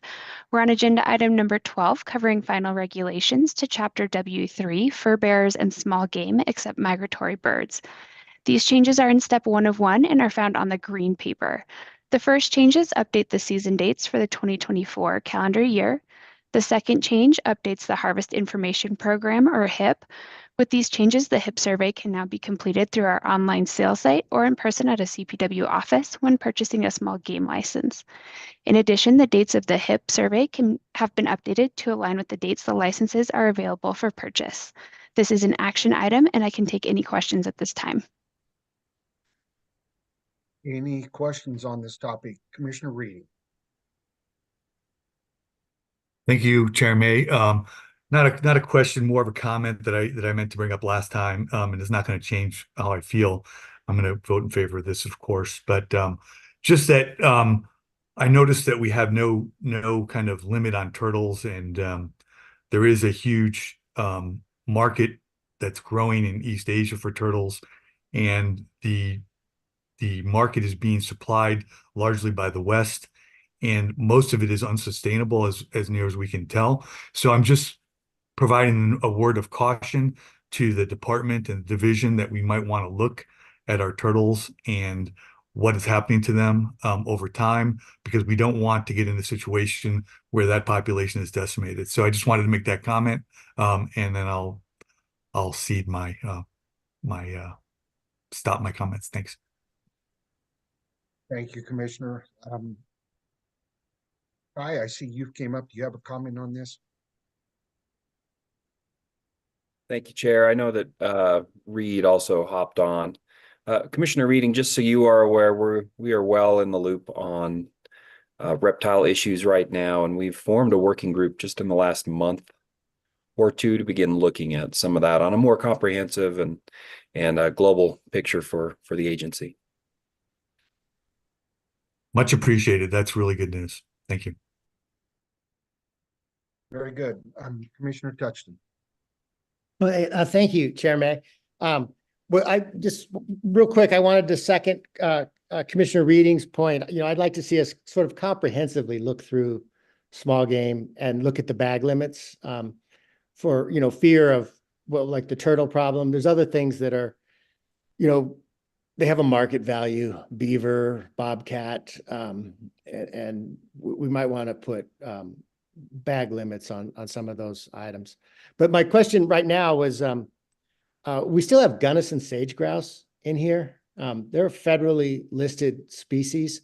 I know sometimes people have complained about space in the brochure, but we should take that out. I mean, there's no viable prospect that Gunnison sage grouse could endure a hunting season in the near future. So I suggest we just remove that, and we should probably have them state listed if so that they're not doing well.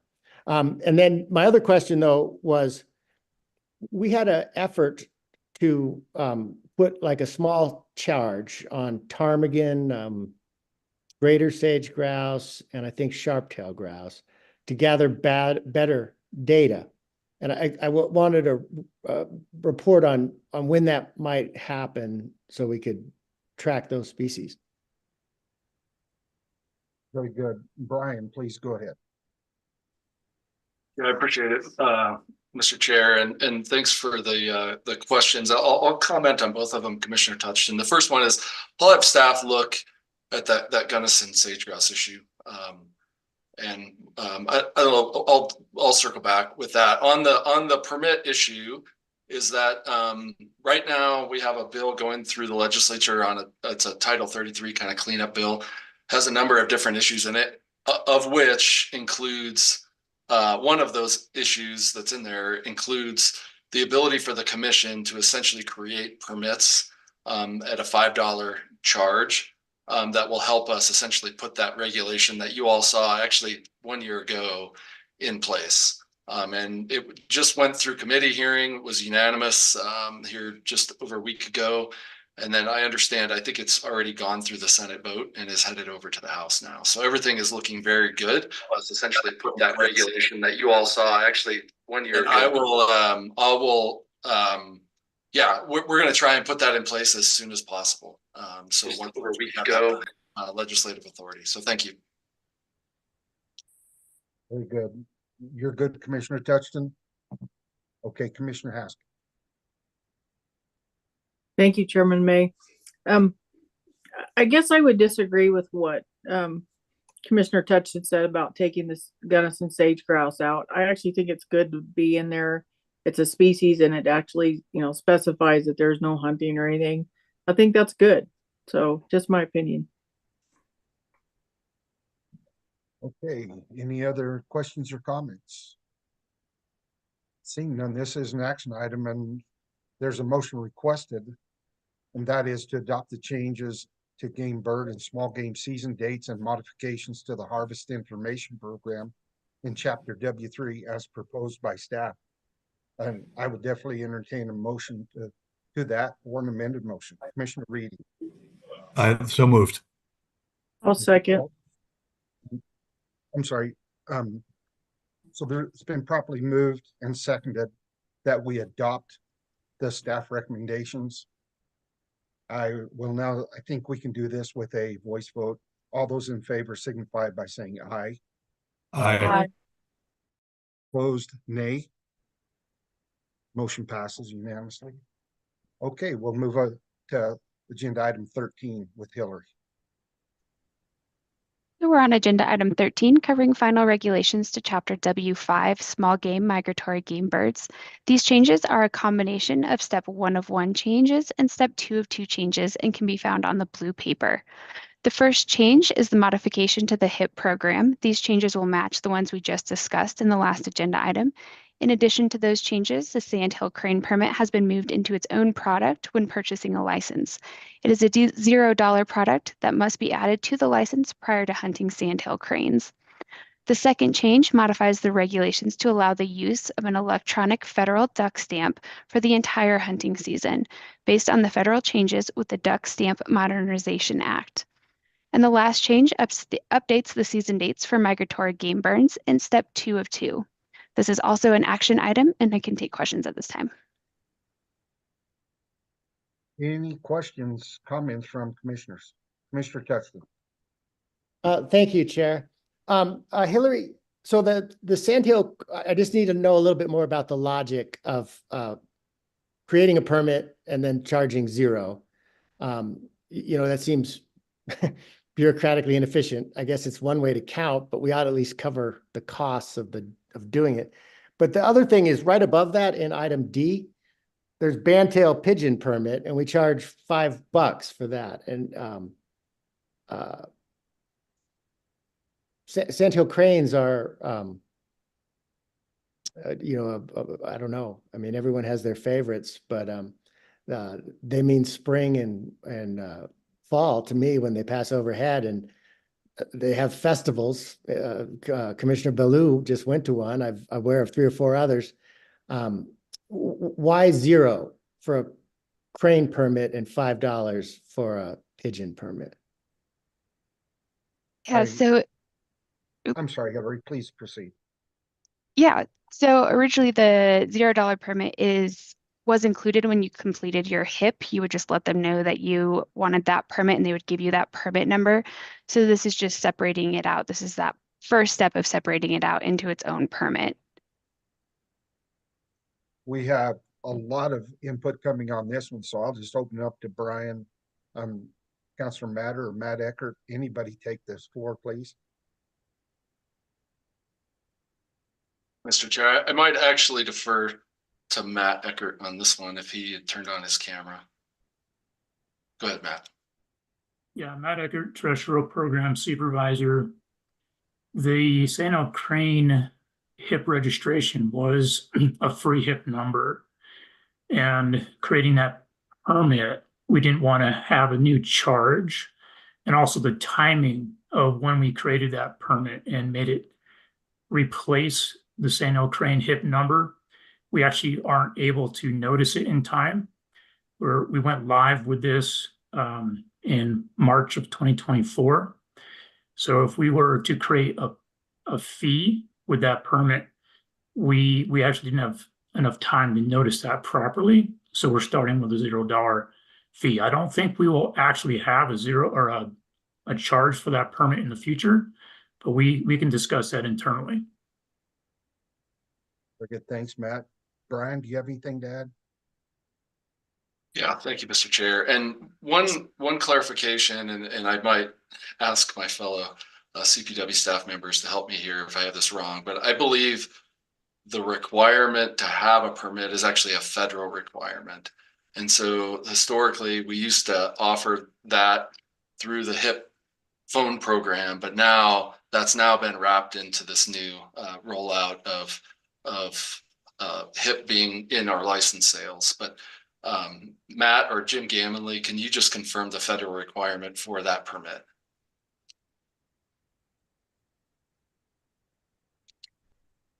Yeah, so we do identify to the Fish and Wildlife Service who registers for HIP, and the same for sandhill crane. Jim, do you have something to add? Yeah, I think the whole purpose of HIP is originally was to provide a sampling frame for harvest surveys for migratory game birds.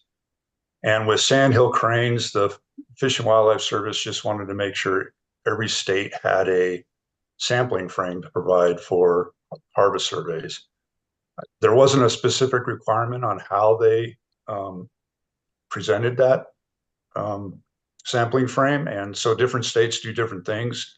There are some states that charge for permits for sandhill cranes. There are several states like Colorado that have basically a free permit, which still helps narrow down the pool of hunters to sample for sampling frames. So I don't know that I would say that it's a federal requirement to have a permit for sandhill cranes, but that's kind of the basis for it. Well, sorry to jump back in. I guess part of my question is why is a pigeon $5 and a sandhill crane $0? It's a more a perception thing. You know, there was just, you know, I don't think that would strike the public well, and it doesn't strike me biologically either. I might be mistaken. Someone can correct me, but I know some of those pigeons are exotic species. And so the idea that they're more protected than one of the most charismatic migrant birds just seems odd to me, or that we charge less for a sandhill crane than a pigeon.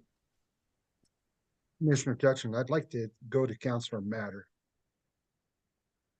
Yes, sir. Thank you, Mr. Chair. You know, the band-tailed pigeon permit fee is longstanding. And I think there could be some questions as to whether it's appropriate and within the Commission's statutory authority. And one of the bases for the legislation that Brian Jerry just discussed was to give sort of this express statutory authority to add those additional fees for tracking and management purposes. So I think that's part of the tension that you're identifying, Commissioner Touchton.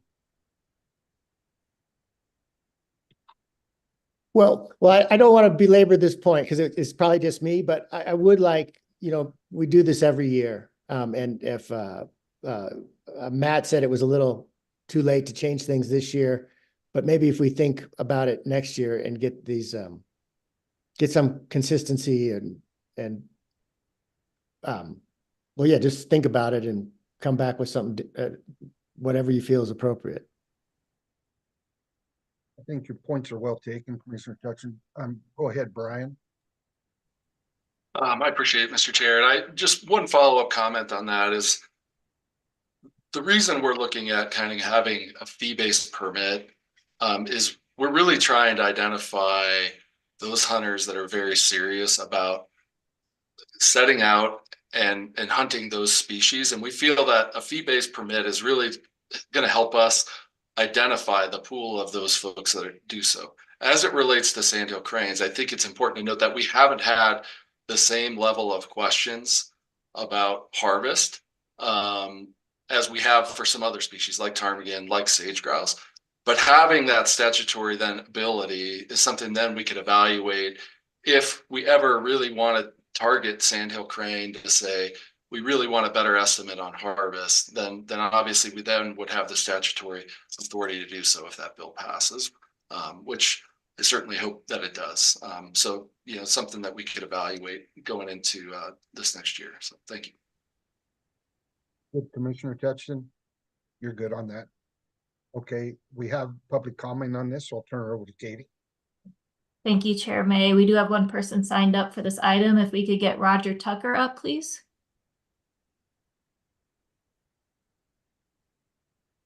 Am I unmuted? Yep, Roger, you're good to go. Okay. Thank you, Chairman May. Thank you, Director Davis. Commission, thank you, and staff, thank you so much for hearing us. I'm Roger Tucker. I'm the president of the Colorado Hawking Club. That's the state falconry club. There is some confusion on why it's called hawking and not falconry, but I won't explain that right now. My comments concern the movement of the duck season, the migratory game bird season, to a later date. It's hard for falconers to hunt in these later dates. Falconry is done for duck hunting, done on small ponds.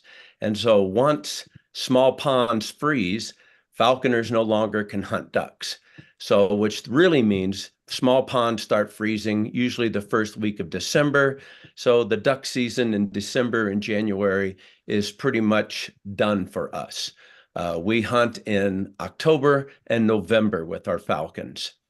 Duck hunting with a falcon is done by finding a pond with ducks on it, releasing your falcon from a distance away, working yourself and your falcon back over that pond, flushing those ducks off the pond, and you get one attempt to catch one duck.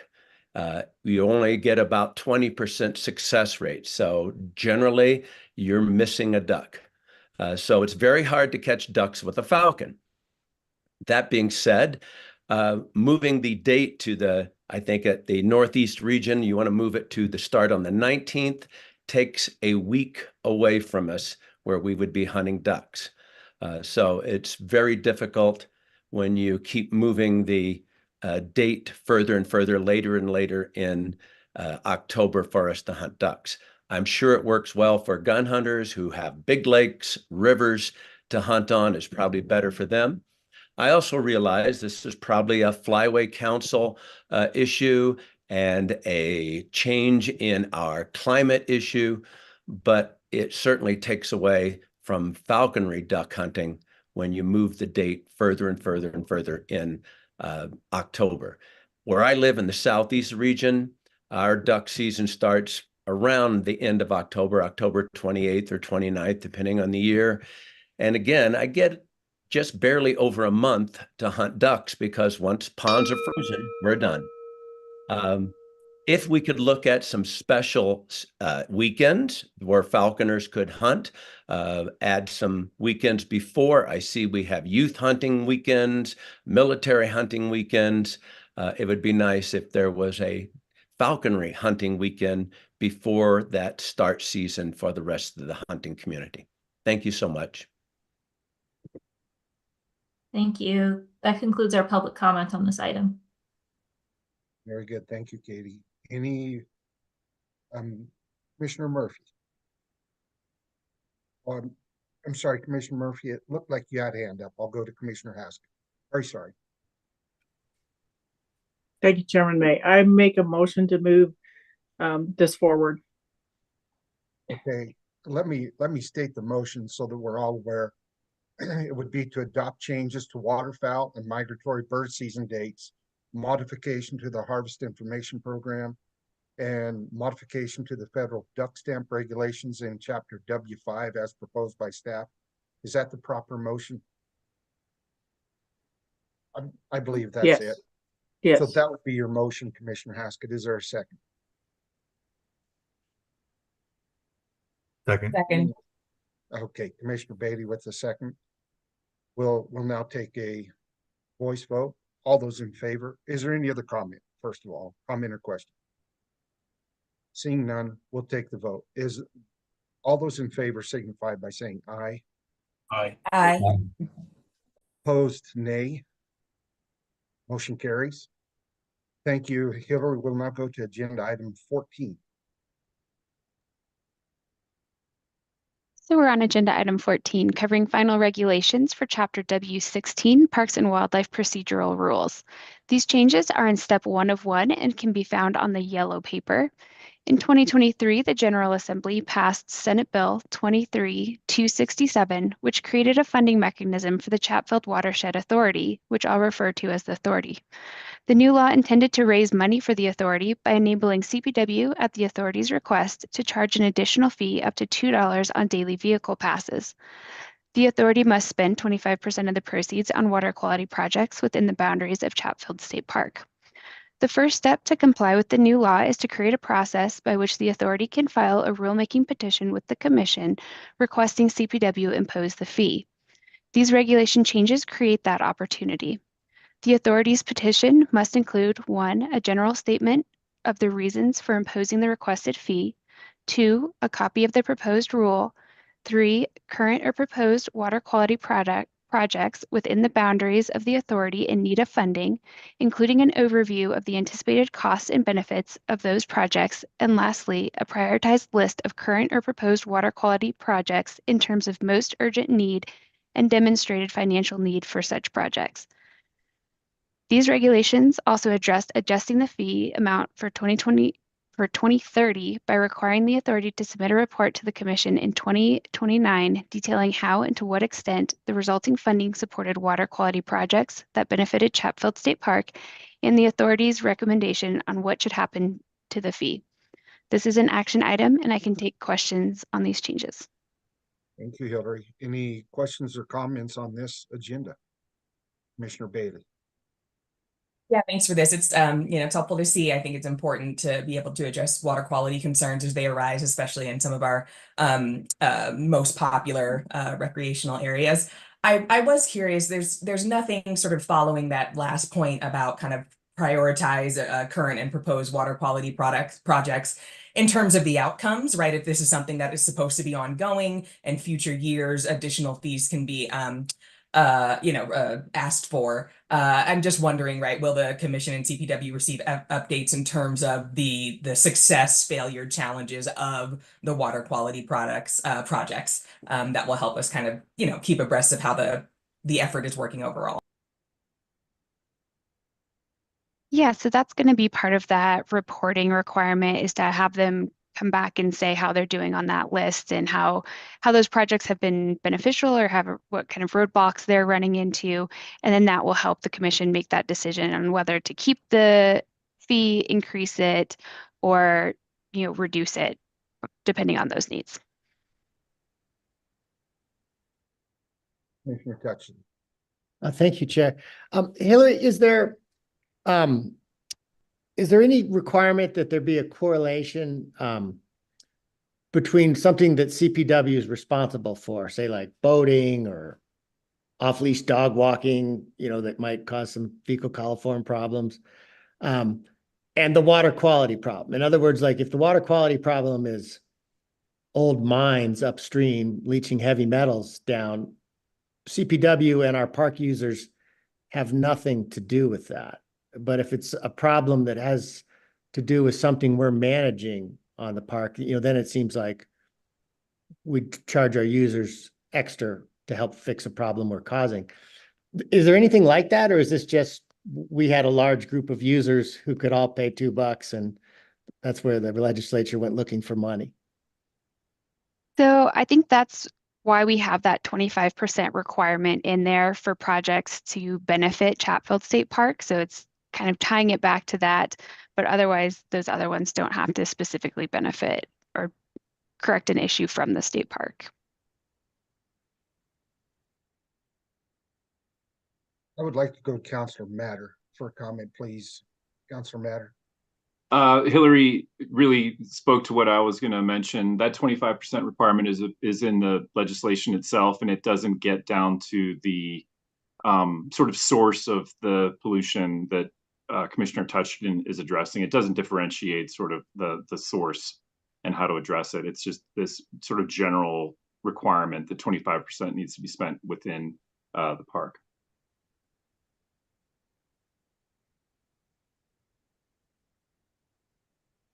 Very good. Any other comments or questions?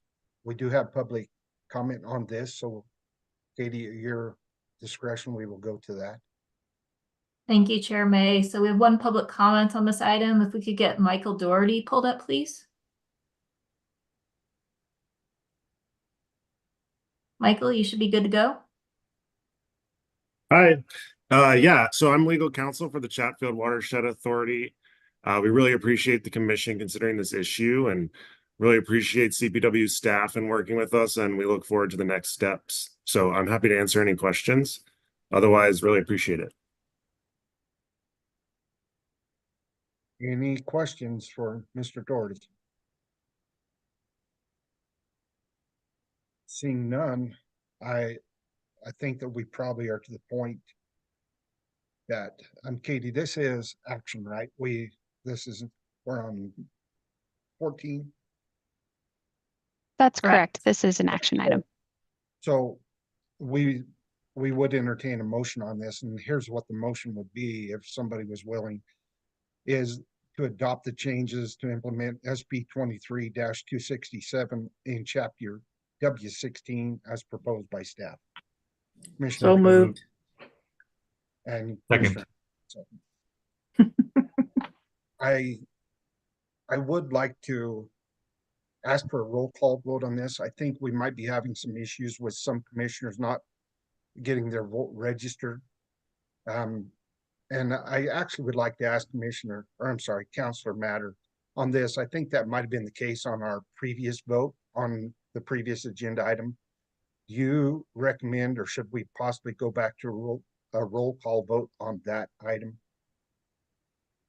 It's up to you. I don't think it's necessary. You know, on the two prior action items, you asked for a voice vote, and I wasn't sure if everybody turned their microphone on to voice an objection. And so the way I see it is that the two prior action items passed unanimously, and if any commissioner believes that their vote was not registered or they have an objection to the passage of those two prior agenda items, they should voice it now. Otherwise, they're going to stand as approved. But for clarity, I think it's helpful for commissioners to turn off their mic and orally confirm their vote, either yay or nay. I would agree with that. Are there any commissioners that feel like their vote was not registered properly in either of the preceding motions?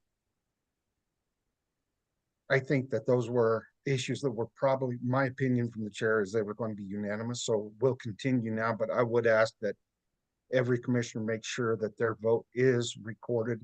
And I would like to say, when we do ask for a nay vote in opposition, that is definitely an opportunity, even if the recording doesn't come through as positive to begin with. So that being said, I'm sorry I've lost my place. Do we have a motion and a second on this? We do. Okay, We do. So I will now say that motion has been properly presented and seconded. All those in favor signify by saying aye. Aye. Aye. Aye. Opposed, nay. Motion carries unanimously. We now will move on to, is it 15, Hillary? And this is an issue. This is a non-action item, so we're getting information here. Correct. So we are on agenda item 15, found on the gray paper for chapter W16, Parks and Wildlife Procedural Rules. These changes are in step 1 of 2. The first issue paper covers disqualification from the Landowner Preference Program, or LPP. Currently, an individual can be disqualified from LPP if they have been convicted of violating statute 33-4-103 or the LPP regulations. However, there are no specific regulations on how to evaluate a landowner to determine the term and the process to appeal a disqualification. The hearings office has been using the factors that are applied to a hunter's wildlife license suspension to determine LPP qualification. However, these factors are not a good match. Adopting regulations in Chapter W16 will clarify the process for everyone. Therefore, we're recommending disqualifications be based on the 7 factors found on the bottom of page 3 of this document. Using these factors, the hearing examiner will determine the duration of the disqualification, and updating these regulations will clarify the process for all parties. The second issue paper covers adopting regulations to implement Senate Bill 23-059 that was passed by the General Assembly in 2023. These changes will seem very familiar as they're similar to the changes made in Agenda Item 14. This bill created a funding mechanism for local governments to raise money for assistance in managing access routes to state parks by enabling CPW, at the local government's request, to charge an additional fee up to $2 on a daily vehicle pass. The local government then shall use any fee received to support access to state parks. In order for the local government to apply for the fee, they must prove they have standing, demonstrated by meeting the requirements found on page 6 of this document. After that, their petition must include 1, a copy of the proposed rule, 2, proof of how the petitioner qualifies as a local government, and 3, demonstrate how a state park access fee would improve state park access and/or alleviate existing access issues.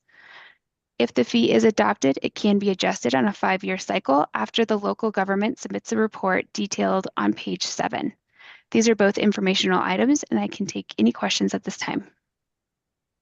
Any questions for Hillary on this? Commissioner Bailey. Thanks, Chair May, and thanks for these updates. I think with both of these, I was feeling like I was lacking just a little bit of information, and it might be that some of that can be raised here, but it also might be that I just need to follow up with some people before we get to step 2.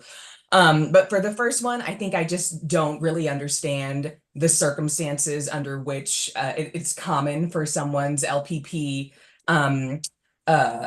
disqualification to happen. And so it's hard for me to sort of evaluate if the 7 items listed are sort of encompass what is needed to evaluate disqualification. So if anyone's able to share a bit more about what those conditions might be like, what are instances where disqualification is considered, that would be helpful for me. Again, either now or in a follow-up would be helpful.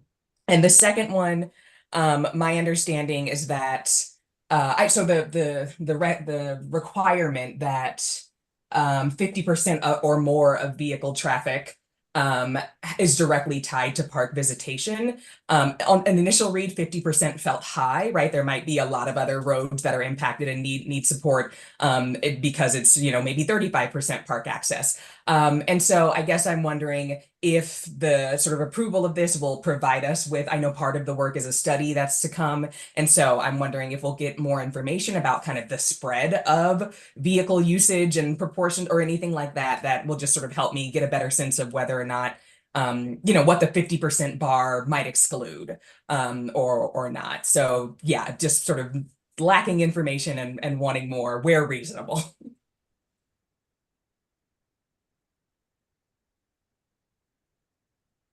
Okay, I presume that will be forthcoming, Commissioner Bailey, so we'll leave there, and Commissioner Touch. Thank you, Chair. I think Commissioner Bailey raised a very good point on that 50%. I was just thinking of the graph that Justin showed earlier when he was going over daily state pass parks in the, I said that wrong, but you know what I'm talking about. The big spike in July. And so it seems to me that some of these state parks, in July, 95% of the cars on the road might be headed to the state park. And in December, 2 cars on the road are headed to the state park. So I don't know how that would average out over an entire year to hit that 50%, but we might put in something about, in any month, because I just think a lot of these places only have problems a few months of the year, and the rest of the year it's fine. Like we could all find parking in El Dorado Springs today, most likely. So anyway, that was my thought. Okay, I see Kai and Jake are both up. Did one of you have a comment?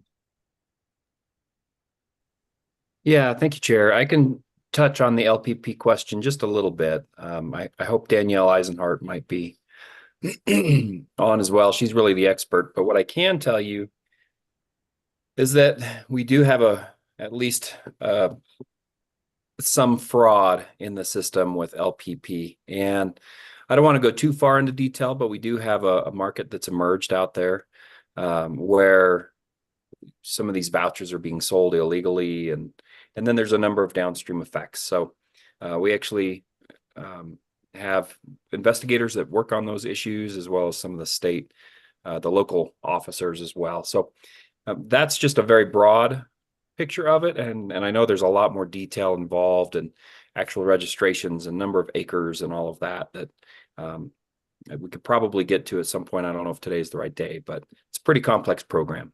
But there are some issues in that system. And I think that's a wealth of information for us now, Ty, as you work on that. I would go to Danielle, please. Good morning, Danielle Eisenhart, Licensed Reservation and Customer Operations Section Manager, and the hearings office is kind of also in my shop. I think Ty answered the question perfectly. The only thing I would add is we've only had one LPP disqualification in the last 5 years, so they're pretty rare. We do have 3 that are pending, which is why this issue paper was kind of brought forward to all of you so we could be prepared to address those 3 cases fairly. And I know hearings examiner Steve Cooley will be on later this afternoon, so he might have more insight to get to your question. Commissioner Bailey, either later today or at the step 2 of this issue paper. So thank you for the question. Commissioner Haskett. Thank you, Chairman May. As with everything CPW, everything's complicated, but I am really happy to see the LPP program in here, and that Steve Cooley wrote this or helped with this. It's important. He knows both sides of the stories, and he knows what happens. And I'm thankful to see it here, because there are problems with the program, unfortunately. So thank you. Are there any other comments? Councilor Matter, did you have a comment on this?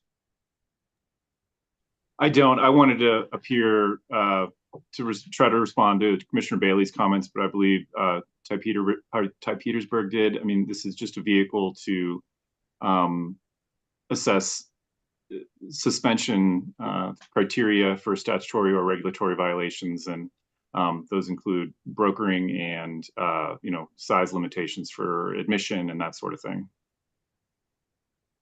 Very good. Are there any comments or questions? I echo the commissioner's comments on this. I think this is something that we have to watch very closely, because it is rife for abuse if the wrong people. It's just like every situation. We can't legislate morals and ethics, and I think it's important that we keep a close watch on this. So I firmly believe that's what's happening. Are there any other questions or comments about this agenda item? Seeing none, we'll move on then. I think that completes your presentation, right, Hillary? We will now go to 16. Yes, that's correct.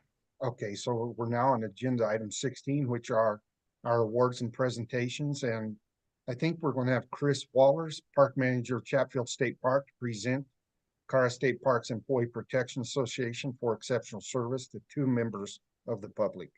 I'll turn it over to you, Chris. Great. Well, thank you very much, Chair May, Director Davis, and Commissioners. Like you said, my name is Chris Wallers. I'm the Park Manager at Chatfield State Park, and I have the honor of presenting 2 awards today. Both were nominated by Chatfield State Park staff and submitted to the Colorado State Parks Employee Protection Association, or CSPEPA, for consideration. The first award is a Citizen Award. This award is for a citizen who, through a single or continuing act, exhibit outstanding dedication or significant contribution to CSPEPA, the public, natural resources, or to Colorado Parks and Wildlife. This is to include an act of valor or saving the life of another.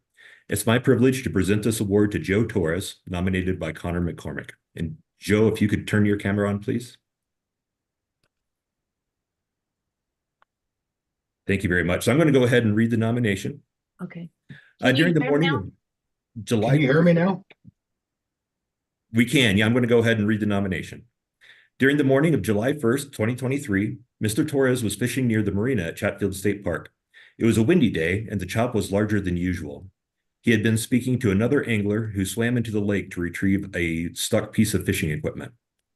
When the victim was about 30 yards from shore, they began experiencing difficulty swimming and yelling for help, quickly turning an ordinary day on the lake into a true emergency. While other people on the shore began recording the incident with their phones, Mr. Torres instead entered the water to retrieve the victim. While Mr. Torres swam out, the victim went under a number of times, nearly drowning. Mr. Torres grabbed him by the shirt and swam them back to shore. The victim had to be dragged up onto shore as they were too exhausted from the ordeal to even walk. Once on shore, Mr. Torres laid the victim on the ground in a recovery position and called 911. Despite swallowing water himself, Mr. Torres declined medical treatment. In his typical humble manner, he stated that he was just at the right place at the right time. There's little doubt that without Mr. Torres's quick and selfless actions, the victim would have drowned. And we'll be able to present Joe his award in person during a separate event next week. So I wanted a round of applause for Mr. Torres, please. Job. Thank you. Mr. Torres, I'd like to say I'm proud to be able to hear that story. I'm proud of you. I'm proud to know that there are people out there that do the things that you did on a spur of a moment. And I'm sorry that we can't honor you appropriately in person, but hopefully that will happen. So I just want to thank you. Thank you for your service and thank you for being willing to reach out and help somebody like you did. Well, I appreciate that. And it's not about the award. To me personally, it's about what I carry in my heart. I know I did what was right and what was called for at the time. Well, I'm proud to know you. I think I speak for the others on the commission and those are in attendance, but to know that there is somebody out there that would do the things you did. It's great testimony. Thank you. Chris, I'll turn it back to you. Thank you very much, and I wholeheartedly agree. Our second award is for an Exceptional Service Award. This award is for a citizen who, through a single or continuing act, exhibit outstanding dedication or significant contribution to CS PEPA, the public, natural resources, or to Colorado Parks and Wildlife. It's my privilege to present this award to Kellen Friedlander, nominated by Jeremy Clayton. The nomination reads, CS PEPA Board. I would like to nominate Kellen Friedlander for the CS PEPA Citizen Award. Kellen has long been a great resource for boating issues and questions for Chatfield State Park. This year, in 2023, he helped with 2 incidents that deserve special recognition. On Monday, July 17th, a windstorm came up and caused 3 sailboats to capsize. While a ranger was out on a boat, towing the final boat in, Kellen helped out at the ramp to advise park staff on how best to bail out and secure the other 2 boats that had been affected. His expertise was very valuable in getting the boats bailed out and opening the south boat ramp back in time for regular traffic as soon as possible. And from personal experience, I know that dealing with capsized boats, especially sailboats, is not something that one can just walk into. It takes a lot of skill and a lot of knowledge, and we appreciate that people like Kellen are there to help us out with those unique circumstances. But then later, on Monday, August 21st, excuse me, I'm starting to get a little worried about these summertime Mondays. A very large cabin cruiser caught on fire while on the reservoir. After the boat was on shore but the fire was out, Kellen came out with a friend and were invaluable in helping remove the boat. We were afraid that if we towed the boat back to the boat ramps that it would sink because it still had a lot of fuel and oil on board. Kellen then helped load the boat onto the boat trailer after getting it out of the water and up to the road, which allowed park staff to clear the scene and reopen the north side of the park to regular visitation. His help and knowledge was critical in preventing the boat from causing more environmental damage and being able to safely and securely transport the boat to a secure location for the investigation. Furthermore, on my own, it's worth noting that Kellen is the owner-operator of Great Lakes Marine in Littleton. He serves as the president of the Colorado Marine Dealers Association and has worked with CPW for many years to help improve boating safety among the public and our staff. He's helped our staff out a number of other times with complicated boat recovery incidents, and his input is always welcome. We'll be presenting Kellen's award in person at a future date. So thank you very much, Kellen.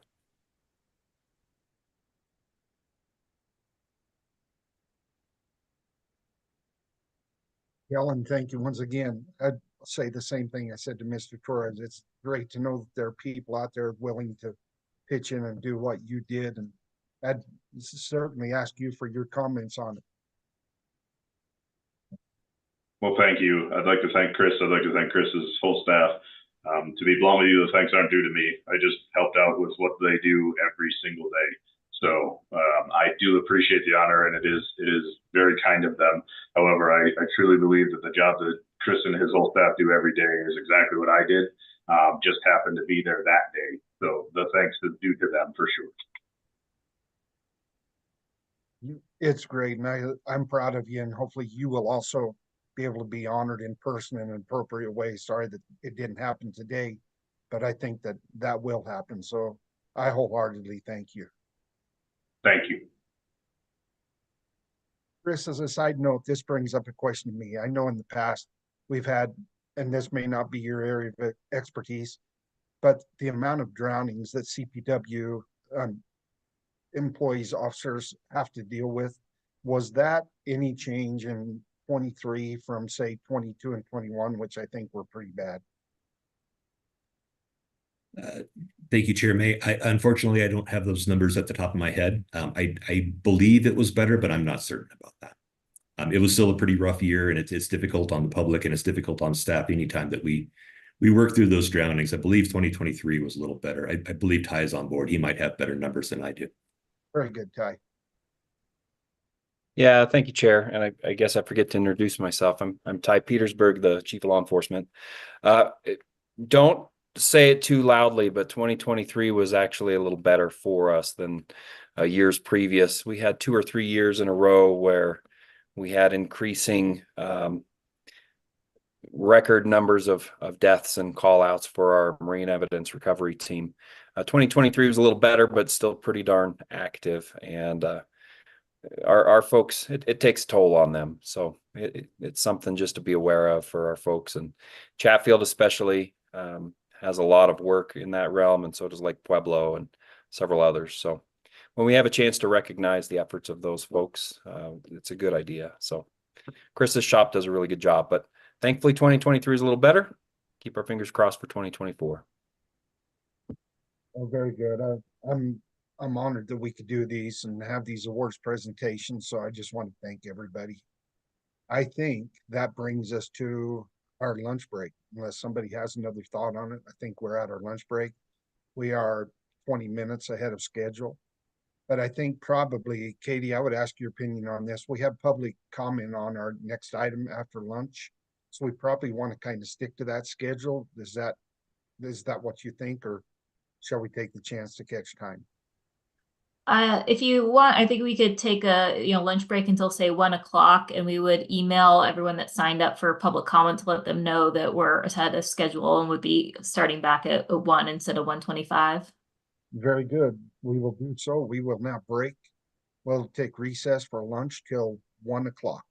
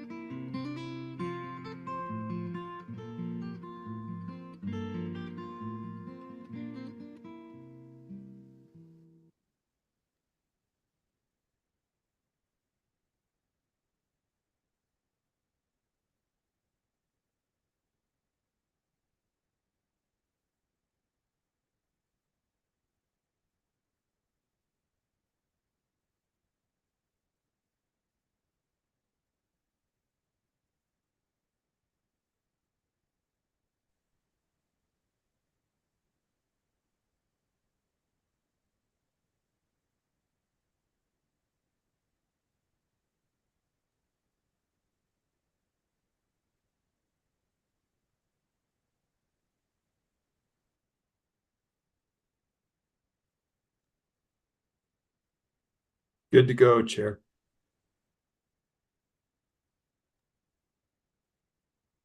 Thank you, Dion. I'd like to welcome everybody back to the afternoon session of the March 13th Parks and Wildlife Commission meeting, which is being held virtually due to the fact that we're anticipating a big snowstorm in Denver. So we're back from our lunch break, and we will now begin with agenda item 17, which is Fletcher Jacobs and the State Trails Program.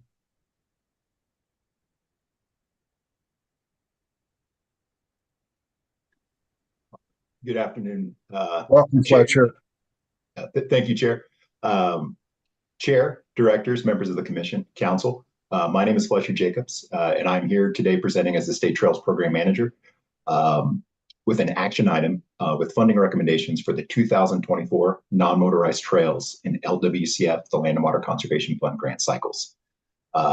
We are a Colorado Parks and Wildlife statewide program that administers grants for outdoor recreation projects on an annual basis. The State Trails Program seeks to encourage, facilitate, and advocate for trails in Colorado, while recognizing that the ultimate goal is to connect people to nature in such a way that their trail experience continues to protect and steward our wildlife, sensitive species, and their critical habitat.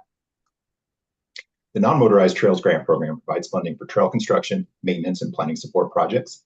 Local, county, state, and tribal governments, federal agencies, special recreation districts, and nonprofit organizations with management responsibilities over public lands may apply and are eligible to receive these non-motorized trail grants.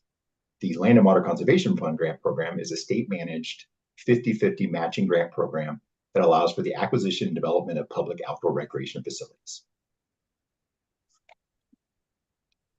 For the 2024 cycle, we actually had 5 different application categories.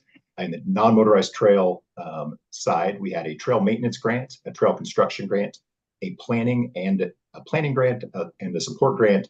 We also had a brand new trail stewardship grant, which is a pilot that I'll talk about here in the next slide, as well as our Land and Water Conservation Fund. You can see the different amounts that we allow for, the maximums there on each of the different categories. The Trail Stewardship Crew program that I mentioned earlier, this is a brand new pilot that we started thanks to support from Granite North, Colorado, to help hire specifically maintenance crews to work to help with the impact of increased visitation as well as natural resources damage we've seen just due to a variety of climate change, wind, the natural resource, wildfires, all the various incidents we've seen over the last few years. Trying to hire crews specifically to fund them, and the Commission gave us approval last year to run a pilot. I'm very excited to talk more about that in detail here in a second. One of the things we always want to highlight when we're having these conversations is how we go through our process. All of our grant applications are posted at the beginning of August. The very first step in the grant process is for each of the applicants to reach out to our Colorado Parks and Wildlife field staff. We asked them to do that.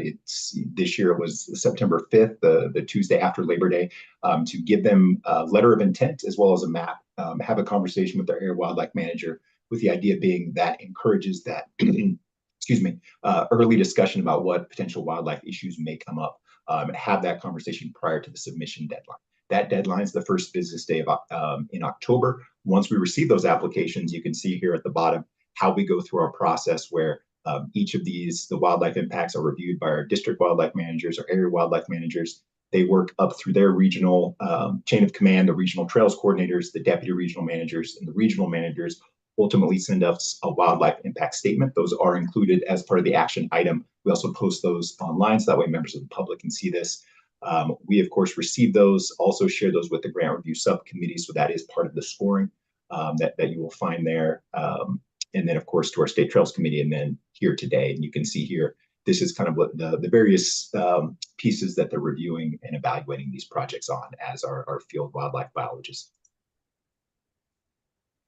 This map here shows kind of the blend. This year we had 70 applications. This is a record for us. You can see kind of a big spread here, probably not surprising, a cluster of projects along the Front Range, and then of course up in the mountain areas. And here we see the different categories. I mentioned those 5 different categories, how that application, that spread went out for the total of 70. You can see that new trail stewardship we mentioned had a lot of interest with 15 applications. here are the total dollars requested. The 17.8 million is the most we've ever received. So pretty exciting to see that. And then probably very important here at the bottom, the available dollars. So again, I mentioned our wonderful partnership with Grand Rose, Colorado. They provided $1.5 million available for this year's fund, 500,000 specifically to help with that stewardship program. We also received money from the federal RTP, the Recreational Trails Program. This is a federal pot of money. It's an excise fuel tax on OHV fuel use. So it's OHV snowmobilers, light trucks. Specific is given to the federal highways and then given back to us. And by law, we have to use a certain portion of it on non-motorized freight. So you can see that here. And then this year with the Land and Water Conservation Fund, you can see we had just over $5.4 million available. This slide here, just to give you a little bit of sense of how kind of these applications have changed over time. I would draw your attention here just to the total. This first year here, that was our last pre-pandemic application. You can see we had 26 in that year. There was the 2020 cycle, but we received the application in 2019. That number doubled the following year. You can see it's still been pretty high, and then again kind of skyrocketed. We really think attributing to that trail stewardship crew got a lot of new applicants there. So a total of 70, and you can see kind of how those requested numbers, again, that sort of large jump up, and again having that large number this year, that 17, just over 17.8 million. Now getting down to which projects we took a look at. So from a review standpoint, this was our review committee. You can see kind of their scores here more to the left, and then how we rank them, the projects there at the top. This is our stewardship crew. So we're very excited in this pilot year, a lot of competition. We are recommending funding 5 fully funded projects. We actually are recommending going slightly above that $500,000 investment by GoCo and utilizing some of the existing non-notarized funds to fully fund 5 of these. And it was really important to our subcommittee. They were so excited about this new category that we actually scored these with our maintenance grants as well as a stewardship score. The way we did it, we scored based on their fit for the stewardship program as well as how they kind of ranked as a maintenance project. So the State Trails and the subcommittee felt very strongly that we would actually remove the stewardship score and allow these projects to compete on the next slide here in the maintenance category. So we actually added them back in. So that way they could compete. You can see here how that kind of shook out as we actually are recommending 9 projects for funding. 4 of them are those stewardship crews that would just be considered maintenance projects. You can see there for just over $919,000. The next slide here is our construction projects. So in this category this year, we're recommending the top 4 scoring projects for just a little over $750,000 would be the amount there. And then last but not least, the planning and support. This year, recommending these projects here at the top, these 5 planning projects for funding, and then the 1 support project. And we always have this conversation about allocation. It's been a really important point to the commission in the past, and I want to make sure we're kind of highlighting this. This is how the funding would be broken out. We started this project 5 years ago. We actually broke out construction and maintenance category into these separate. There had been some concern we were not putting enough money to funding maintenance, both from the commission as well as from our State Trails Committee. So we actually separated out the application 5 years ago, and really excited. You could see, recommending this year 49% of the funding going to maintenance, 40% to construction, 11% there to planning and support. We actually went back and looked in the 5 previous years to us doing this. We had funded approximately 19% of our full funding went to maintenance. In the 5 years since we've made this move, it's 50%. So we're really excited to report that we think this has been very successful to put more money on the ground for kind of those really important maintenance needs of our existing trails. And then last, but certainly not least, the Land and Water Conservation Fund grant cycle.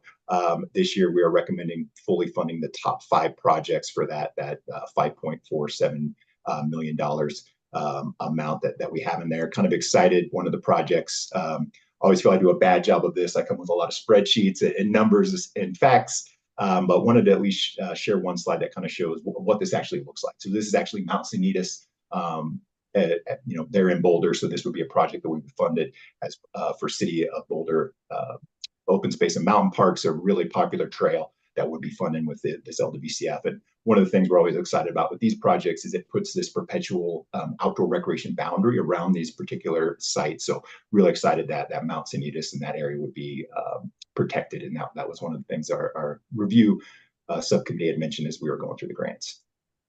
So kind of getting down to it, we have the funding recommendation for each grant category. This is, again, what it would look like. I did want to highlight a couple pieces. If these projects all go through, this funding would enable over 1,300 miles of maintenance to be completed in the coming years, 20 miles of new trails to be constructed, 9 miles of new trails to be planned. And one of the things that was kind of fun for our reviewers, we have this conversation about unsustainable trails. We actually be restoring 21 miles of unsustainable trails that we would be, kind of bringing back to the landscape. So excited that funding would be going to that.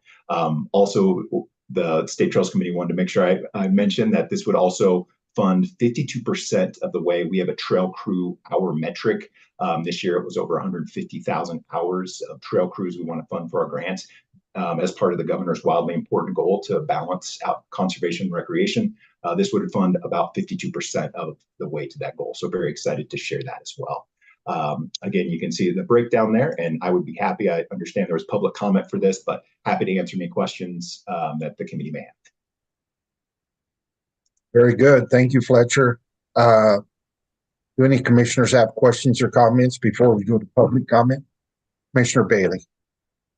Thanks, Chair May. Thanks for that update, Fletcher. It's always great to see the level of work that goes into evaluating in a really sort of transparent and what feels like equitable way, and coming up with this list for funding. So I'm always happy with it. I'm excited about the projects, and I think one piece that is hard to sort of wrap my head around each year that we kind of look at these is sort of zooming out, right? Thinking about some of I think sort of trail development is one of the most important places where the sort of parks and wildlife mission meets. And I think all the effort that happens to kind of mitigate and manage impacts to wildlife in trail development is really great to see as part of this process. And I think as a commission, it's hard to see big picture, like, on a state level or an annual level, right? Where are trails being built? Where's wildlife habitat most threatened? What are the strategies? What is the progress? What are the trends? And so this might be, a point for future discussion, but having that high level understanding as we're thinking about these individual projects would be helpful. It's really also great to see, all the input from regional managers and the efforts embedded in the process to mitigate impacts to wildlife habitat. And it'd be nice to see sort of a bigger picture view of that some point in the future. So thanks, exciting, and yeah.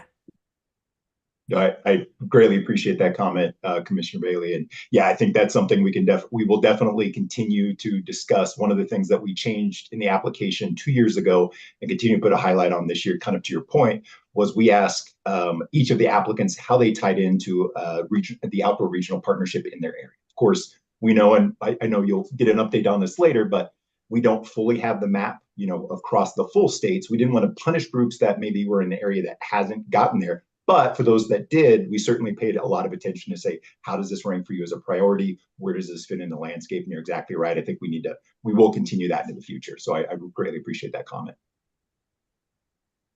Thank you, Commissioner Bailey. Commissioner Beaulieu.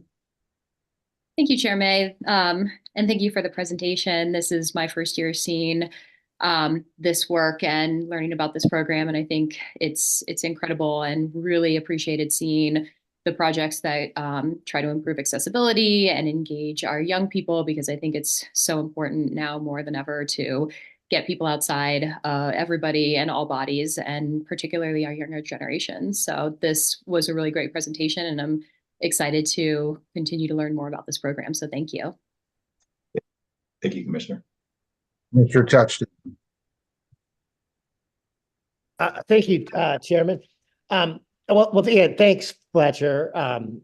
My concern, I think I probably said this every year I've been on the commission, and I don't know if it's a chicken or an egg problem, but we never have projects pretty much west or east of I-25.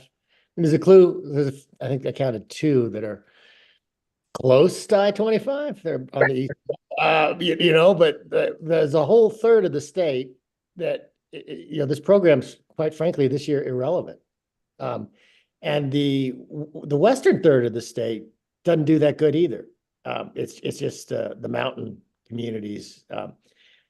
And so, I mean, that could be people's preferences, right? They want to climb on trails in the mountains, but how do we bring the benefits of, non-motorized recreation to these other parts of the state? Because I know it's, you deal with who applies.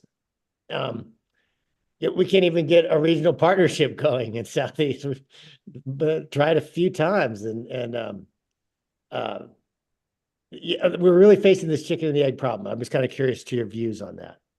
No, Commissioner Touch, I definitely appreciate the question, and you're right. I definitely had that question before, and it's a very valid one. I think two things. One, you're exactly right. We can only go with who applies, but it doesn't mean we can't do a better job of doing outreach. And that's something I know I've had the conversation with Jody Kennedy, again, who I know will be presenting later, as they work to continue to create some of those Eastern Plains partnerships, how we can continue to develop, get that information out there. And, we have, and, I don't want to sound defensive, but we have funded projects on the Eastern Plains in previous years. And that is a conversation we have as a subcommittee. And then with the Trails Committee, this is an area we have not funded. And one of the suggestions, kind of to build upon your point, is what we've been asked to do and bring back to our State Trails Committee, and be obviously happy to share it with you, is could we take a look at where the funding has went in recent years and kind of do it per capita a little bit to just get a sense of where they are. But it gives us as a staff a little bit more strategic, okay, we really need to do some more outreach specifically to these areas, and things like the Colorado Open Space Alliance, COSA. That's one of the groups. We're going to go to that conference again this year, really try to put outreach and, really ask who are the folks in the Eastern Plains we need to do a better job of connecting with. So I appreciate the question, and we definitely need to do a better job. Very good. I see Northeast Regional Manager Mark Leslie is up. I presume you have a comment. Thank you, Chair. Mark Leslie, Northeast Region Manager, Commissioners, Director. That's a great question, Commissioner Touchton, and we've dealt with this for many years. And I think what you see along the Front Range in the Northeast region for sure is that we partner with NGOs, we partner with county and city open space groups. We have Forest Service lands. We're always working with our Forest Service partners on wildlife impacts, utilizing our high priority habitat maps, and with our biologists and researchers. So I think what you find on the Eastern Plains is a lack of city and county open space, and you find a lack of public land availability to do those kinds of things. We have the grasslands on the Eastern Plains, and there are some opportunities there. We have possibilities. We have a motorized track at Jackson Lake for OHVs that we do out there at the state park. But I think that's what you're seeing, is that we don't have a lot of applications from the Eastern Plains because we don't have coalitions. We don't have the public land. So we're continually working on that. I know this was something that Commissioner Blecka was very keen on as well. And so Betsy and I had many conversations about that. So we'll continue to work on that, but I just kind of wanted to ground truth that some of that's the landscape and the groups that we have available to work on those out there. Commissioner Haskett. Thank you, Chairman May. Fletcher, I have a couple of questions. I'm always one that's concerned about building more trails. I think we're loving our state to death with recreation, unfortunately. But what kind of follow-up do we have on all of these new trails, repairing trails? Do we look when the project's finished? Do we do anything like that? Yeah, great. A great question, Commissioner Haskett. Yes, so our grants operate on a reimbursable basis. So to get closed out and actually get that final payment, our wonderful regional trails coordinators who are situated in each of our 4 regions, they will go out and do that ground truthing of, hey, you said you're going to build this. Hey, you said you're going to restore this, maintain this. And they go out, and if they do a final inspection. And so if something has not been done as it said it would be as part of that, it's literally a contract that we sign between us and the grantee. In these cases, we will withhold final payment and obviously wait until we get that piece done. So we do have our staff that go out there. For the Land and Water Conservation Fund, we have to go out every 5 years because it's a perpetual recreational agreement. So we go out every 5 years and check those. But for the non-motorized trails, we are out there before they get final payment to kind of prove up that work had been accomplished. Okay, thank you. I like that. Very good. I don't see other comments. I'll turn it over to Katie for our public comment. Thank you, Chair May. We have one public comment on this item, so we could go ahead and get Rosalind McClellan up, please. Let me see if I can make this work. Oh, Go good. ahead. Okay. So can you all hear me? Yes, go ahead. Okay, thank you. My name is Rosalind McClellan. I'm with the Rocky Mountain Recreation Initiative. And for many years, I've worked with the Trails Program and with Fletcher and the committee to get wildlife elevated in the grants program. So from this perspective, I'd like to highlight 4 advantages. And I was planning to make these comments at 2:25, so they're still from my notes. From this perspective, I'd like to highlight 4 advances that Fletcher has made and the committee in the program.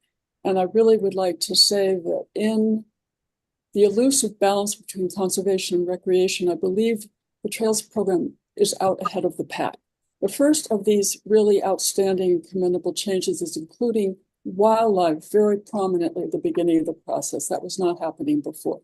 The second is separating new construction grants from maintenance grants, since new construction go directly into pristine wildlife habitat. The third is adding stewardship as a new category, and that's important because not only have they included maintenance, but in stewardship, they're now including management, which, you know, educates and allows people to stay better on the trails. And why is that important? Because for the past 20 years, biking and hiking trails have expanded randomly into every back corner of our landscapes and every last nook and cranny of our habitat. On the other hand, wildlife need predictability and security. So what these 4 steps do ultimately is they establish a defined footprint of trails upon the land where wildlife can expect human disturbance and where they can feel secure. So that's, to me, what's exciting and amazing about the Trails program, is creating a sense of the structure and the systems of trails such that large blocks of pristine habitat are still going to be perpetuated. Thank you. Thank you. Any questions for our commenter? Seeing none or no other comments, we actually have an action item, and the suggested motion is to approve the 2024 Motorized Trail and Land Water Conservation Fund grant cycle recommendations as presented. Commissioner Reading. So moved. Commissioner Beaulieu, second. Been properly moved and seconded that we approve this motion. We'll ask that all commissioners maybe have the opportunity to vote here, but we will go ahead and do a voice vote. All of those in favor signify by saying aye. Aye. Opposed, nay. Motion passes. Thank you very much, Fletcher. We will now move into agenda item 18, which is Adrian Varney and our Colorado Lottery overview. Hello, Adrian. Good to see you. Hello, Commissioner May. Yes, great to see you. Great to see all of you. Hello, commissioners, Director Davis, CPW staff, and anybody else I can't see on the call. My name is Adrian Varney, and I'm the Colorado Lotteries Proceeds Program Manager. Thank you so much for making some time for us today on your agenda. It's very aptly placed in between State Trails and Stanton State Park's update. Both of those projects have a lot of lottery funding through both GoCo and CPW directly. So thank you for the placement on the agenda. Appreciate it. There's probably a few of you out there who don't know me or haven't quite met me yet. If you haven't, you definitely will. I don't think CPW could get rid of me if they really tried. So I wasn't going to go into too much of my background, but when Katie mentioned the Tupperware method of virtual participation in commission meetings back in the day, that before Zoom was really a thing, that was sort of my brainchild. My history with Parks and Wildlife starts about 10 years ago. I was the assistant to the commission for about 5 years before I transitioned to GoCo, where I was the Parks and Wildlife program officer there. And now I'm at the lottery as the proceeds program manager, and my job is to manage relationships with our proceeds partners, and GoCo and CPW are the two of the biggest ones. So it felt like this job was just made for me. So on that note, I'll go ahead and dive in. We can actually go ahead and move to the next slide here. We're working on our 41st year here at the lottery, and we're so proud that more than $4 billion has been returned to Colorado for parks, recreation, open space, wildlife projects, and public school construction. It is only with the support of our valued players and committed retailer partners that enables us to further enhance our most valuable natural resource, the great outdoors. Just some of the basics. We have a 5-member board of commissioners that oversees the lottery, that goes through the same appointment that all of you do on the commission there. The lottery is also an enterprise fund, just like Parks and Wildlife. So we make our own money. We went through a process. This is kind of big news. Last year, we selected a new central gaming system vendor and that was after over a decade with the same vendor. So that's pretty big for us. That solicitation gave us the opportunity to renegotiate and ask for more technology, equipment, and other support. And that new contract is set to start in July of 2025. So look for some exciting news on that front.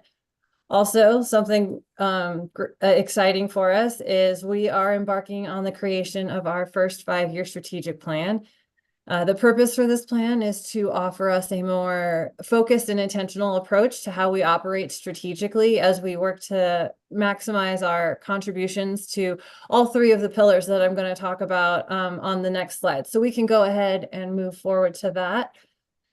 These 3 pillars are our guiding principles within our organization: revenue, responsibility, and conservation. I like to think of these as sort of the what, the how, and the why, and how the lottery works. We'll dive into it a little bit more, but briefly, revenue. In the revenue pillar, we're constantly looking to improve and refine our strategy, our games, access, and our marketing. In the responsibility pillar, we operate with the highest level of safety and integrity for our players. We follow both national and global standards for responsible gaming. And on the conservation front, our goal is to be a hands-on partner to our beneficiaries and show the public that the lottery is not just talking the talk when it comes to conservation. So I'm going to talk about some of these pillars, but I'm going to flip it up a little bit and talk about responsibility first. So if we can go to the next slide here. I am going to hand it over to Amanda in just a moment. But as we continue to grow, responsibility and player safety have become increasingly important through the lottery, and we take that mission very seriously.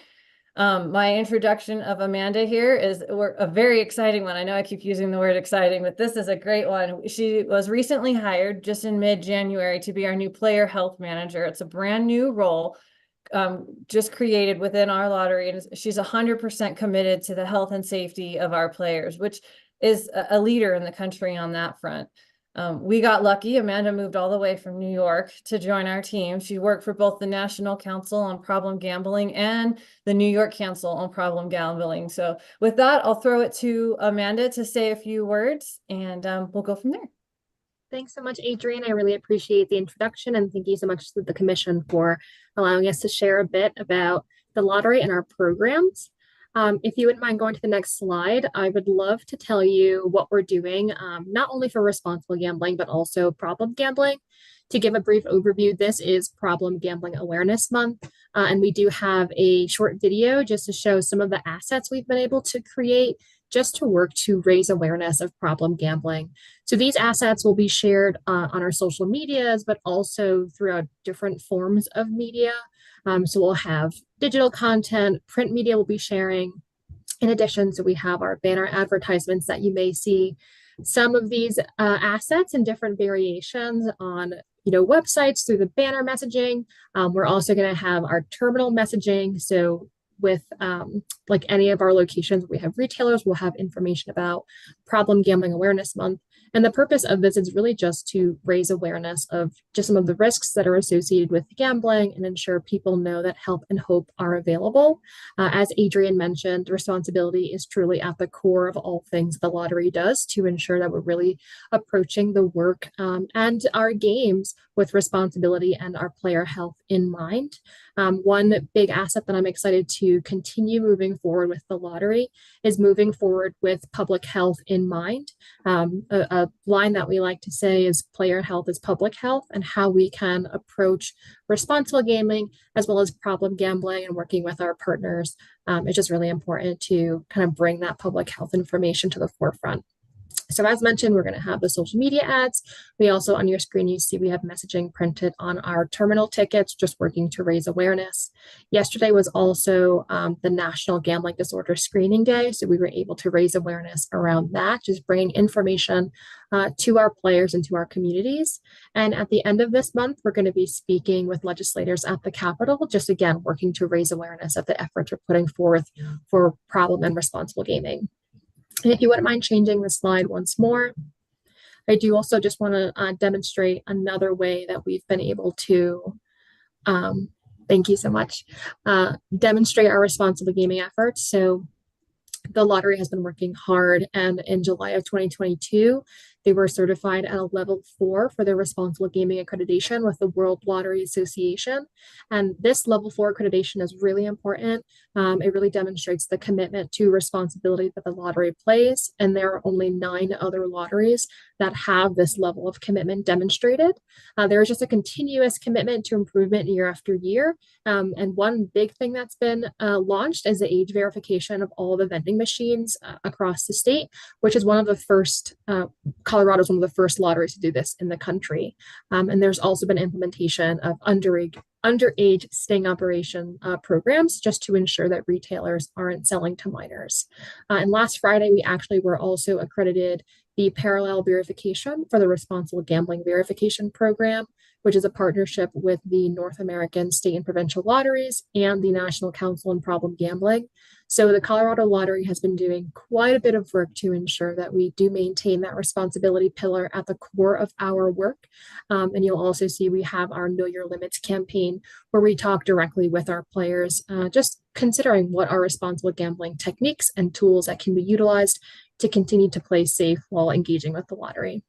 So it's been really exciting to join the team. With that, I will turn things back over to Adrian so she can continue with the presentation. Thank you.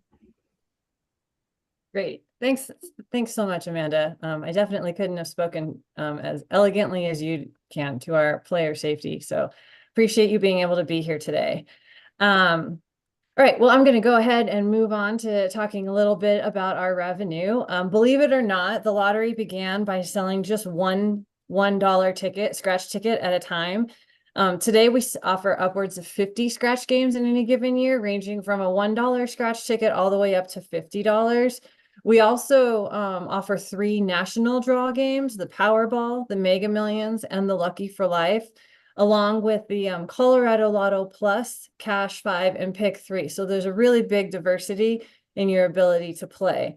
Last fiscal year, we hit another record when it comes to overall gross revenue. That was $890 million, which exceeded our own goals that we had set for ourselves. Some of this really helped by, pun intended, luck or chance, as the lottery saw 2 Mega Millions and 1 Powerball jackpot that exceeded $1 billion. And those each drove a large boost in sales each time, with more than $293 million in sales just across those jackpot games alone. Which, by the way, if I didn't mention them, it would just be a disservice. Powerball is at $559 million, and Mega Millions is at $792 million right now. Powerball just happens to have a drawing today. Just FYI, wanted to put that out there. I always say if you don't win, you can't lose with Colorado Lottery, because about 1/3 of every dollar goes right back to the state through our proceeds beneficiaries. So, and I'll touch on those a little bit in a bit here. We can go ahead and go to the next slide here. I wanted to touch on player demographics. This is also very important to us. It's something that we monitor internally on a quarterly basis. We survey Colorado residents that are obviously 18 years old about the participation or their thoughts on the lottery. This particular graph, and I can send an actual PDF. I know this is a little bit small for folks, but this compares our demographics to the 2023 census that was done. And the gist of it is that our lottery players generally align demographically in age, education, income, and ethnicity with the population of Colorado. Okay, we can go ahead and change slide here. This is a snapshot from our annual report, something I had planned to have copies of both of these to give to you in person today, but another time I can get you them digitally as well. It is also available online. We worked really hard to condense this down to just one page front and back for fiscal year 23. So it's got a lot of high level digestible information in it. And this is just a key snapshot of our sales for fiscal year 2023 compared to a few years past. On the next slide here, I know this is a little bit of a busy slide, but I was having a little bit of fun with it with the lottery bouncing balls logo too. Sales in revenue in fiscal year 23 was up $63 million over fiscal year 22, and that resulted in a $15 million increase in proceeds distributions to our partners in fiscal year 23, which totaled more than $195 million just in fiscal year 23 to all of our partners. So we're really proud to be able to contribute to all of them in that way. Okay, we can go ahead and switch slides here too. I wanted to point this out. This is called the Lottery's Giving Back Map. And this is a representation of projects that have received lottery funding that can be found in all 64 counties around the state. For more information about projects that have been funded in your area and to give you ideas about what could be funded with lottery money, you can visit this website, which has an interactive map. It's really fun. There's some virtual reality that you can go through with it. And it really just highlights projects around the state that have received lottery dollars.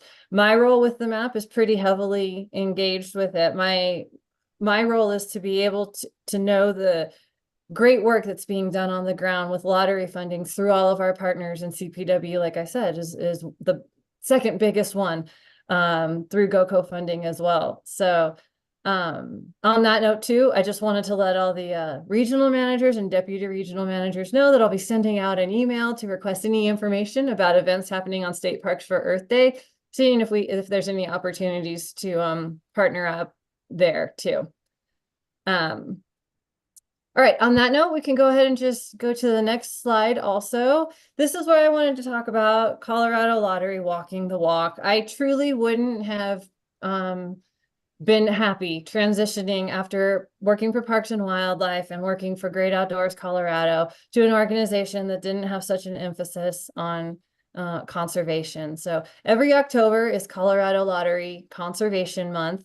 We also work on an annual basis with the Volunteers for Outdoor Colorado, where we sponsor a trail cleanup. This past year, there's some pictures down there. It was in Uray, where we actually put ourselves to work a little bit. We also do an annual event, the Runyon to the Res event in Pueblo. That's where our headquarters are. And it's scheduled to be on, I believe it's the 5th of October this year. So I'll be sending out some information on that, just keeping everybody in the loop. We've got great partners in that. Parks and Wildlife is one of them. City of Pueblo Parks and Rec, and the Nature and Wildlife Discovery Center down there in Pueblo is another amazing partner down in that area. And we can go to the next slide here. As I start to wrap up, I wanted to talk about the Starburst Awards. I am incredibly lucky. My role at the lottery, I get to run this annual award program.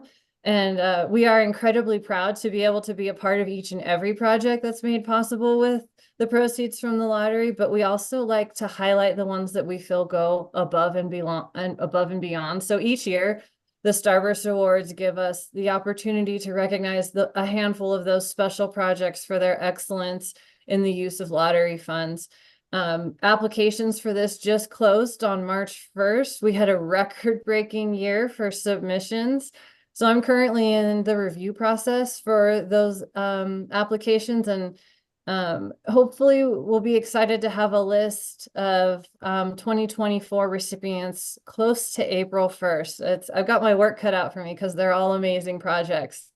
I'm trying to narrow it down to 10 to 12 recipients, and that's going to be difficult. So there will be big press releases around it and presentation events for each award. So I'll also work to keep everybody informed if we just happen to be in your area, that an event, we work with local communities to have events for these award presentations. So I will keep you informed on that too, because the more celebration, the better. And with that, that's all I had planned to speak about today. I just wanted to really introduce myself and my new role. Commissioner Haskett has known me she's known me through 3 different job roles within this world. And I feel really grateful to have found this new great opportunity that still keeps me completely involved with everything that I've grown to become passionate about over the past 10 years, largely because of what started with what I learned at Parks and Wildlife when I first got into this world of conservation. So thank you so much for your time. And if you have any questions, I'd be happy to try to answer them. Thank you, Adrian and Amanda. Commissioner Otero. Thank you, Chair May. Thank you, purple on my screen. Don't know what's going on with my camera. Thank you, Adrian and Amanda, for the presentation. Just a couple questions. One is, does Colorado, do we allow folks to buy lottery tickets with credit cards? We do not. There's a little bit of a caveat here. The Colorado lottery itself is just purely a cash-based business. There is what's called couriers, which if you kind of think of like an Instacart approach to things, they're completely independent, not even related to the lottery at all. You can use your credit card to purchase lottery tickets through them, but it's not directly related to the lottery itself. Okay, thank you. Yeah, I was just curious because in seeing the presentation Amanda put on there, that would definitely be a way to help folks with gambling addictions if they're not able to, increase that debt on money they don't have.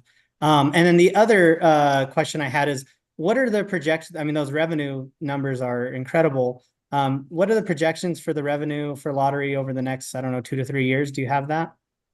Let me look at my notes here. I can give you what our projections are for this year. Let's see. So we break it down into scratch ticket sales versus jackpot sales. And our projection for this year is $580 million.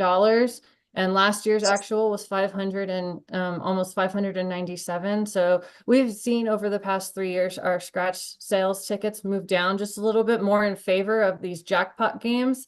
And as we continue to see more jackpot games, that disparity just is more and more prevalent. Speaking of the jackpot sales, our year-end projection for this one is almost 285 million, and our actuals were 293 last year. But like I said, we had 3 large billion-dollar jackpots last year, and that's unusual. Even though we're kind of we've got 2 big ones right now potentially having. So that's the one that's completely really unpredictable. It's just based on those amounts. We see when it comes to those jackpot games, we see sales start to rise when they get above the $500 million mark. They just start to increase. It's almost kind of funny. We call it a jackpot fatigue, where people 10 years ago would buy those jackpot tickets at 100 million. And now they're just like, no, we're going to wait till it gets closer to the billion. Yeah. Appreciate that. Thank you. And I'll try to fix my camera. Of course. Commissioner Haskett. Thank you, Chairman May. Adrian, I just want to say thank you. I think that's actually the first time I've seen a big presentation from the Colorado Lottery, and I'm sure that was thanks to you, but And I am thankful for our friendship over all these years. So I'm glad that you keep moving around and you still know us. Well, thank you. I'm glad to still be here, Marie. Very good. Adrian and Amanda, I sure do appreciate, it was a very helpful presentation.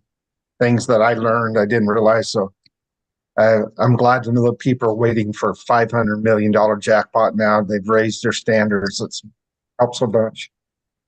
I think we don't have any other comments or questions for you, so I sure do appreciate your time. And we'll move on now to our agenda item 19, which is the Stanton State Park overview. We'll have Zach Taylor, I believe.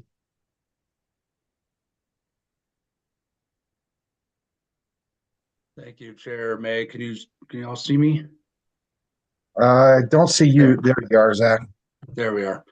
Thank you, Chair May. Thank you, Commissioners. Thank you, Director Davis, Deputy Director Mock, for allowing me to share and present on Stanton State Park. I'll try to be brief. Obviously, you can see from the photograph there, it's a timely presentation with the snowstorm as it comes in.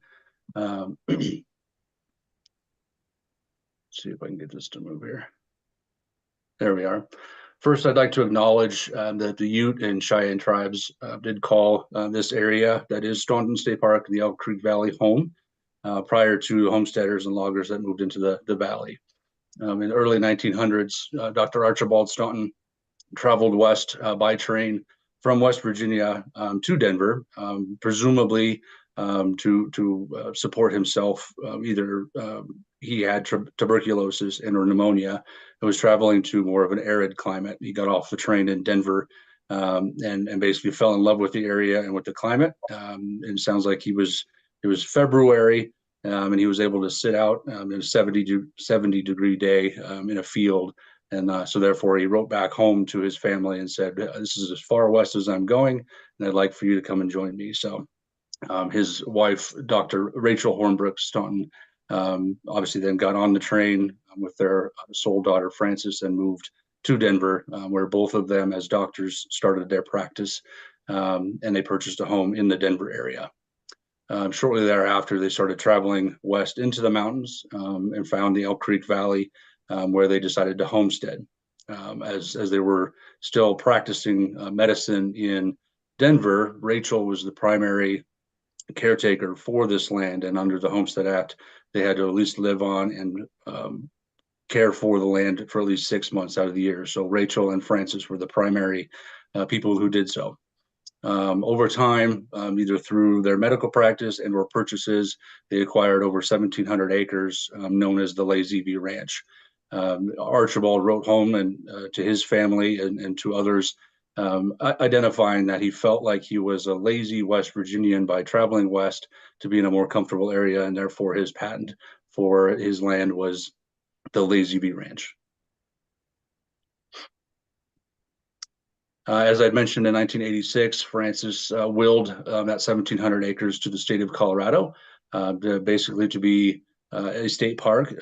Her will stated that she wanted to provide that land back to the people of Colorado and those that visited, so that they could see and understand how they homesteaded and to enjoy it for the remainder of their lives.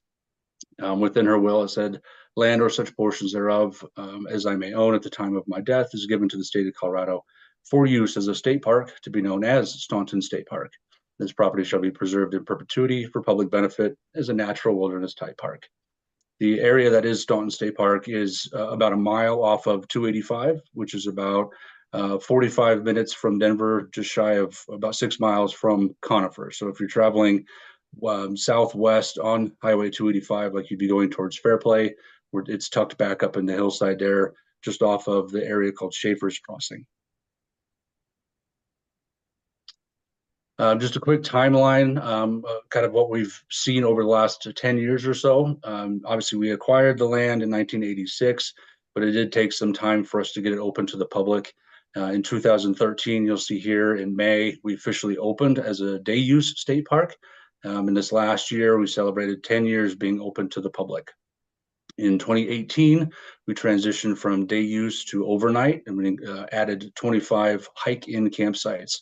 The campsites are tucked up in the hill. This photograph here actually is one of our campsites, tucked up in the rocks, kind of in the center eastern portion of the park. In 2019, we opened up our visitor center. We had a grand opening in May, and opened up the nearly 5,000 square foot facility that houses 4 offices, a retail space, and a 2,000 square foot education facility. So there's displays, interpretive natural displays, as well as a meeting space and a public space for those education interpretive programs. In 2021, we opened another 1.5 miles of new road that bring people to the middle of the park. And you actually can now drive through the historic district. And on the photograph there on the right is the Staunton Homestead. And so now the new parking lot brings you within 100 yards of this historic cabin district and the Staunton Homestead. And fortunately enough, in 2023 last year, we were able to open up this cabin to the public and provide tours for folks to now go through the home that the Stauntons lived in and homesteaded in. A quick overview of the park. It is now just shy of 4,000 acres of land. It's adjacent to the Pike San Isabel National Forest in the northwest corner. There is 657 acres of natural areas. Those were designated to protect 2 rare plant species. We have 3 water acres, including 2 ponds that are less than half a mile from our visitor center, offer up great angling opportunities. And we provide volunteer-led clinics throughout the year, both spin casting in the summer and ice fishing throughout the winter. We have over 25 miles of multi-use trails, which includes equestrian use, mountain bike use, hiking and running trails. Our typical calls for service as park rangers include traffic violations on our main county road and in the road in the park. Obviously, dogs off leash, fishing without a license, camping and parking related violations. Folks like to park either in the neighborhood, park on that county road, and try to hike in. So we end up dealing with that quite a bit. Being a kind of more 45 minutes from Denver, but still a high altitude mountain terrain park, we do see a lot of altitude related medicals. We have about 250 climbing, about 350 climbing routes in the park. So we have had some climbing issues and medicals related to those. Obviously within mountain biking, we see some medicals, lower body injuries, sprained ankles, hurt knees, et cetera, and our park rangers and staff deal with that.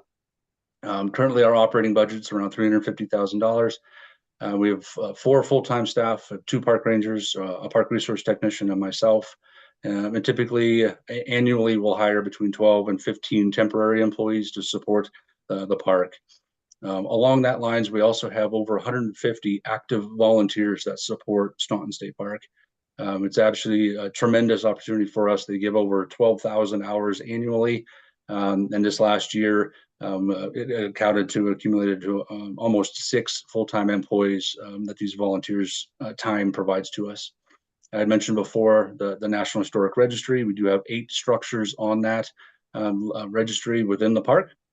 And we support that through some of those GoCo dollars and lottery dollars, as well as the operating funds to ensure that those structures remain. I've also got 5 staff occupied houses on the park and a water treatment facility. Last year, our visitation at the park almost reached 300,000 visitors, which was up from about 258,000 in 2022. In 2020, just for reference, we had about 215,000 visitors. So folks have found us and they're coming to the park in droves. I do want to highlight one of our fantastic programs that we provide for our disabled hikers that come to the park. We started a track chair program in 2017, fully supported by the Friends of Stanton State Park, which is our nonprofit 501c3. We, to date, have supported over 1,700 hikes. We currently have 5 track chairs in our fleet. We've been able and fortunate enough to work with Action Track Chair to provide 1 chair over to Bar Lake, who now has 2, and then Ridgeway that has 2 chairs as well. And I've heard that several other parks in the agency have received funding to also have these programs. So fantastic opportunity for our folks. We partner pretty heavily with Craig Hospital, who brings folks out who are nearing the end of their stay at Craig Hospital, gets them out into the park, gets them away from the concrete jungle, gets them out of the hospital, and gets them out on the trails. So this winter, we were able to take our volunteer Lisa out onto the ice. One of her bucket lists for years was for her to go to be able to go fishing and go ice fishing. And so once the ice was thick enough and she was willing to, we were able to get her out on the ice, and she was able to catch some fish on her own. So super exciting opportunity and a great program that we've been able to provide through since 2017, and again, fully supported by our Friends Group. Speaking of the Friends Group, the last couple of years, they've had a big focus on historical restoration and bringing some of their funding to supporting the cabins in the National Historic District. This last year, well, in 2022, they received funding from the State Historical Society, and then a donor provided a 50-50 match on it, where we were able to take the cabin from what you see there on the left to what you see on the right. We fully restored the roof, redid a lot of the support structure and the foundation, and basically, like I had mentioned, got it back to the point where we can get it open to the public. We are in the process of working with History Colorado and the state archaeologists to try to create Staunton as a repository for History Colorado, so that we can ensure that the artifacts that have been found and located within the park, as well as those artifacts that were owned by the Stauntons, remain on the park and for on display for the public for the life of the park. The wagon that you see there on the front actually was the Staunton wagon. As we looked at a lot of the historical documents, there are photographs of that wagon throughout the property. It was relocated shortly after we acquired the property to Chatfield, and I'll thank Chris Wallers for taking really good care of it. But we were able to bring it back last year to the park, and my volunteers, along with the Friends Group, restored the wagon to what you see there. We were able to actually utilize wood from the park. One of our volunteers supports us with a portable sawmill. And so with down trees from the park, my volunteers logged, milled, and recreated this wagon so that we could bring it back to life and provide it to the people who visit the park at the homestead.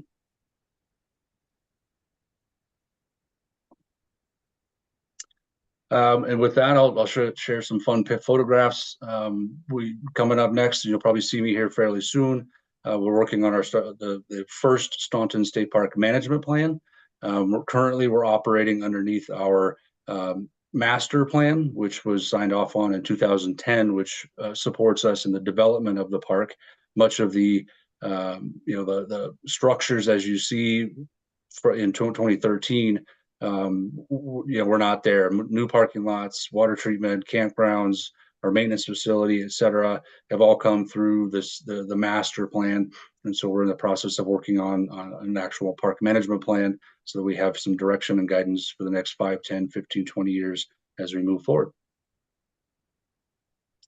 And that's my presentation. I appreciate the time. I'm willing to answer any questions. Thanks very much, Zach. Do we have any? Commissioner Bullion?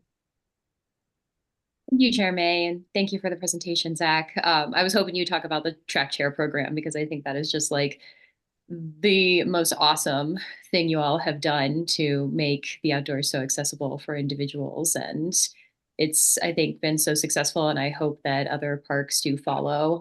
You had mentioned other track chairs at other parks, but I hope that opportunities at all our parks eventually. I would love for you to kind of talk about the track share volunteer element. How many people are volunteering to help out and kind of what they do, because I found that really interesting as well. Yeah, thank you for that, Commissioner Bello. I would be regress if I had not spoken about those volunteers. You're absolutely correct. I do hire a temporary employee to help run the program. The majority of that is just to kind of support the reservations, get folks on the ground, and then coordinate those volunteers. At this time, we have about 45 or so volunteers that support the track share program. And that's really just going out and taking these folks for a hike. So once the reservations are made, the confirmation is that they're coming. My volunteers arrive at the parking lot about an hour or so prior to the trip going out. Now they'll prep the wheelchair, the track chair itself. And then as folks arrive, they help support them, getting them from the vehicle to the track chair.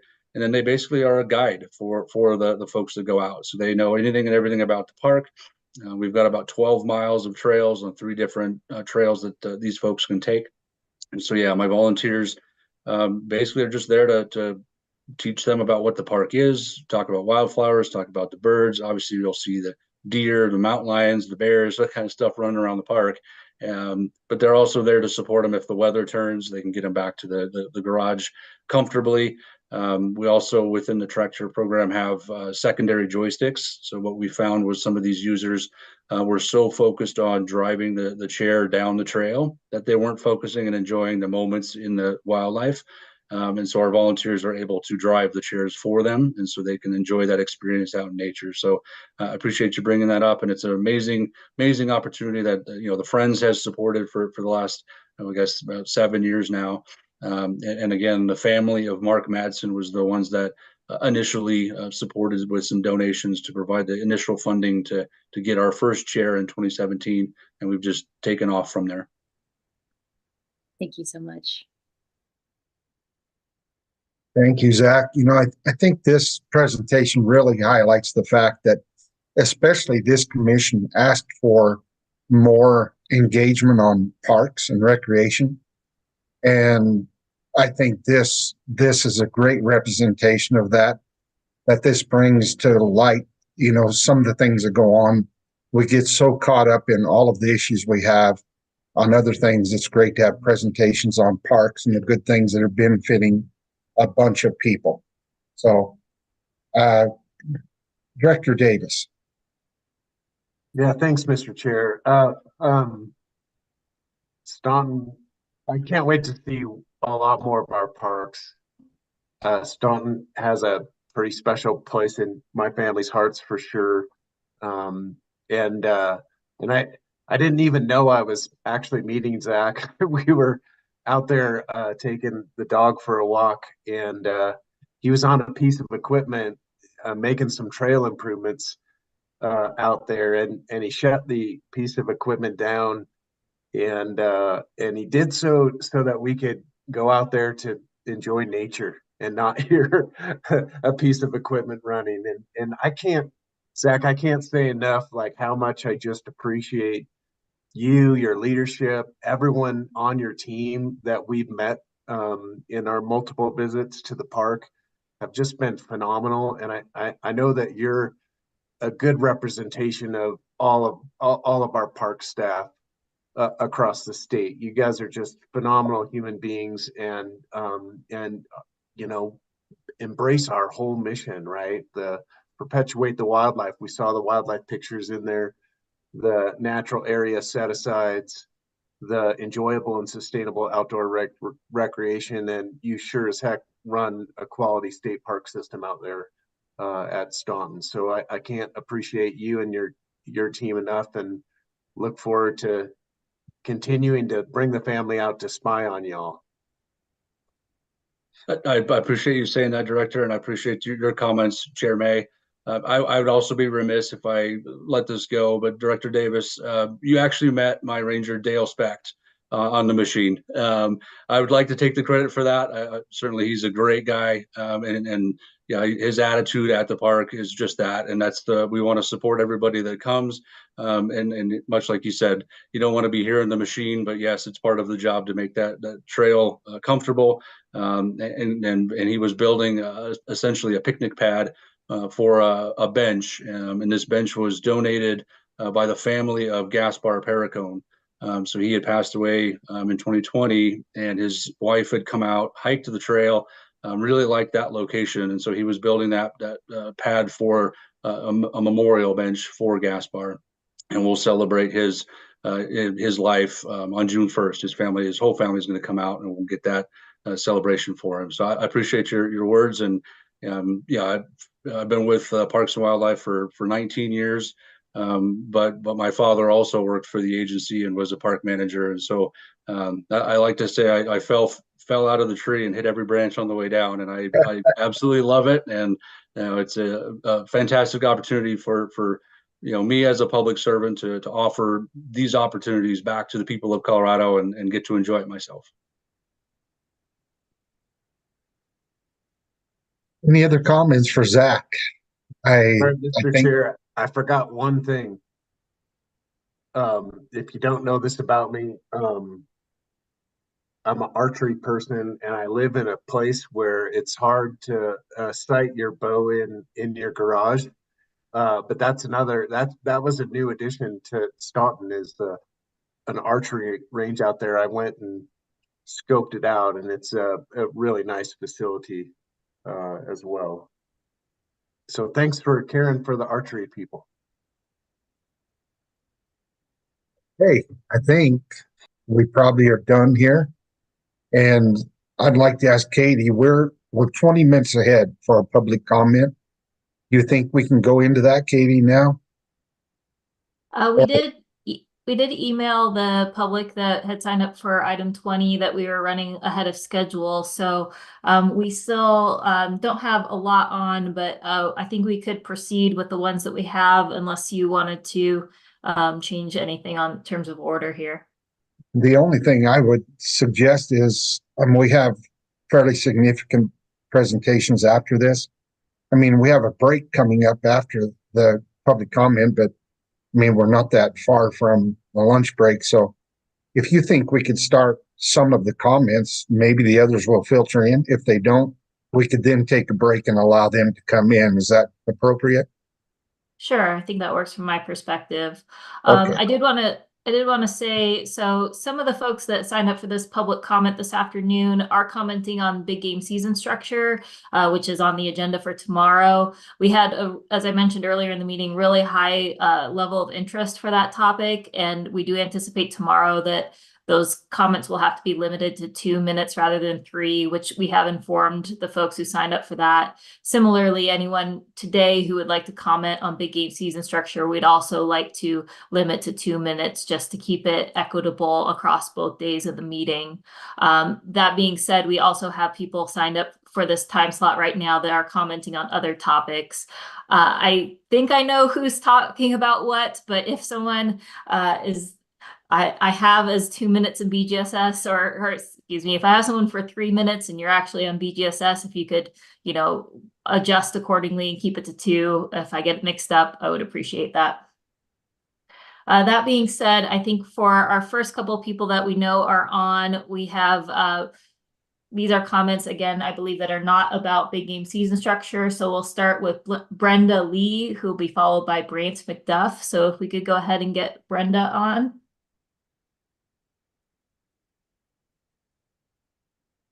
Brenda, are you there? I am here. All right, go ahead, please. Okay, thank you. Thank you, Chair May and Commissioners. I'm Brenda Lee, and I'm the founder and president of Colorado Bear Coalition. I've been working across the state over the last year. One of the things is to understand how the grant funds from the 2022 CPW Human Bear Conflict Reduction Community Grant, how those funds were used, how successful that's been. One of the questions I've gotten a lot from commissioners and others is $1 million enough each year? So that's another question I'd like to address. But one of the people I've been talking to quite a bit is Cassandra Venumier-Lefouve, who's a doctoral student at CSU. Part of her PhD program is pulling together a template for grant recipients to fill out to outline where funds were spent, how well they were used, what they learned. And so one thing is the amount of funding varied a lot across the state. So one of the initial kind of findings is that small communities, when they received funding, it made a huge difference, no matter what that funding was, that they would not have done it without the funding. And then we have found that cities such as Aspen, which has more funding in its infrastructure, it provided them with motivation and incentive to work with stakeholders and local groups to move forward with some programs. So both were important, and having funds is essential to keeping those programs going as well. There's some of the areas that we're looking at is, or areas for improvement for future funding would be, how do you determine priorities? So rather than getting lots of different applications that, how do you pull them together and look at them as a whole? And where's the priority? And is providing bear cans the best use of funds, especially if you don't have funding for enforcement? Then it's not sustainable. So what are some sustainable solutions going forward? And what are we learning? Good and bad, what worked, what didn't. Currently, there's no real strong across the board monitoring program to monitor success. So that's something that we're working on and Cassandra's working on, and how to improve that going forward. The other is stakeholder commitments on who's providing funding over a time period. One city, one of the counties has pulled back on their second year. So that's going to fall now on the local NGO that doesn't have funding. So we want to make sure that the programs, the money is going somewhere where it's going to continue and be supported in some way, whether it's the county, the city. And 2023 funds, we're just getting our POs so we can start working on the grants that were given last year. And that's it. Thank you so much for your time. Thank you. Next, we'll have Brant McDuff, followed by Wendy Sweet. Yes, Commissioner Bailey. Thanks for that input and sort of high level points about the effort. I'm wondering about the survey that's going out with the student up at CSU. Is that just sort of voluntarily asked of recipients, or is that somehow built into the effort overall? Well, that's a great question, because in the application, every applicant said that they would do some sort of monitoring, but it's in my understanding is that it's pretty vague what that is. And so Cassandra, as part of her PhD program and working with her director, is how do we come up with something that can be used for future so that we can have kind of some measurement of success. And so that's what she's actually working on. Thanks. Okay, thank you. Thanks. Next, we'll have Brant McDuff. Bring Brant up.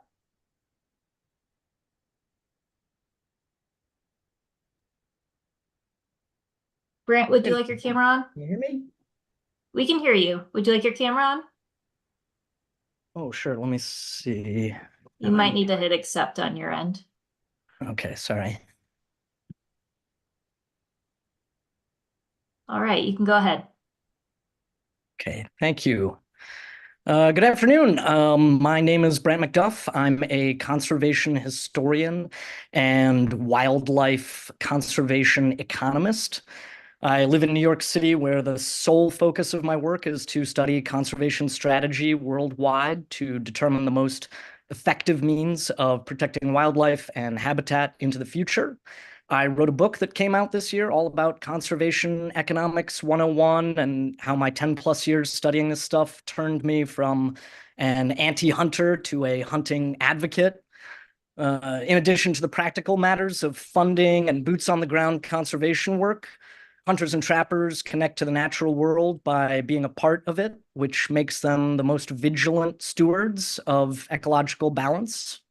As long as humans continue to take habitat from wildlife, wildlife will need to continue to be managed, and predators must be managed just like other species. Hunting and trapping in America as a part of routine wildlife management, as distasteful as some people might find those activities, are optimized to keep wildlife populations stable or rising. The North American model of conservation works. It works really well. We have over 100 years of proof supporting those successful, repeatable results.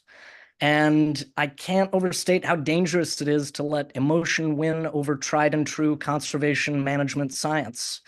When bears, wolves, and cougars and bobcats exist at levels that support proven management techniques to sustain healthy modern populations. That's part of a really awesome success story. So I just encourage people not to base decisions on emotion and keep wildlife science in the hands of wildlife management experts. That's it. Thank you. Thank you. Next up, we'll have Wendy Sweet. If we could get Wendy up, please.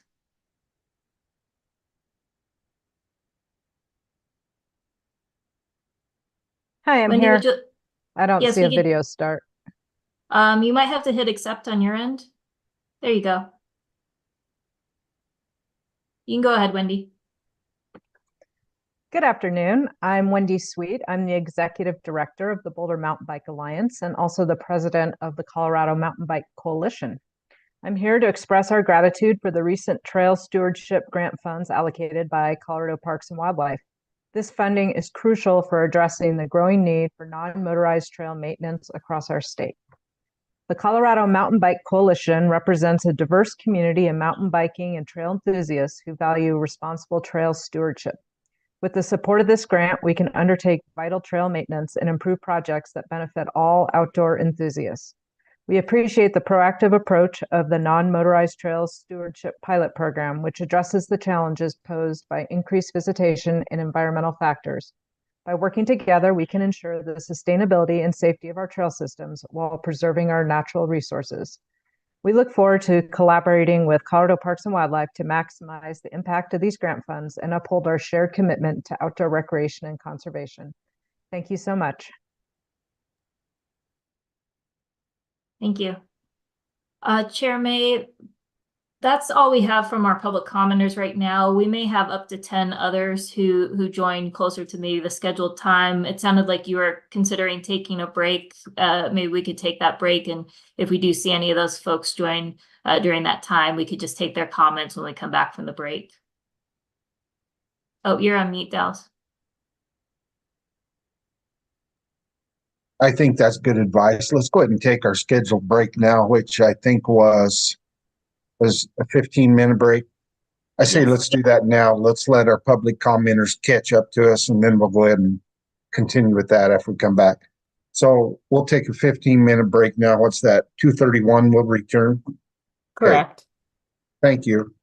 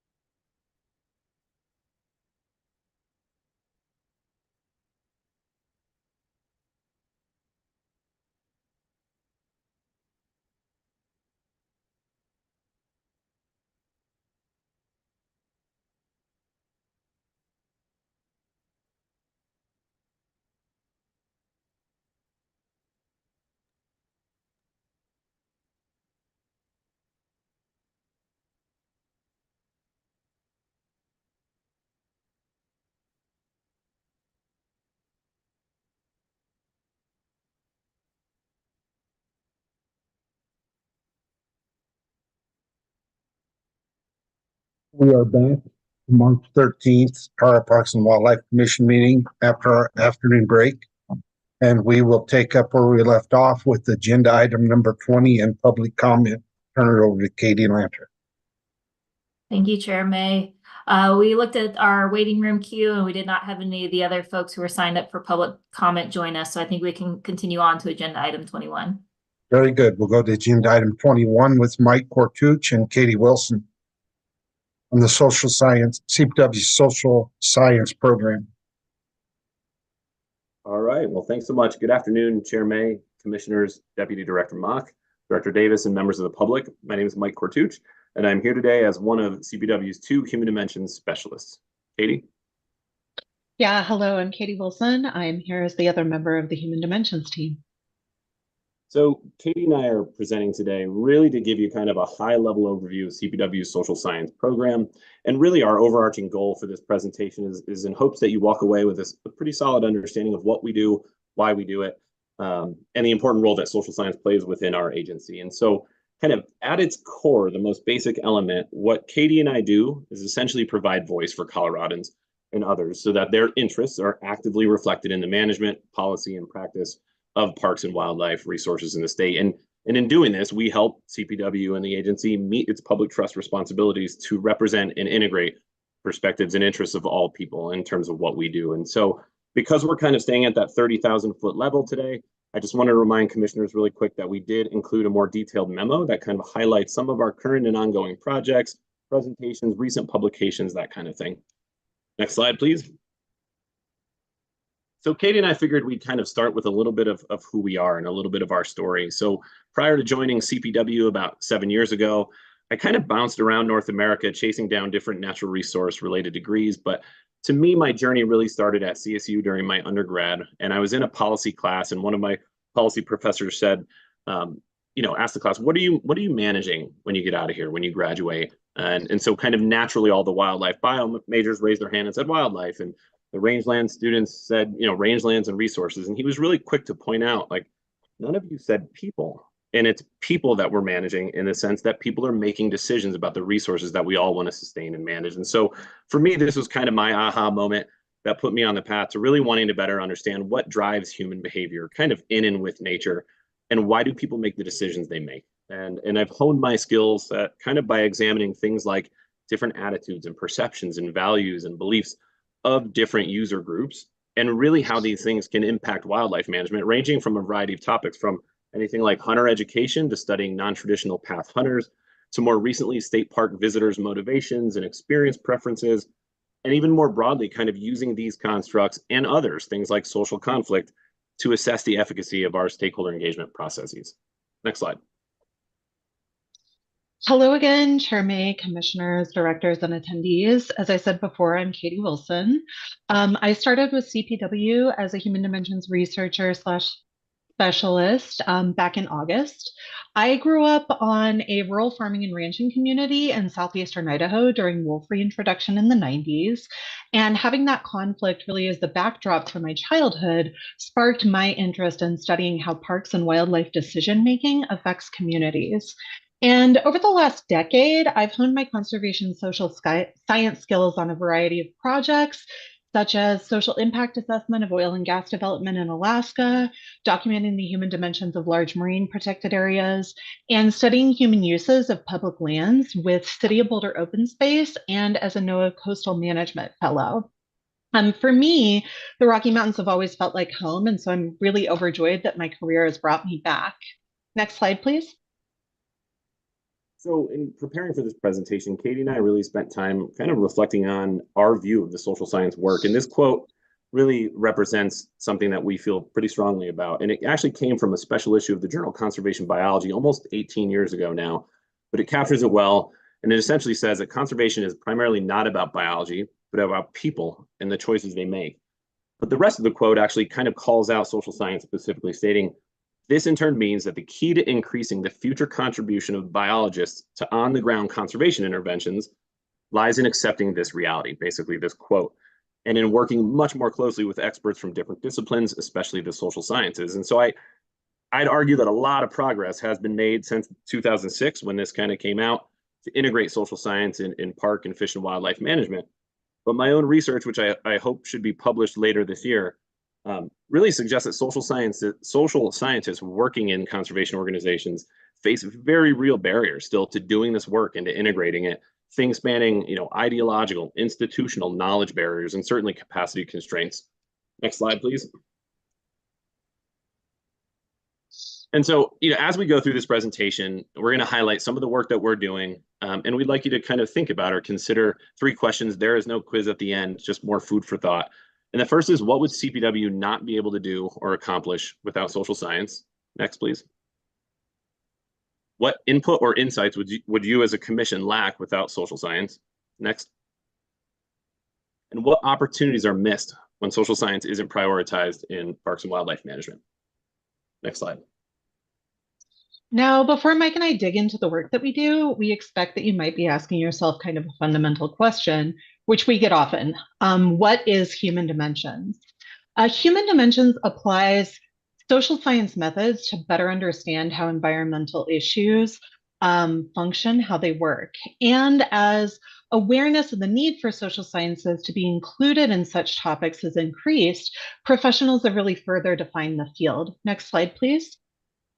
Here we can see one of the most comprehensive, widely accepted depictions, which recognizes the contribution of classic social science, such as psychology, anthropology, and economics, interdisciplinary fields, such as ecology and humanities, as well as applied practice, such as the human dimensions of conservation, law, and development studies.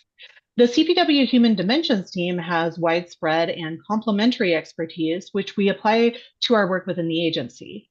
Examples of this include, but are not limited to, next slide, please. Mike's expertise in environmental psychology, sociology, and socio-ecological systems. Next, please. My expertise in environmental anthropology, political ecology, and policy studies, which we then leverage toward, next slide, please. Combine expertise in environmental governance and the human dimensions of conservation, really to highlight the myriad of applicable social science approaches relevant to environmental topics. The field has moved toward calling itself conservation social sciences versus human dimensions, but we're still pretty happy to be known as the human dimensions team. Next slide, please. So how do we apply this expertise to CPW? In broad scope, the work of the Human Dimensions team spans 5 major categories, which were included in the memo that we submitted. Next, please. 1, conservation social science research, such as quantitative surveys and qualitative interviews applied to various wildlife and outdoor recreation issues. Next, please. 2, collaborating and building partnerships, including fostering relationships with professional organizations, peer state agencies outside of Colorado, federal partners such as the Fish and Wildlife Service and U.S. Geological Survey, and academic partners. Next slide. 3, providing subject matter expertise, which we do through advising and ongoing involvement with work groups to apply best practice in application of public engagement and inquiry. Next, please.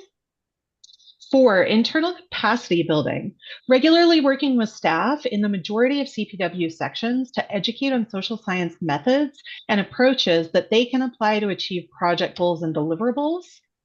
Next, please. And lastly, involvement and leadership in regional, national, and international levels, which we do through activities and leadership in professional organizations, national and international conferences, and formal positions such as affiliate positions within academia. Now, in each of these areas, the work that we do really leverages the inherent social underpinnings of conservation practice to inform agency decision-making, management approaches, policies, and norms.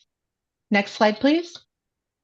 Now, because the scope of CPW's social science research program is vast, we really wanted to be deliberate in which projects we would highlight for you today.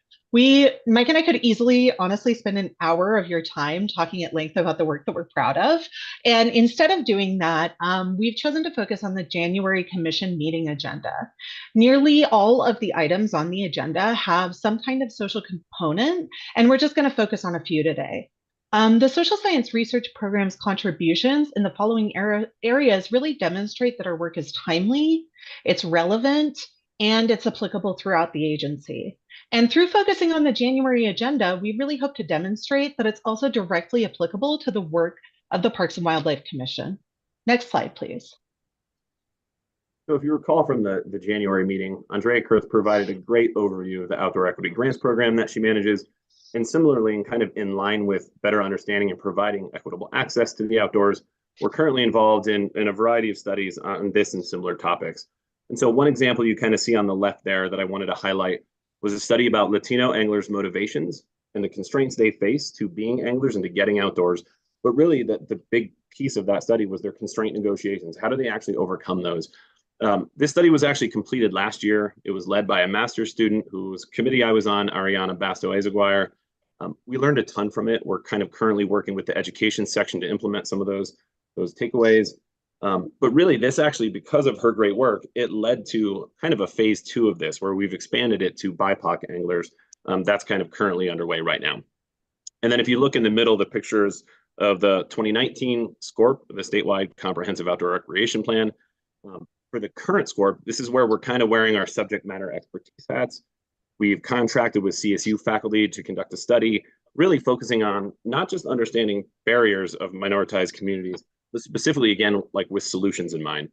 And again, kind of specifically to improve access opportunities within their communities. And we're doing that work kind of through the OEGP program. It's underway right now as well. And then the third study is kind of the picture on the far right. I wanted to highlight it. It wasn't really about kind of access, equitable opportunities. It was really looking at the nexus between kind of outdoor recreation, land development, and attitudes and kind of values toward wildlife in Eagle County. And so we surveyed Eagle County residents. We used a lot of different social science tools. I'm talking multiple surveys, had it translated in Spanish, handed it out at Eagle Valley Outdoor Movement events. And one of the things, it's kind of a consistent takeaway, and it's in the literature, is that surveys are probably not the best tool to try to learn from disproportionately disadvantaged communities. Next slide, please. And so kind of wearing, again, our subject matter expertise hats, and in the realm of what Mark Vieira kind of presented in January about mountain lion management, Katie and I have been, I would say, loosely, kind of broadly involved in the East Slope mountain lion planning process. Again, more as subject matter experts, helping to think through engagement processes, but really Jonathan Boyson, Emma Hay, who's kind of driving this presentation right now, our public involvement specialist, are leading the charge with this. They've done an amazing job. Next slide.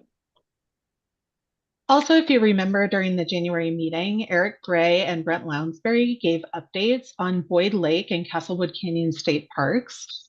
During their presentation, they highlighted some challenges, including managing increased visitation and use types, updates and repairs to recreation infrastructure and facilities, and the need for community engagement staff within the parks. In broad scope, the work of the Human Dimensions and Social Science Research Program touches on these issues.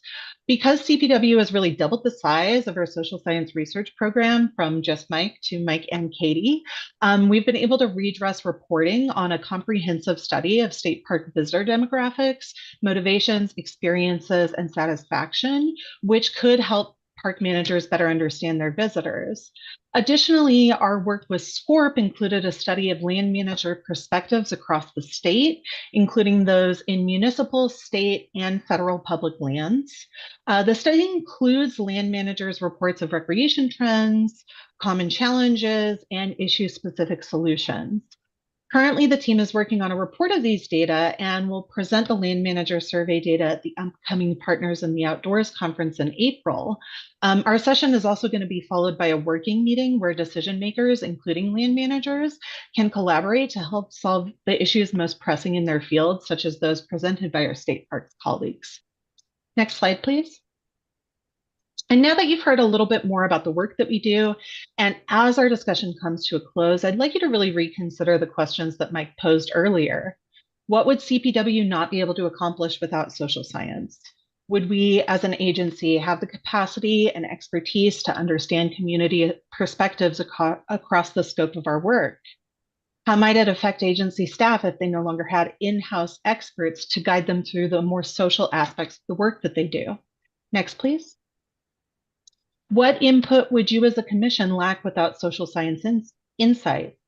What social science data and information have you relied on to make policy decisions in your roles as commissioners?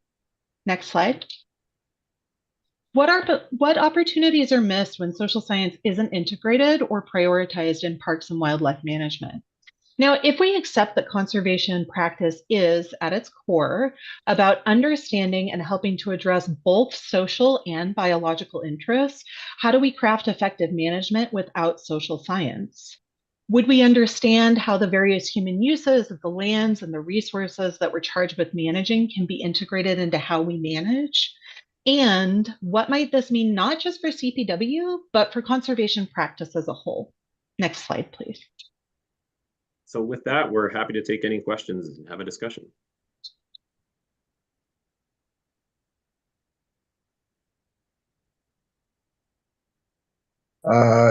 Commissioner Bailey. Thanks, Chair May. Thanks, Mike and Katie, for the updates and overview and the report. It's always really great to see. And certainly this is something that I, push for and care about as somebody who does social science in the conservation and environmental spaces myself. So I appreciate all the hard work.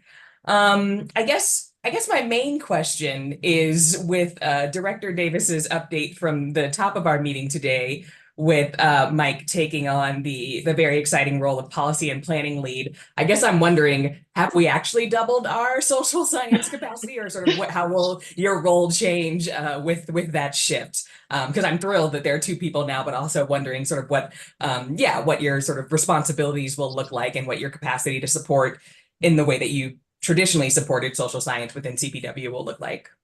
Yeah, for sure. Thanks, Commissioner Bailey, for that. And yeah, we were very excited to double our capacity. And in the history of CPW, we really have only had one social scientist, one human dimension specialist. And so, I don't want to get too far ahead of myself. I'm not in the role yet. Any ideas that I have need to be vetted through Jeff and the team. But in terms of even ongoing projects, right? Like I have studies and collaborations going. I think one of the things that I'm most interested in is keeping those partnerships, keeping those networks, keeping those collaborations there, and friendships. I mean, quite honestly, I've been doing this for 7 years, and we need to keep those whole, right? So that when we do backfill my position as the human dimensions for, that person stepping into that role doesn't just have projects dumped on them, they have relationships and a network to build upon. So that's number one with at least social science stuff. And in terms of actual research projects that I have, I've really taken it to heart and kind of got to work in the past couple of weeks, just trying to reach out to collaborators and let them know, be transparent and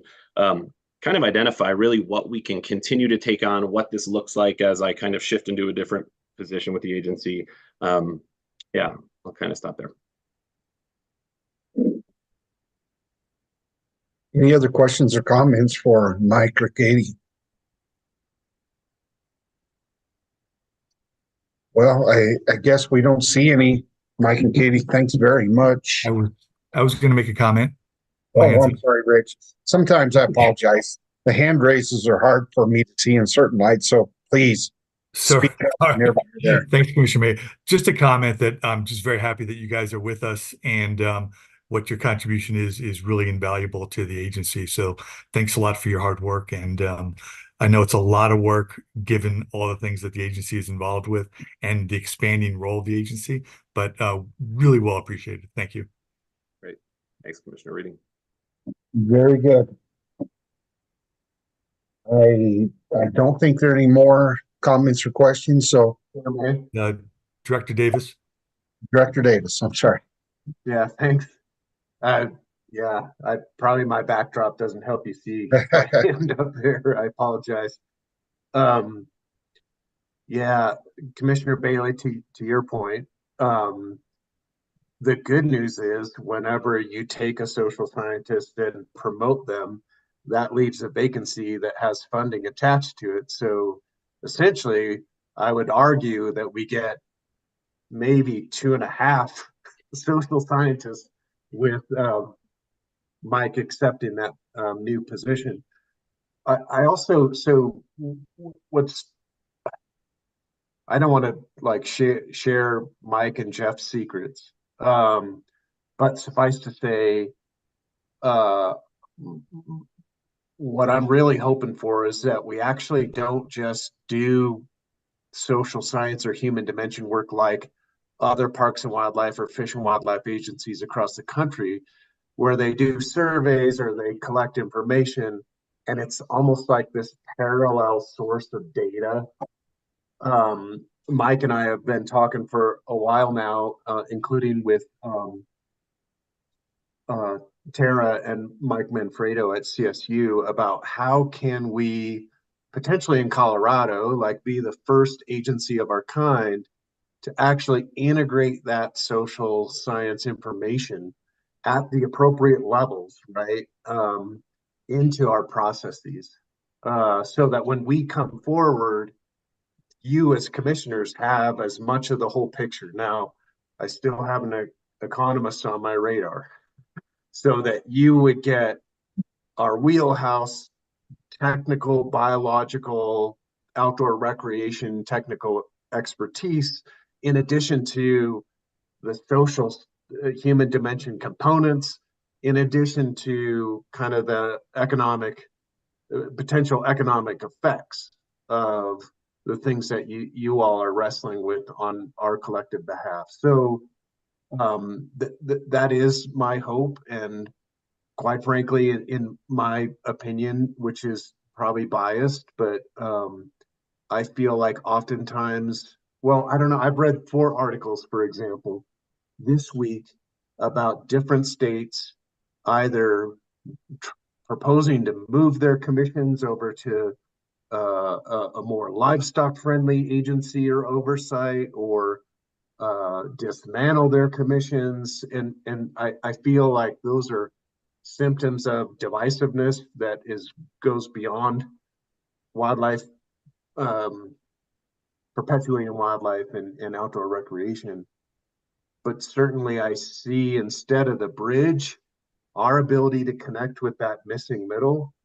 What we have is all of us getting kind of pulled one direction or another by the kind of the ends of that spectrum of value orientations, needs, and expectations. So it is my hope that CPW will be a national leader in how we can not let our public divide itself, but how we can make sure that, again, as trustees, if you will, of these resources, that we use our expertise to help you help us create the greatest number of benefits for the greatest number of beneficiaries.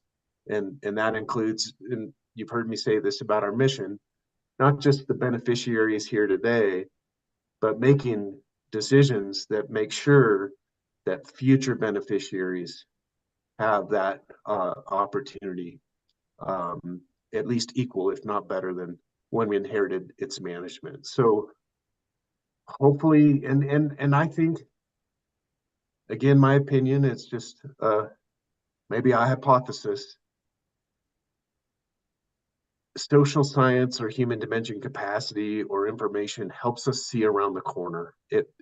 I think it helps us be more prepared for what's coming our direction, and therefore give us more time to be developing more durable solutions that might help navigate what's coming our way. So I'll shut up.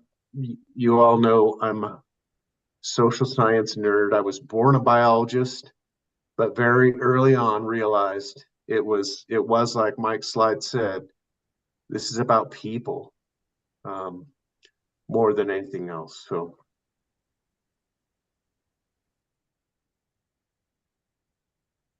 thank you, Director. Anybody else?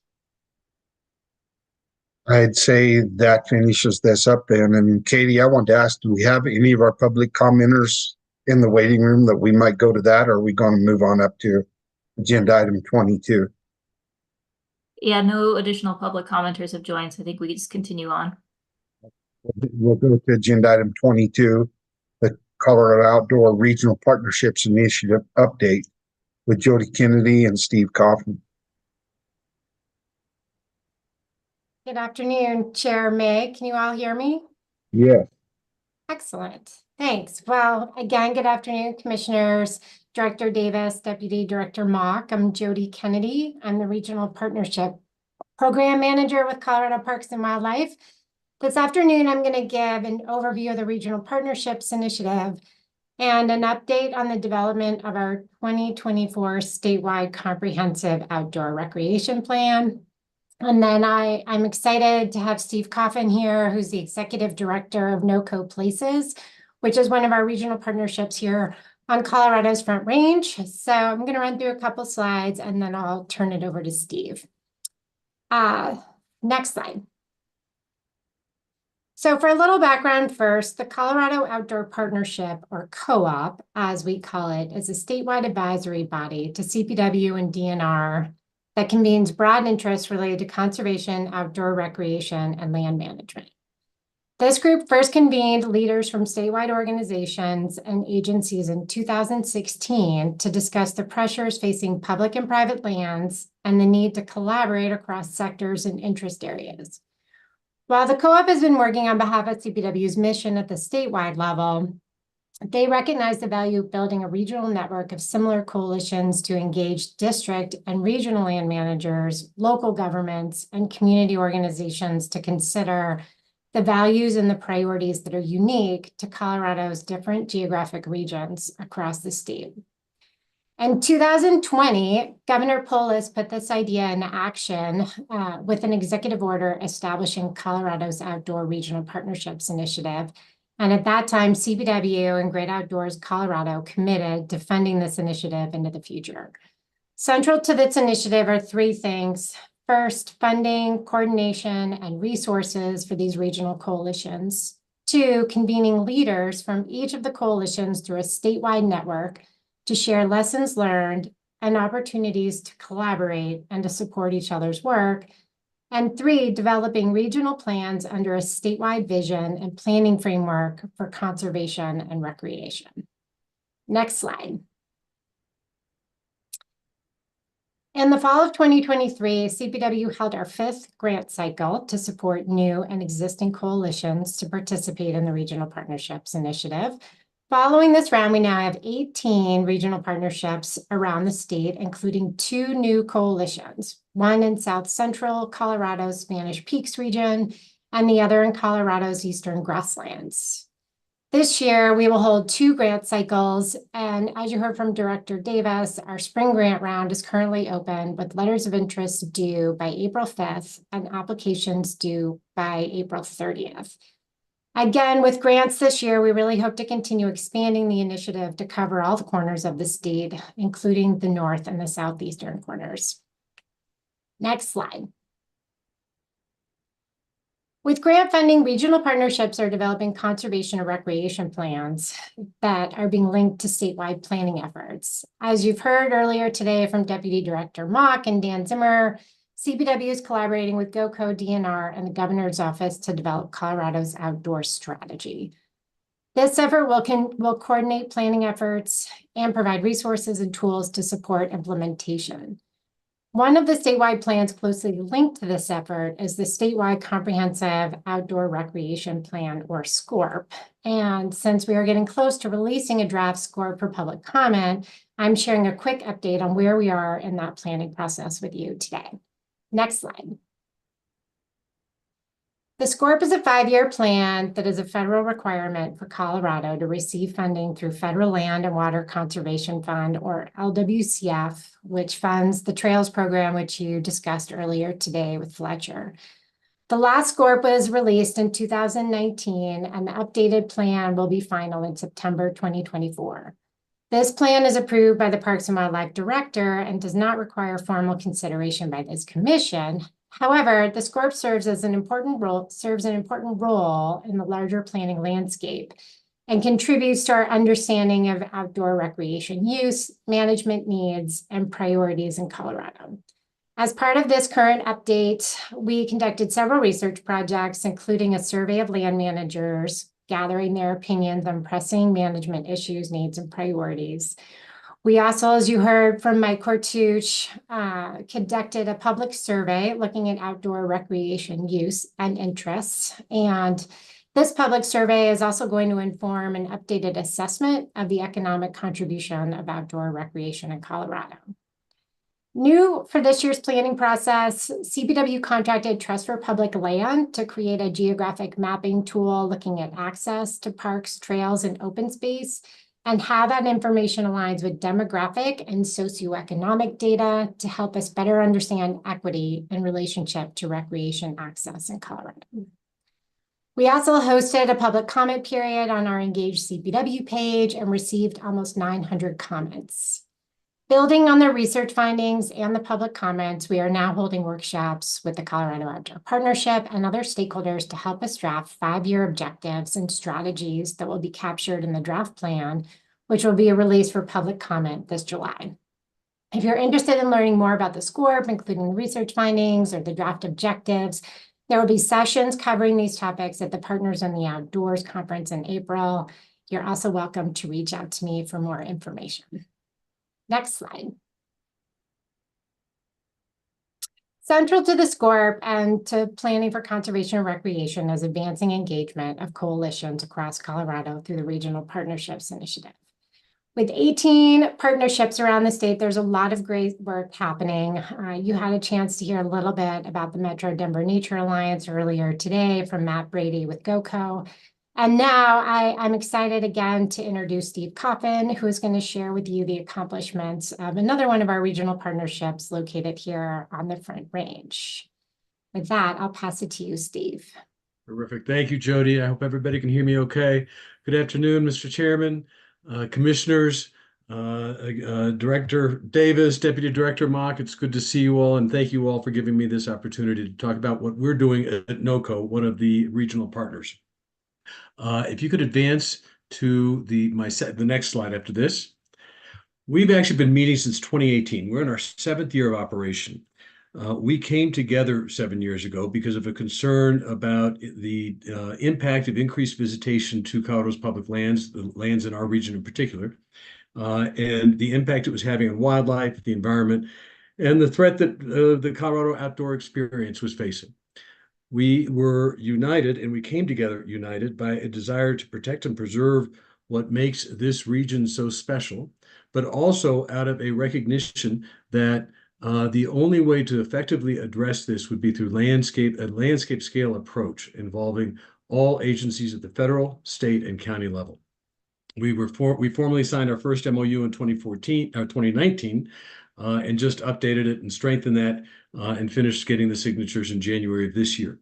You can see our mission there. It's to collaborate to protect and conserve natural and cultural resources while providing equitable access and a quality recreation experience for current and future generations. Next slide, please. This is who we are. So we've got 8 agencies that form the core of NOCO, 2 federal agencies, the Arapahoe and Roosevelt National Forests and Rocky Mountain National Park, 1 state agency, Colorado Parks and Wildlife, and then 5 counties, Boulder, Clear Creek, Gilpin, Jeffco, and Lambert. And you can see our geographic scope there on the right. It's essentially the foothills on the east, the Divide on the west, roughly I-70 on the south, and the Wyoming border on the north. Each of those 8 agencies has 1 representative on our executive committee. That's our decision-making body. They've been meeting monthly, the first Friday of every month for 7 years. And then their work is guided and informed by a larger, broader group that's called the NOCO Partners Group. It's about 60 people, a little bit more than that. That includes additional staff from each of those 8 agencies and about 20 experts in subjects that are important to the long-term management of public lands in our region. From the motorized and non-motorized recreation community, the environmental community, outdoor rec community, and others. And they meet every other month. And have been for several years. Next slide, please. We have several areas of focus. I'm going to just touch on most of these and drill down on one of them. One is equity, diversity, and inclusion. Our executive committee made that policy decision very early on that would be one of 2 issues, the other being climate change, that should impact every decision we make and every action we take. So we have a work group. In fact, we just met this morning of EDI. We call it EDI. Put equity first. That was a conscious decision by our group. And And we've got a work group where we share best practices, we share challenges that each of the agencies are facing, share programs to identify partnership opportunities between these. Some really, really good stuff happening by each of the agencies on this issue. Communications and common messaging is a second one. We believe that if all 8 agencies can speak with one voice, that voice will carry more weight than if each of us do our own thing. So obviously each of the agencies still have their own communications, but we look for opportunities where we can all collectively communicate one message at the same time through all of our channels. And we've now done about a dozen common messaging campaigns, and we're about to launch a very cool QR code for the NOCO region that's going to be kind of a go-to resource for stewardship practices, areas to recreate, and things like that. Really excited about what we're doing on the communications front. The conservation recreation vision I'm going to come back to in a second because that's what I want to drill down a little bit on. And then we're exploring a number of other pilots. We are just getting underway with an unauthorized trails project where we've hired a contractor to go out on the land this summer. We want to create as comprehensive and as accurate a map as we can of unauthorized trails in the region, understand why they're there, how they're being used. Once we get that map, we're going to bring all 8 agencies back together and say, okay, what do we want to do with this now? Do we want to do anything? If we want to do something, do we want to do a common management approach, a common enforcement approach? We'll have to see what comes out of that. The Forest Service has a new concessionaire that is a really out-of-the-box, creative concessionaire for campsites. And so we're talking with them about maybe we can create a NOCO branded campsite experience so that if any camper goes to a campsite in the NOCO region, they know what they're going to get, they know the amenities they're going to get, all that kind of thing. We're going to have additional pilots as well. And let me take just a couple of minutes now to talk about this conservation and recreation vision. This is something we've been pursuing now for about 1.5 years. The idea was we needed to have some kind of northern light. I forget what the phrase is, but some goal we're aiming for the long term, what we want the long term, what we want this region to look like in the long term. And we needed to come up with that vision. And so we started that process about 1.5 years ago. And we decided first, before we sat down and developed that vision, we needed some data. And so thanks to you all, thanks to CPW, I should say, and through their RPI grants, we were able to get those 3 sets of data. The first is, if you'll advance to the next slide, please, a conservation summary map. We hired Colorado Natural Heritage Program to develop a map of the biodiversity assets in the region and the relative sensitivity of those biodiversity assets. The darker shade of blue, the more sensitive the area is. That does not mean the converse, that the white areas don't have biodiversity assets or sensitivity. You can see down in the lower left-hand part, there's some white areas there. That's actually parts of Gilpin and Clear Creek County. What we learned is that reflects a lack of data. CNHP has a wealth of data in all those other regions, but not those white spots. So both Clear Creek and Gilpin have applied to GoCo for a grant to get CNHP to do that research to fill out that gap. But this has been an invaluable tool that evaluated, I think it was over 500 animal species and plants and you name it. And this is housed in the Codex and the Codex program, but an invaluable tool. So that's the first set of data we were able to get, again, thanks to CPW. Go to the next slide, please. The second set of data is we needed to better understand what visitor use trends. So we identified 70 hotspots in the NOCO region. You can barely see a list of the locations on the left there. They're listed out there. The Forest Service had 20 locations. Clear Creek, I think, had 16. You can see the list there. And this is all public. We identified those hotspots and hired RRC associates to acquire 2 years' worth of mobile phone data from visitors to those spots. And they created this extraordinary dashboard. Again, public information. You can get in there and play with it as much as you want. A wealth of information that shows where people are coming from, how long they're staying there, just a number of things that are really important for us to understand in developing this vision. And then the third set of data, go to the next slide, please, is the input of stakeholders. So again, thanks to CPW and their grant, we were able to conduct 16 focus groups with stakeholder groups. We just completed our last one in January. You can see the list of stakeholders that we did the focus groups with on that list. We had 140 participants from all of those various stakeholders.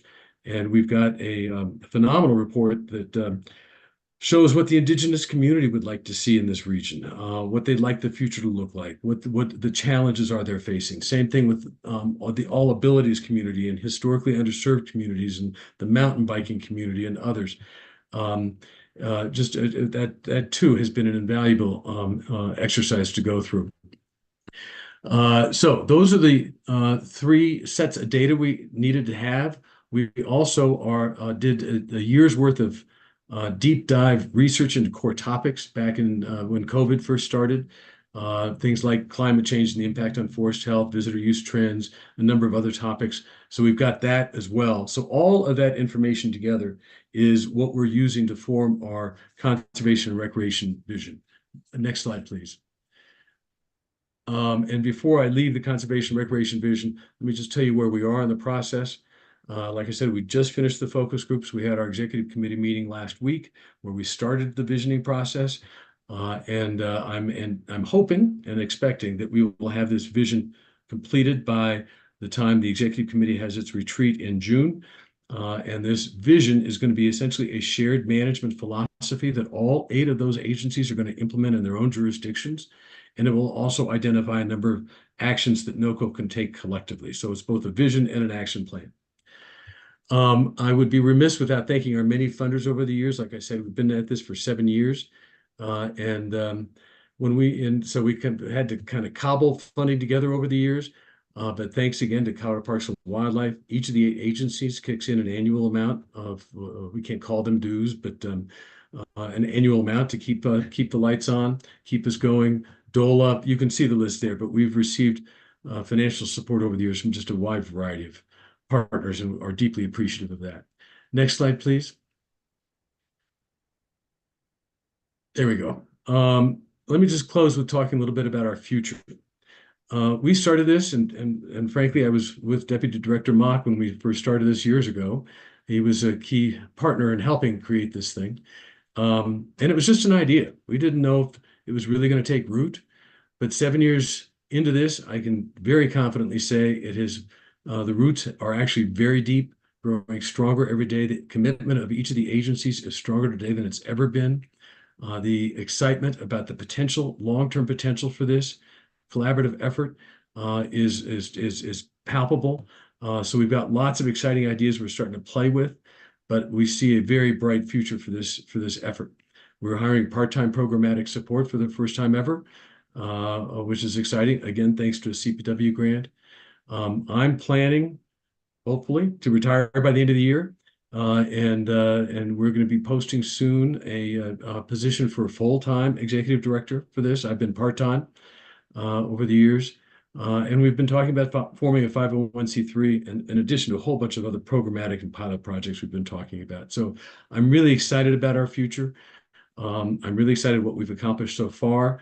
And I think that we're going to contribute significantly to Colorado's state plan and to creating a better environment for recreation and conservation in our region in the future. So with that, let me stop. I think I went 1 minute over what I was planning to do, and I'd be happy to take any questions.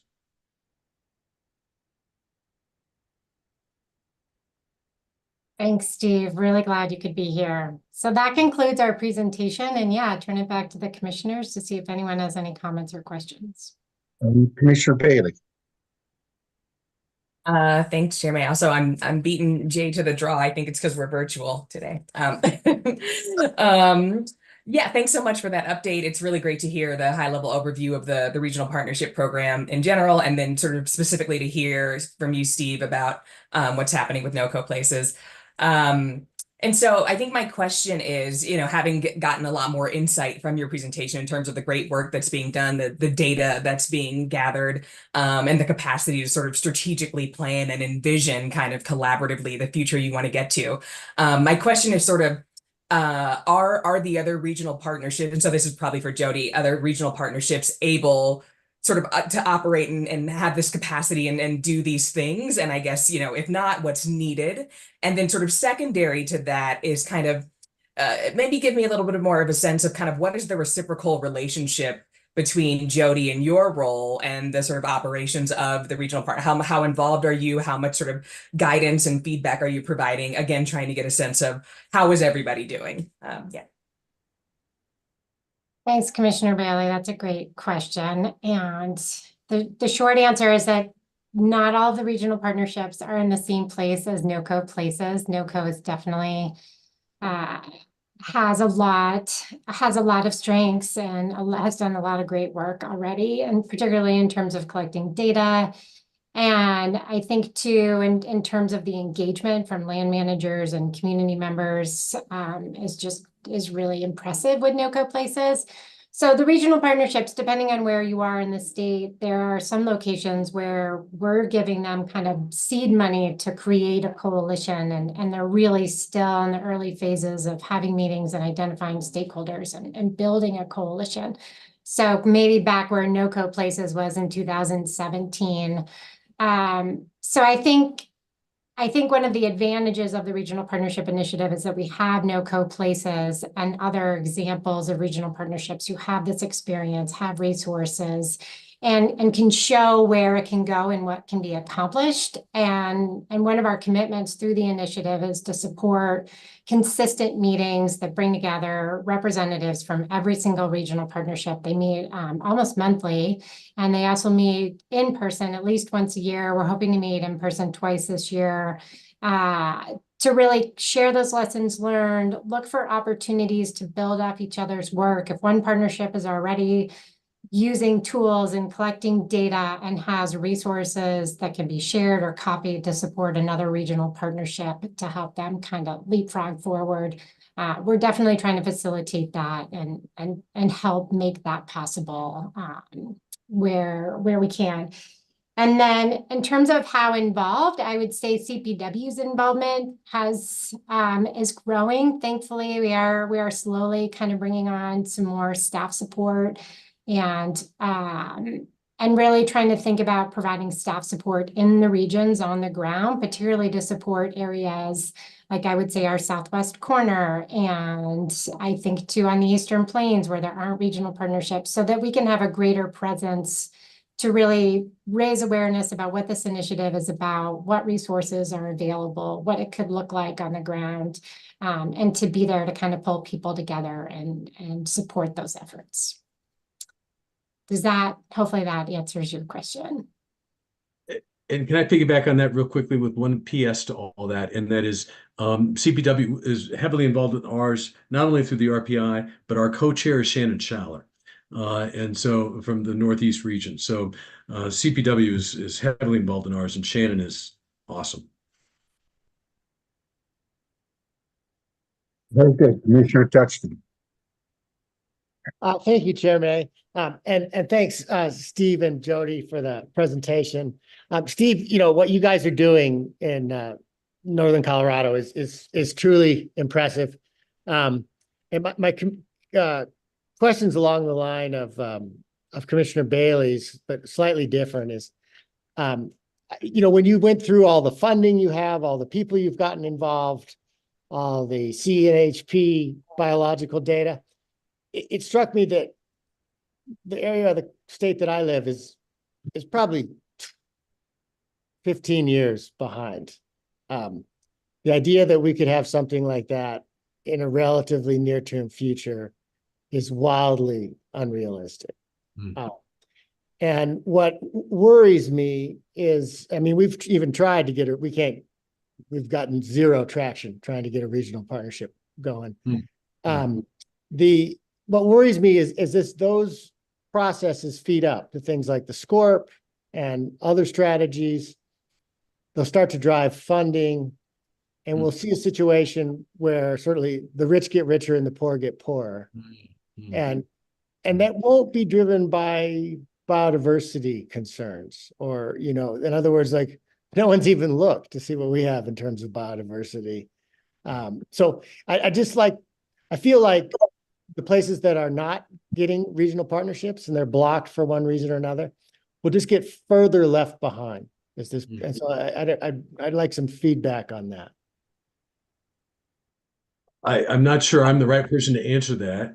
It might be more Jody and some of the others, but I think that's a very important point.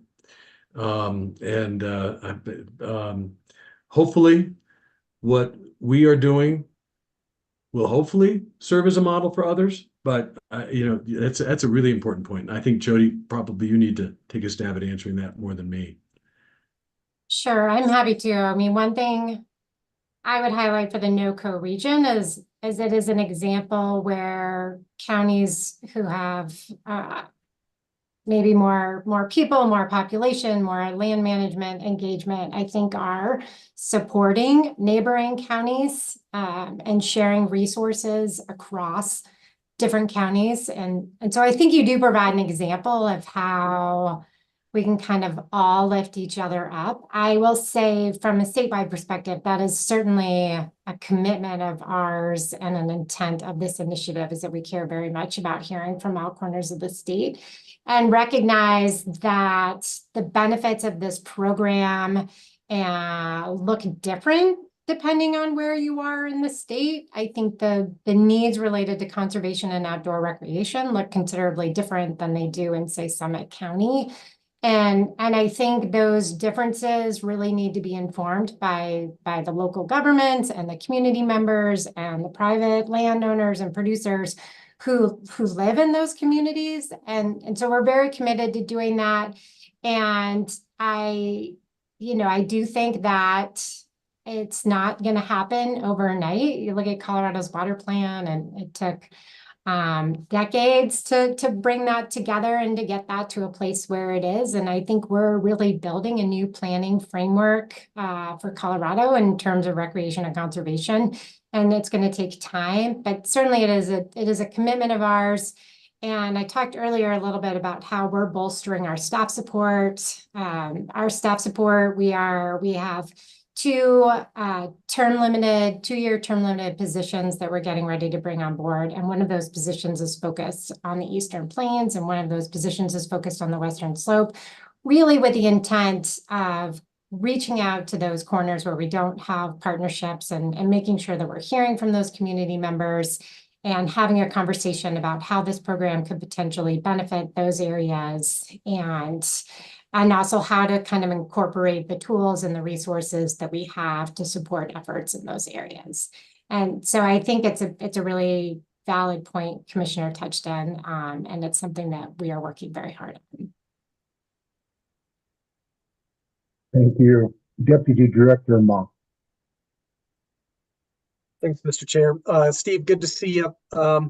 In Commissioners Touchin and Bailey kind of went exactly or teed up exactly sort of where I wanted to take this or direct my remarks, is that we've got to remember that this will be a long-term endeavor. I can't impart how important of a process I think that this really is. I think this is a first in the nation where we've accomplished something like this. And Steve can maybe speak to some of this, but NOCO Places was actually had some tailwinds because they were coming off of another 5-year planning exercise with the Northern Front Range shooting sports. But even still then, you had some turnover in leadership, turnover in staff, Forest Service.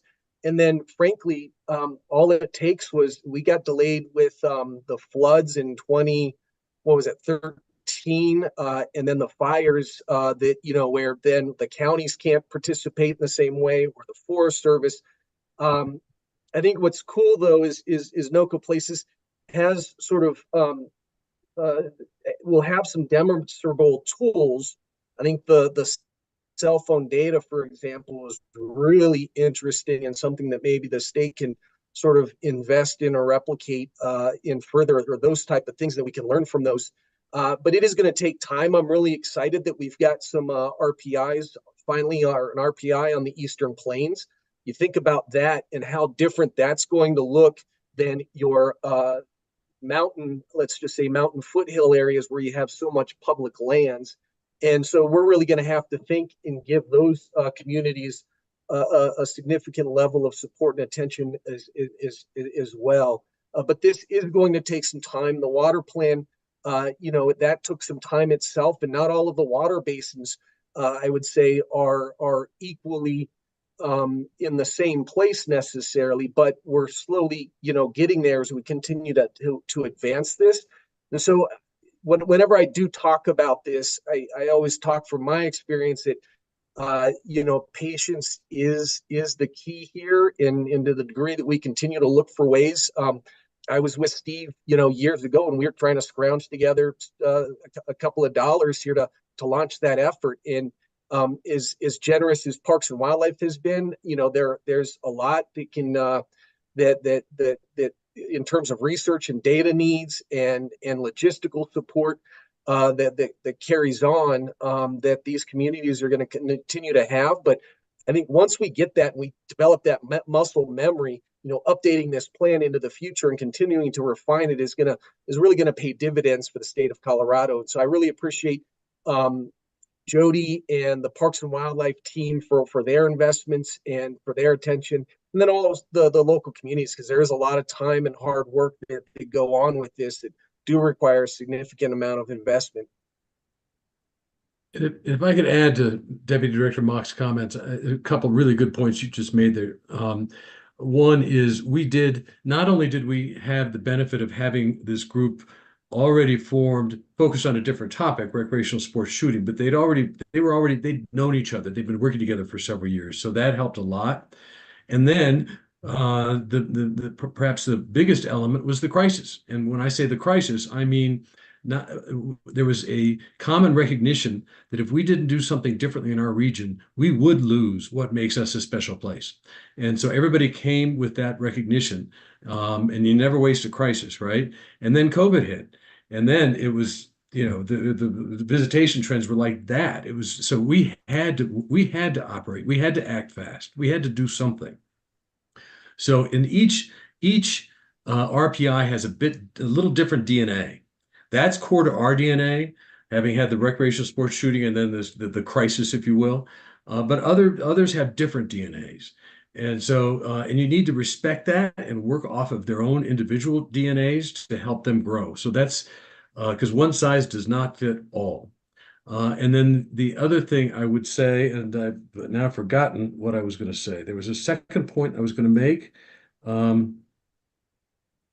Oh, the water plan. Yes, I worked with then CDOT director, he was CDOT director, but then it was DNR director, Russ George, back when he developed the water plan process back in the early 2000s. And Deputy Director Mock is absolutely right. When that process got started, it was met with great skepticism by the water community, and B, each basin developed on its own path, on its own course. And again, it was a one size did not fit all kind of approach thing. And each of them had to kind of develop on their own pace to some degree with some state encouragement. And now that has become an institutionalized part of water planning in the state. But it took a while.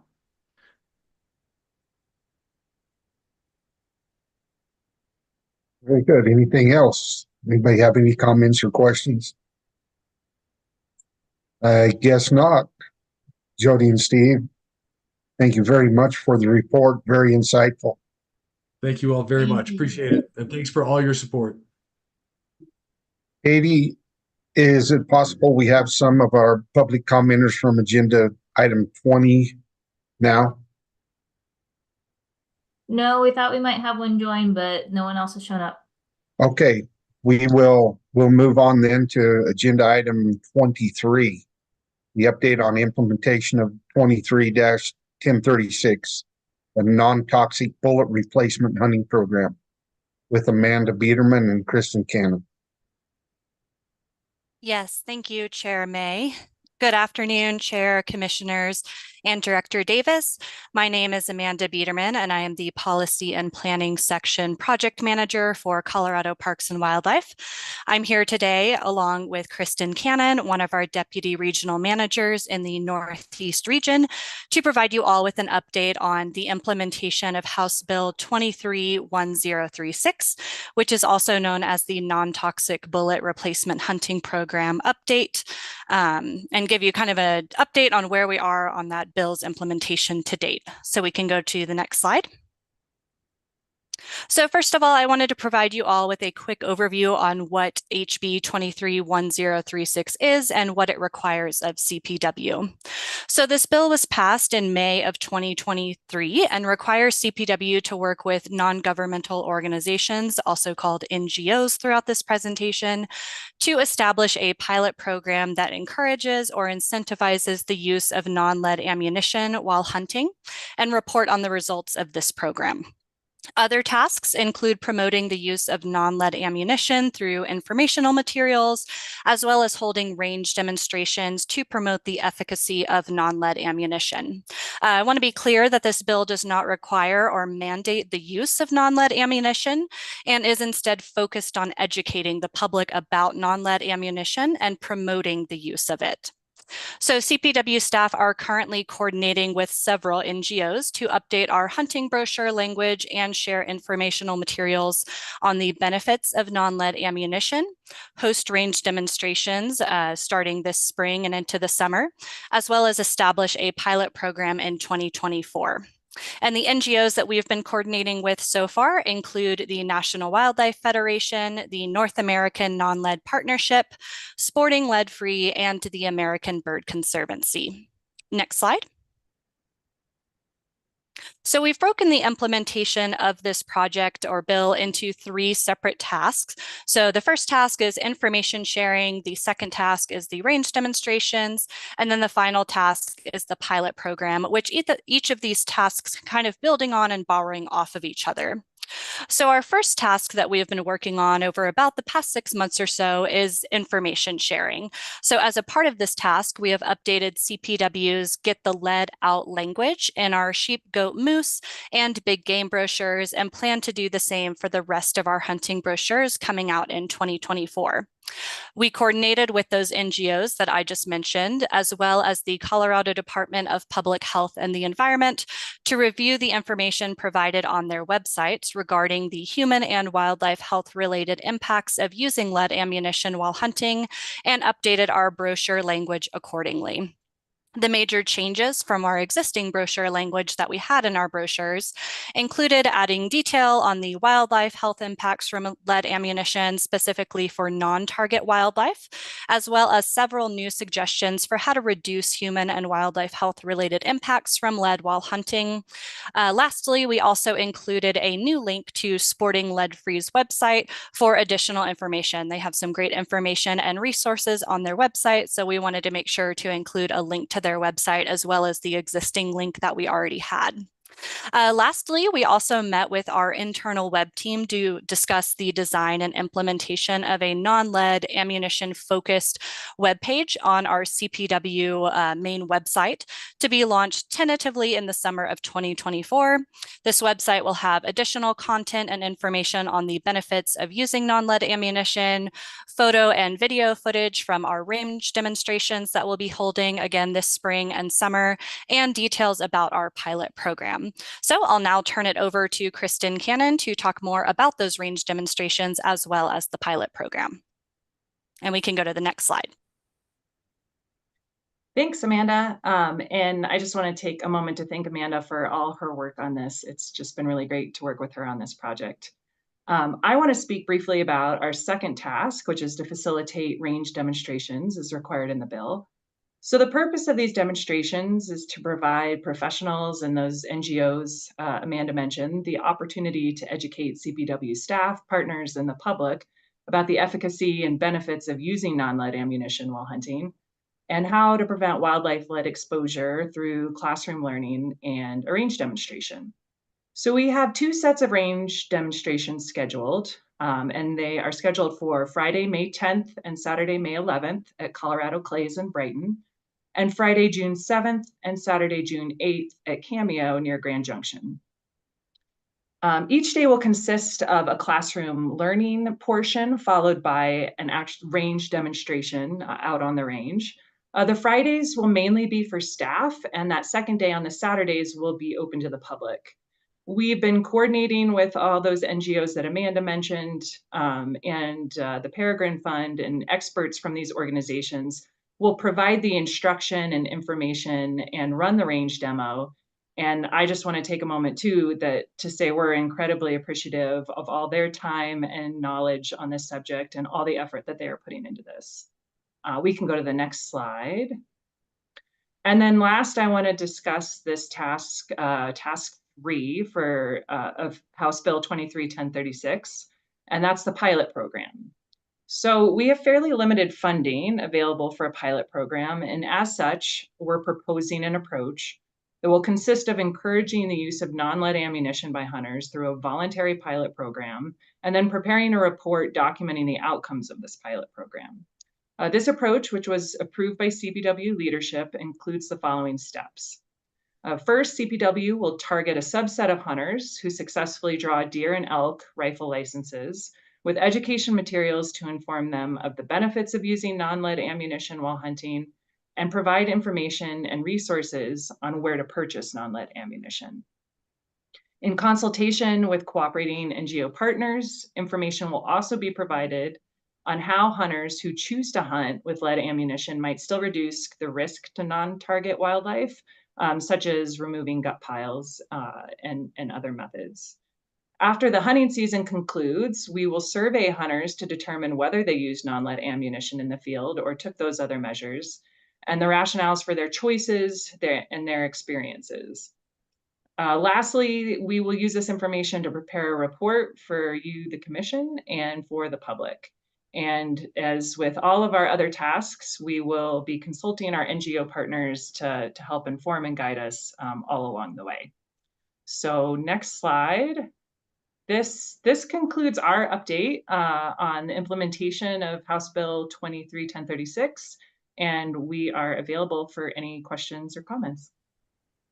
Kristen, I'll just jump in as well. I think one thing we neglected to include in our presentation is just the rough timeline for the pilot program. I think outlined in the bill currently, it allows for a 2-year pilot program. And so I believe that Kristen and I have been following that timeline and plan to do kind of 2 separate rounds of this pilot program, and then we'll compile a report on the results of that pilot program. Is that correct, Kristen? Okay. Yeah, thank you, Amanda. Yep. Very good. Commissioner Touchton, I can't believe I don't see your hand up. Okay, we'll go to Commissioner Reading. Thank you, Chair May. And thanks for that presentation. I'm always surprised when people don't do the right thing for their own health. And in this case, that's what we're talking about. I've been privileged enough to do some research on lead effects, lethal and sublethal on scavenging populations of birds in Africa. And it's pretty significant. And, you know, lead doesn't really have any kind of benefit to people. It only has deleterious effects. So the CDC, Center for Disease Control, or Commission, or whatever it stands for, has stated that there is no kind of acceptable lead level in children as indicative of the severe impacts of lead on people. So I just think this program is really important. I think that we should all be switching from lead to non-lead ammunition. And I think that this is a great thing for our agency to be doing. So I just wanted to make that comment. Thanks. Mm-hmm. Yeah. Hey, Dallas, if there's no other hands up, I've managed to break my computer somehow and I can't find that button anymore. But see, I knew there was something wrong, Commissioner Touchton. Especially when Commissioner Bailey was beating you to the punch every time. Well, so Commissioner Touchton, please they're go ahead. pretty quick. Well, no, Commissioner Reading said much of what I wanted to say, but I really commend you guys for and the sponsors of this legislation that we're trying to have this pilot program. You know, I have some experience over the decades trying to talk hunters into using non-lead. And, you know, you can tell them about the needless, unintentional wildlife killing, you know, the impact on their own health or their kids' health from all the microfragments that are going to end up in the meat, and that the performance is just fine for any practical reason I could think of. But what they always come back with is price. And so the suggestion I had for our team was, in our legislative updates, there's going to be a potential legislation to put an excise tax on ammunition, I guess at the state level. I'm not speaking to the wisdom of that, but if they're going to ask the voters to decide if they want to tax bullets, it might be a really great opportunity to ask the drafters of that referendum to leave non-lead out. So that I think that would be the most effective way we could encourage lead or non-lead, in my experience, is just cut the price. And if we're going to tax lead ammo, and we could exclude non-lead ammo, I think we'd get more acceptance more quickly than we will a lot of other methods. I firmly believe you should continue exactly what you're doing, but there might be an opportunity there to look at one of these economic arguments. It's only a couple bucks one way or the other for hunters, but still it's the argument that I've heard used against non-lead. So anyway, just a suggestion. Thank you. Any other comments? Unless I'm missing them, I don't think there are. So I guess we will move forward. Amanda and Kristen, thanks very much for that very helpful presentation. And Thank I you, agree Chair and with- Commissioners. I agree with Commissioner Touchton's point. When you tax something, you get less of it. And I think that that's probably a prudent approach. But that's a discussion for another time. So thank you very much, everybody. And so we'll move on to agenda item. Well, are we ready for 24? Are we too far ahead of schedule that may not work, or can we move into that? I believe we're ready, Chair. We have the appellant and Mr. Cooley on. Okay, very good. We'll move into 24 then, our license suspension appeal. And I'll turn it over to Mr. Cooley. Thank you, Chairman May. Commissioners, Deputy Director Mock, Director Davis, good afternoon. For the record, my name is Steve Cooley. I'm the State Hearing Examiner for Colorado Parks and Wildlife. I'm appearing today in response to an appeal filed by Kyler Widmer in license suspension case CPW 2022-108. Mr. Widmer appeared for his hearing on January 9th, 2024, and upon receiving notice of a 3-year suspension, Mr. Widmer requested that the Commission review the initial suspension decision. Mr. Widmer asked that the Commission consider allowing a probationary period or perform beneficial services in lieu of the 3-year suspension. Today, I'll first give a factual basis for Mr. Widmer's 2 violation episodes, and then Mr. Widmer will provide his appeal arguments. I'll provide a brief response to Mr. Widmer's appeal request, and then there will be an opportunity for questions and comments from the Commission.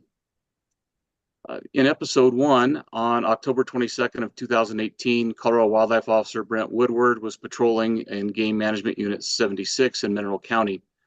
Officer Woodward was contacting a group of hunters who told the officer that one member of their party, Kyler Widmer, had killed an elk earlier that morning. As the hunters were talking to the officer, Mr. Widmer came walking towards them. The officer asked if he had killed an elk, and upon further questioning, Mr. Widmer stated that he had actually killed a cow and a calf elk by mistake. Mr. Widmer told the officer that he had taken an offhand shot at the cow elk, but she walked off and did not appear to have been hit. After about 5 seconds, he knelt down and shot at the calf, which dropped and died on the spot. When he approached the calf, he saw that he had also killed the cow elk, which was dead nearby.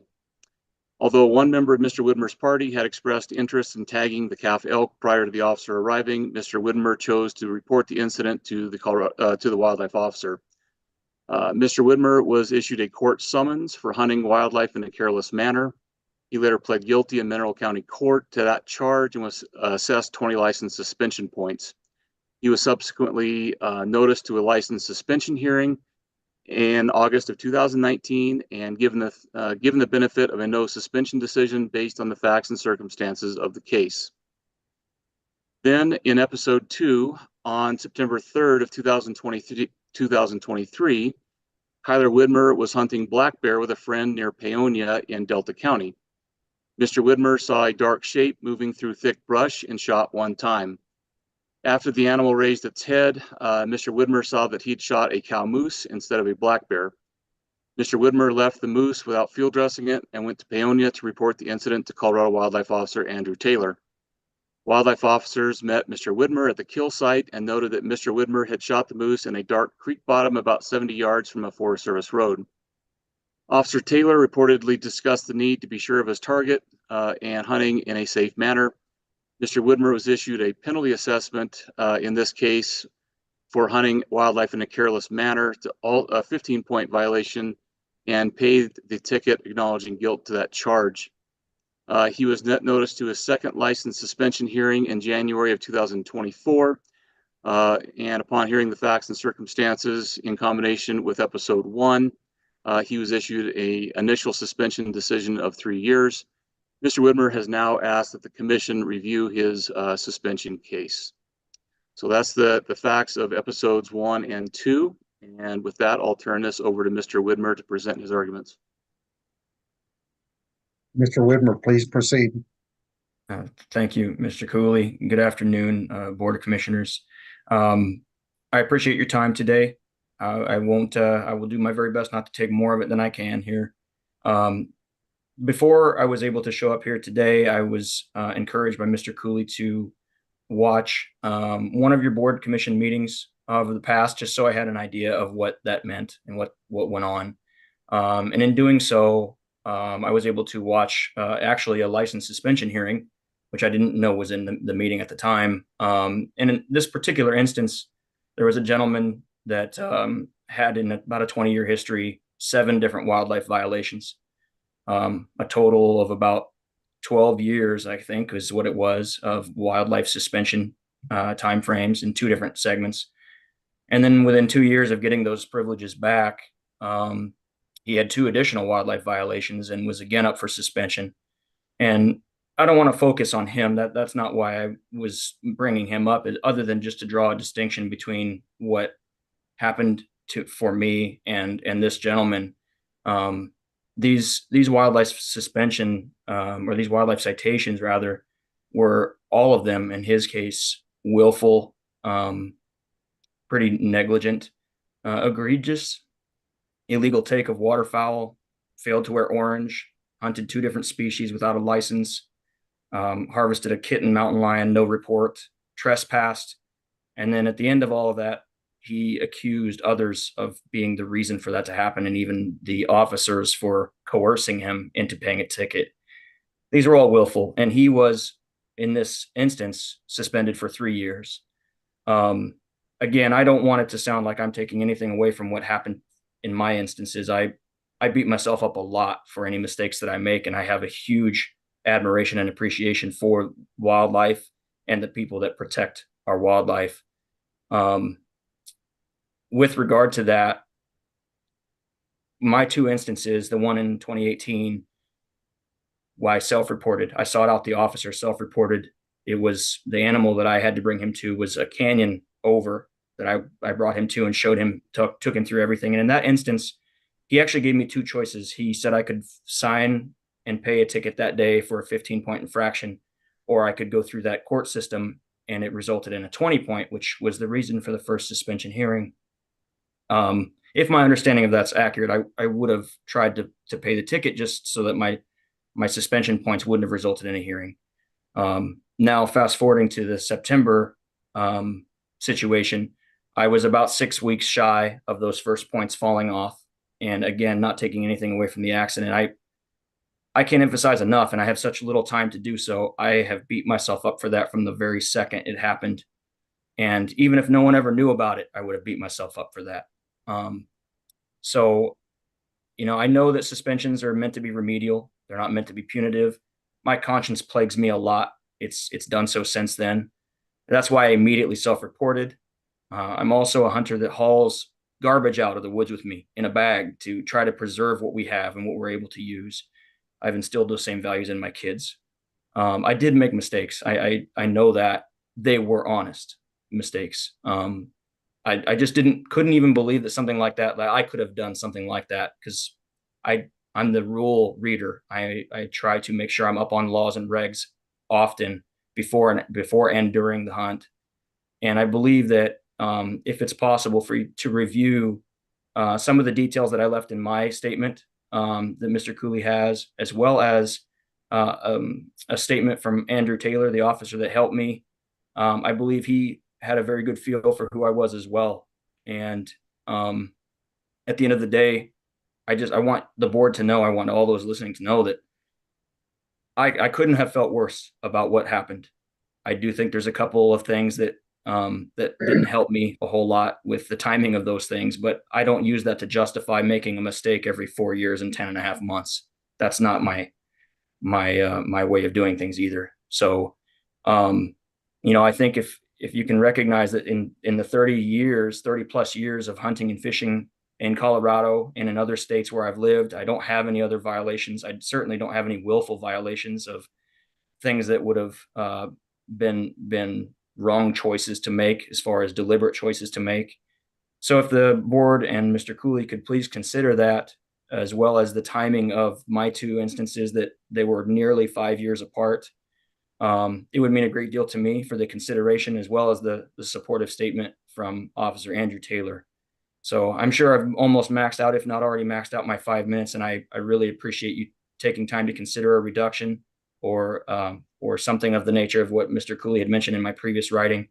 If you could consider a suspension of a year, that would be what I'm asking, please. Thank you.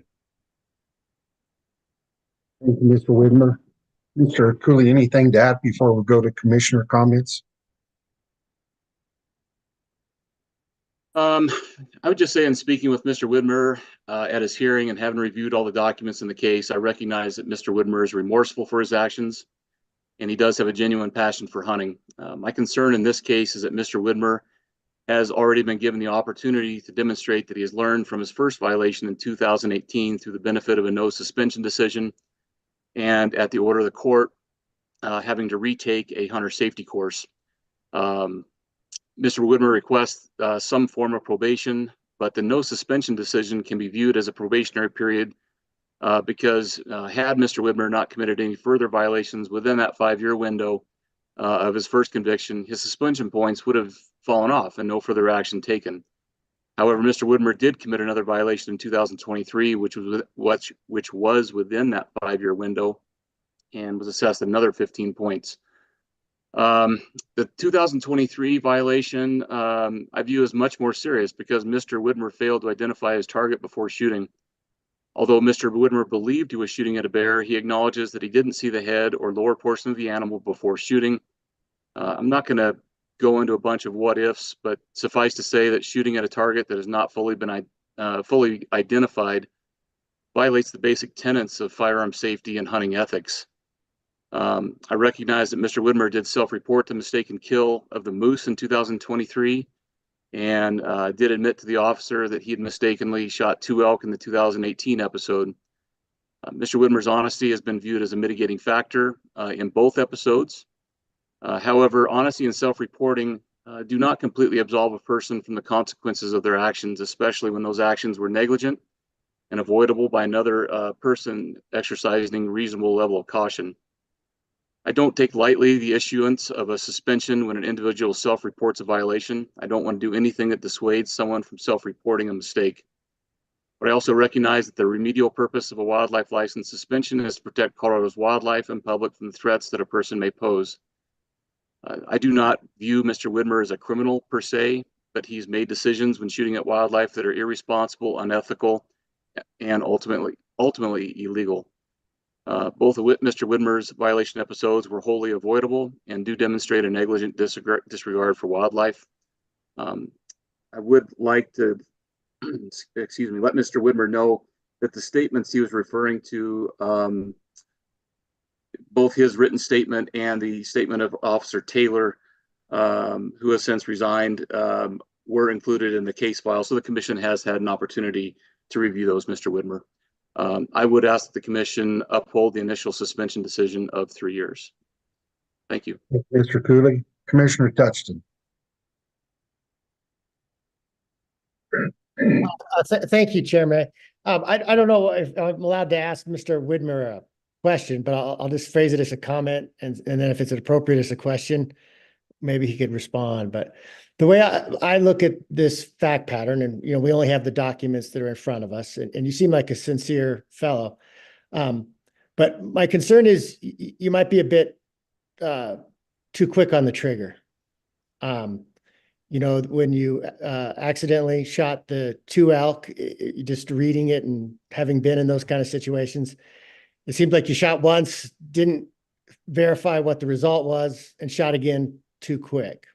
And then I think with the second incident, that's more worrisome, because you thought you were shooting a bear, you shot a moose. That it's a bit dangerous to not know exactly what you're shooting at, and in addition to the wildlife crime. So my concern is not that you didn't accept responsibility, but that you're dangerous to others. And so if it's appropriate as a question, maybe 3 years is a way to say, slow down on that trigger finger. And I don't know if you want to respond or not, but that was my question/comment. Thank you, Mr. Touchton. Commissioner Haskett.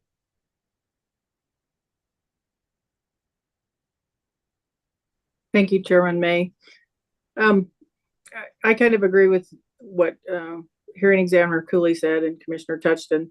I actually had written down my notes already, but after the first incident, I would have thought that you would have been extremely careful. You did something and you ended up with 2 animals. Basically, you did the same thing, but worse, by shooting at something that was just moving without clear identification. And that's really scary, that you didn't even really know what you were shooting at. So I move that we uphold the hearing examiner's recommendation and move forward. Thank you, Commissioner Haskett. Before I entertain the second, I'd like to go to Commissioner Murphy. I believe your hand's up, right, Commissioner Murphy? Okay, it must be my mistake, but so we do have a motion on the floor. Is there a second? Commissioner Bailey, second. It's been properly moved and seconded that we uphold the suspension recommended by Mr. Cooley. Is there any further discussion?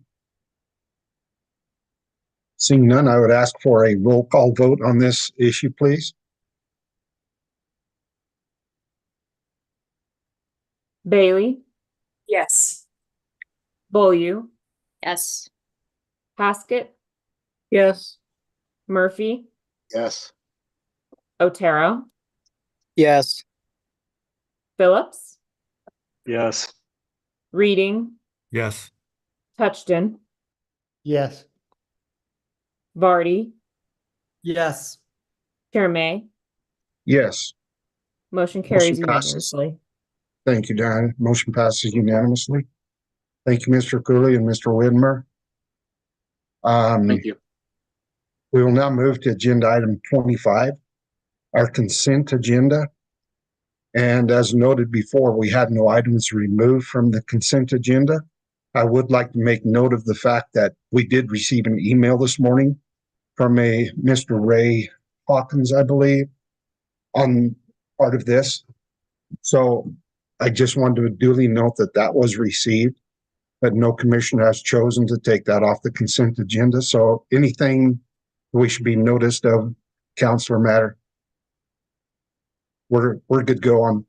With no removals from the consent agenda, I will entertain a motion to uphold the consent agenda. Adopted, I'm sorry. So moved. Commissioner Reading moved. Second. Commissioner Beaulieu, a second. Been properly moved and seconded that we uphold, that we adopt the consent agenda as presented. I think we can do a voice vote on this. All those in favor signify by saying aye. Aye. Aye. Opposed, nay. Motion is approved unanimously. I think Has that completed our afternoon? I think it has. I want to commend everybody. I think we had a meeting that moved along, was facilitated well. I appreciate everybody's cooperation and being on video. And I think that we will be able to stand in recess. I would like to ask the commissioners to consider my request this morning that we try to find a date that works for the most people, that we can have an in-person meeting. It doesn't have to be next week. It doesn't have to be as soon as possible, but there are several issues that I think would be very profitable for this commission to at least discuss.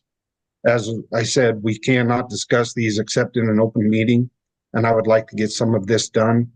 So if we could do that, I'm not asking staff to prepare presentations. I don't know that it's even necessary that some of the staff on some of the issues that I talked about are required to be there. I think that we as commissioners can have a very productive conversation, at least to know where we are on some of this. So I'd ask you to give that some thought, and maybe by the time we adjourn tomorrow afternoon, we can have some clarity on that. Commissioner Haskett, I'm sorry, Commissioner Bailey first. Yeah, either or. I just wanted to clarify how we would communicate, right? So I emailed Diana about, morning or eve or afternoon on the 5th. I'm wondering if we're suggesting other dates, or if we're doing a poll, how are we going to sort of figure out what that date is, and if we should email availability to Diana, or sort of what logistically. I'd like to comment on that. Yeah, I would like to make the comment that the 5th was first suggested as a date that was possibly going to work best for staff and maybe for the room and things like that. But I think I have noticed a couple commissioners that wasn't going to work for already. So my personal request is, let's just try to, if nothing else, have something like a doodle poll to where maybe at the end of the meeting tomorrow, we can discuss this and come to a consensus as to what date might work for the most people. There will still be a virtual option, but it's my desire that we have it in person, because that will give an opportunity for people when we put the agenda together to comment. And I think that's important. So I agree, Commissioner Bailey. It's kind of confusing how we went yesterday, but I don't think we have to be stuck to that April 5th date. I think we can try to find a date that works for the commission. The simple fact is, this is for the benefit of the commission, so that's what we need to really focus on. Commissioner Haskett. Thank you, Chairman May.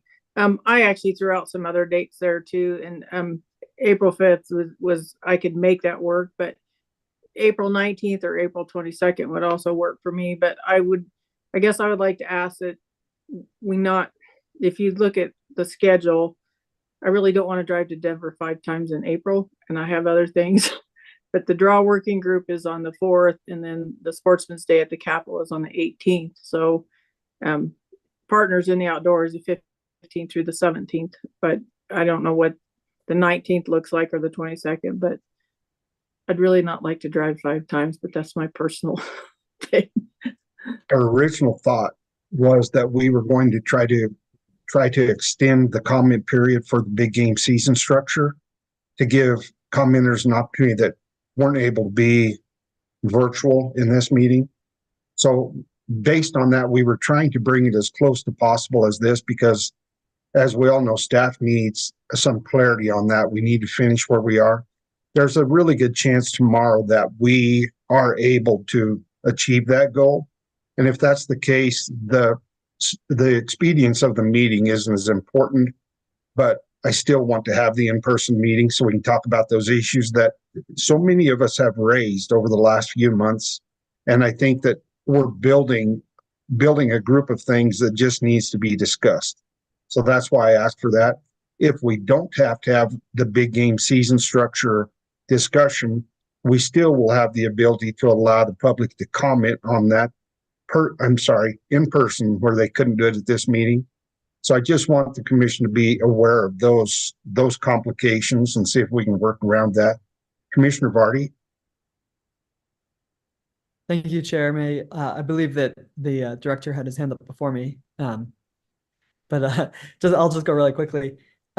if it is indeed not necessary to have a lot of staff there, since I know they'll be very occupied during this time, since many of us are already going to be at the partners conference, if there was an opportunity to do something around that while we're already all in person, something to entertain.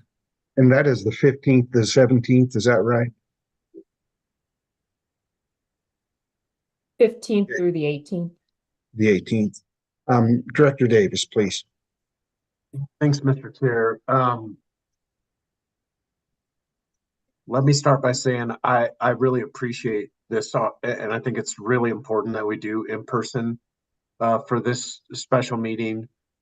I do want to just point out it does matter, like when we get it scheduled. If we get it scheduled too far out, that really compromises our timeline on the red line rulemaking or regulatory changes that we would need to make. And I also want to say that if we're meeting and the agenda has the big game season structure on it, then it's going to be really important that we have the key staff from Reed's shop at a minimum as part of that, because this is, in my opinion, a lot more complicated. And there are things that I think are going to be important that you all have our technical expertise and some of the thinking behind the staff recommendations to be able to interact with you about. My fear would be we would, in the absence of having the staff that really help develop this, you all may make a decision that may have complications or unintended consequences. And so I just want to point that out. If we could do the 5th or 9th, I think the 5th sounded like it would work for Commissioner Haskett. That would be a lot better, I think, for staff being able to be there and being able to make any sort of adjustments we might need to make in a timely manner. And Chair, just while I have the mic, I just want to clarify, I wrote everything down that you mentioned this morning that's kind of been brewing that you want to also include in that special meeting. And I just wanted to confirm that's also an intention. So maybe we make it through all the big game season structure, maybe not. Maybe there's some leftovers of that as part of the special meeting. But you also mentioned beaver management, lesser prairie chickens, etc. And just want to clarify that that's your intention also to be on that agenda for the special meeting.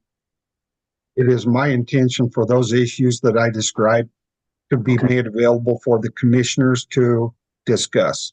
Because I can't emphasize the importance enough to me that we have brought these issues, those lesser prairie chicken, migration corridors, beaver management. These have been issues that have been brought in front of the commission for several meetings. And I feel it's important that the commissioners, whether it's including staff or not, the commissioners have an opportunity to discuss and debate these issues freely, at least explore the things that are on their minds. That will also, I think, give some guidance as these might come up in a future agenda. It will give some guidance to staff as to what the commission is thinking about. Because I understand the importance that staff has to be involved with all this, but I also want everybody to understand the importance that the commissioners need to have some input on some of these topics that keep coming up. So that's the purpose of that for me. I would like to leave the option, if we don't need the big game season structure discussion, I think tomorrow we're going to get to the point that we are good on that. I think I have visited with Brian some on it, and I know that, for example, there are some staff that won't be available on the 5th, but I don't know that it's that important that the commission is not going. I don't feel like the commission is going to take us in a different direction. I think it's important that we have the opportunity to talk about it plenty tomorrow if we run out of time.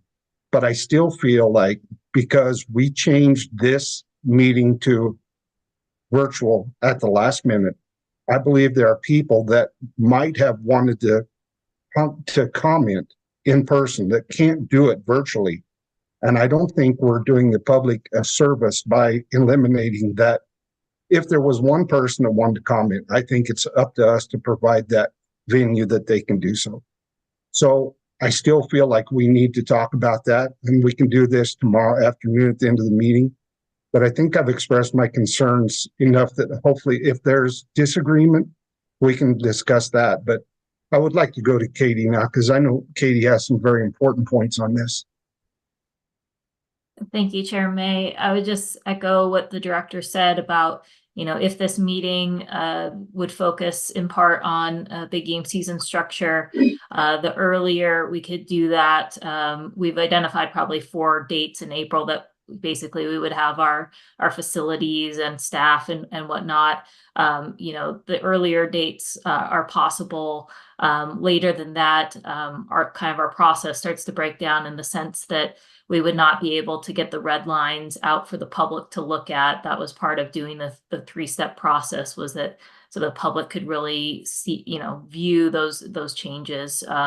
So just to say that as you all hear comments tomorrow, and again, there'll be, around 60 people tomorrow that are signed up to comment on big game season structure. Plus, I believe you received, over 200 written comments on the topic. So I think there you have gotten a good sense of what the major themes are from the public, and certainly appreciate your desire to hear from as many folks as possible. Just trying to balance that out with our ability to get something physically in front of the public as well to see and view before that next meeting in May also. Very good. Thank you. Thank you, Katie. Commissioner Haskett. Thank you, Chairman May. I'll be quick. I just want to say, I think the earlier is better, maybe April 5th, but I think it needs to be in Denver.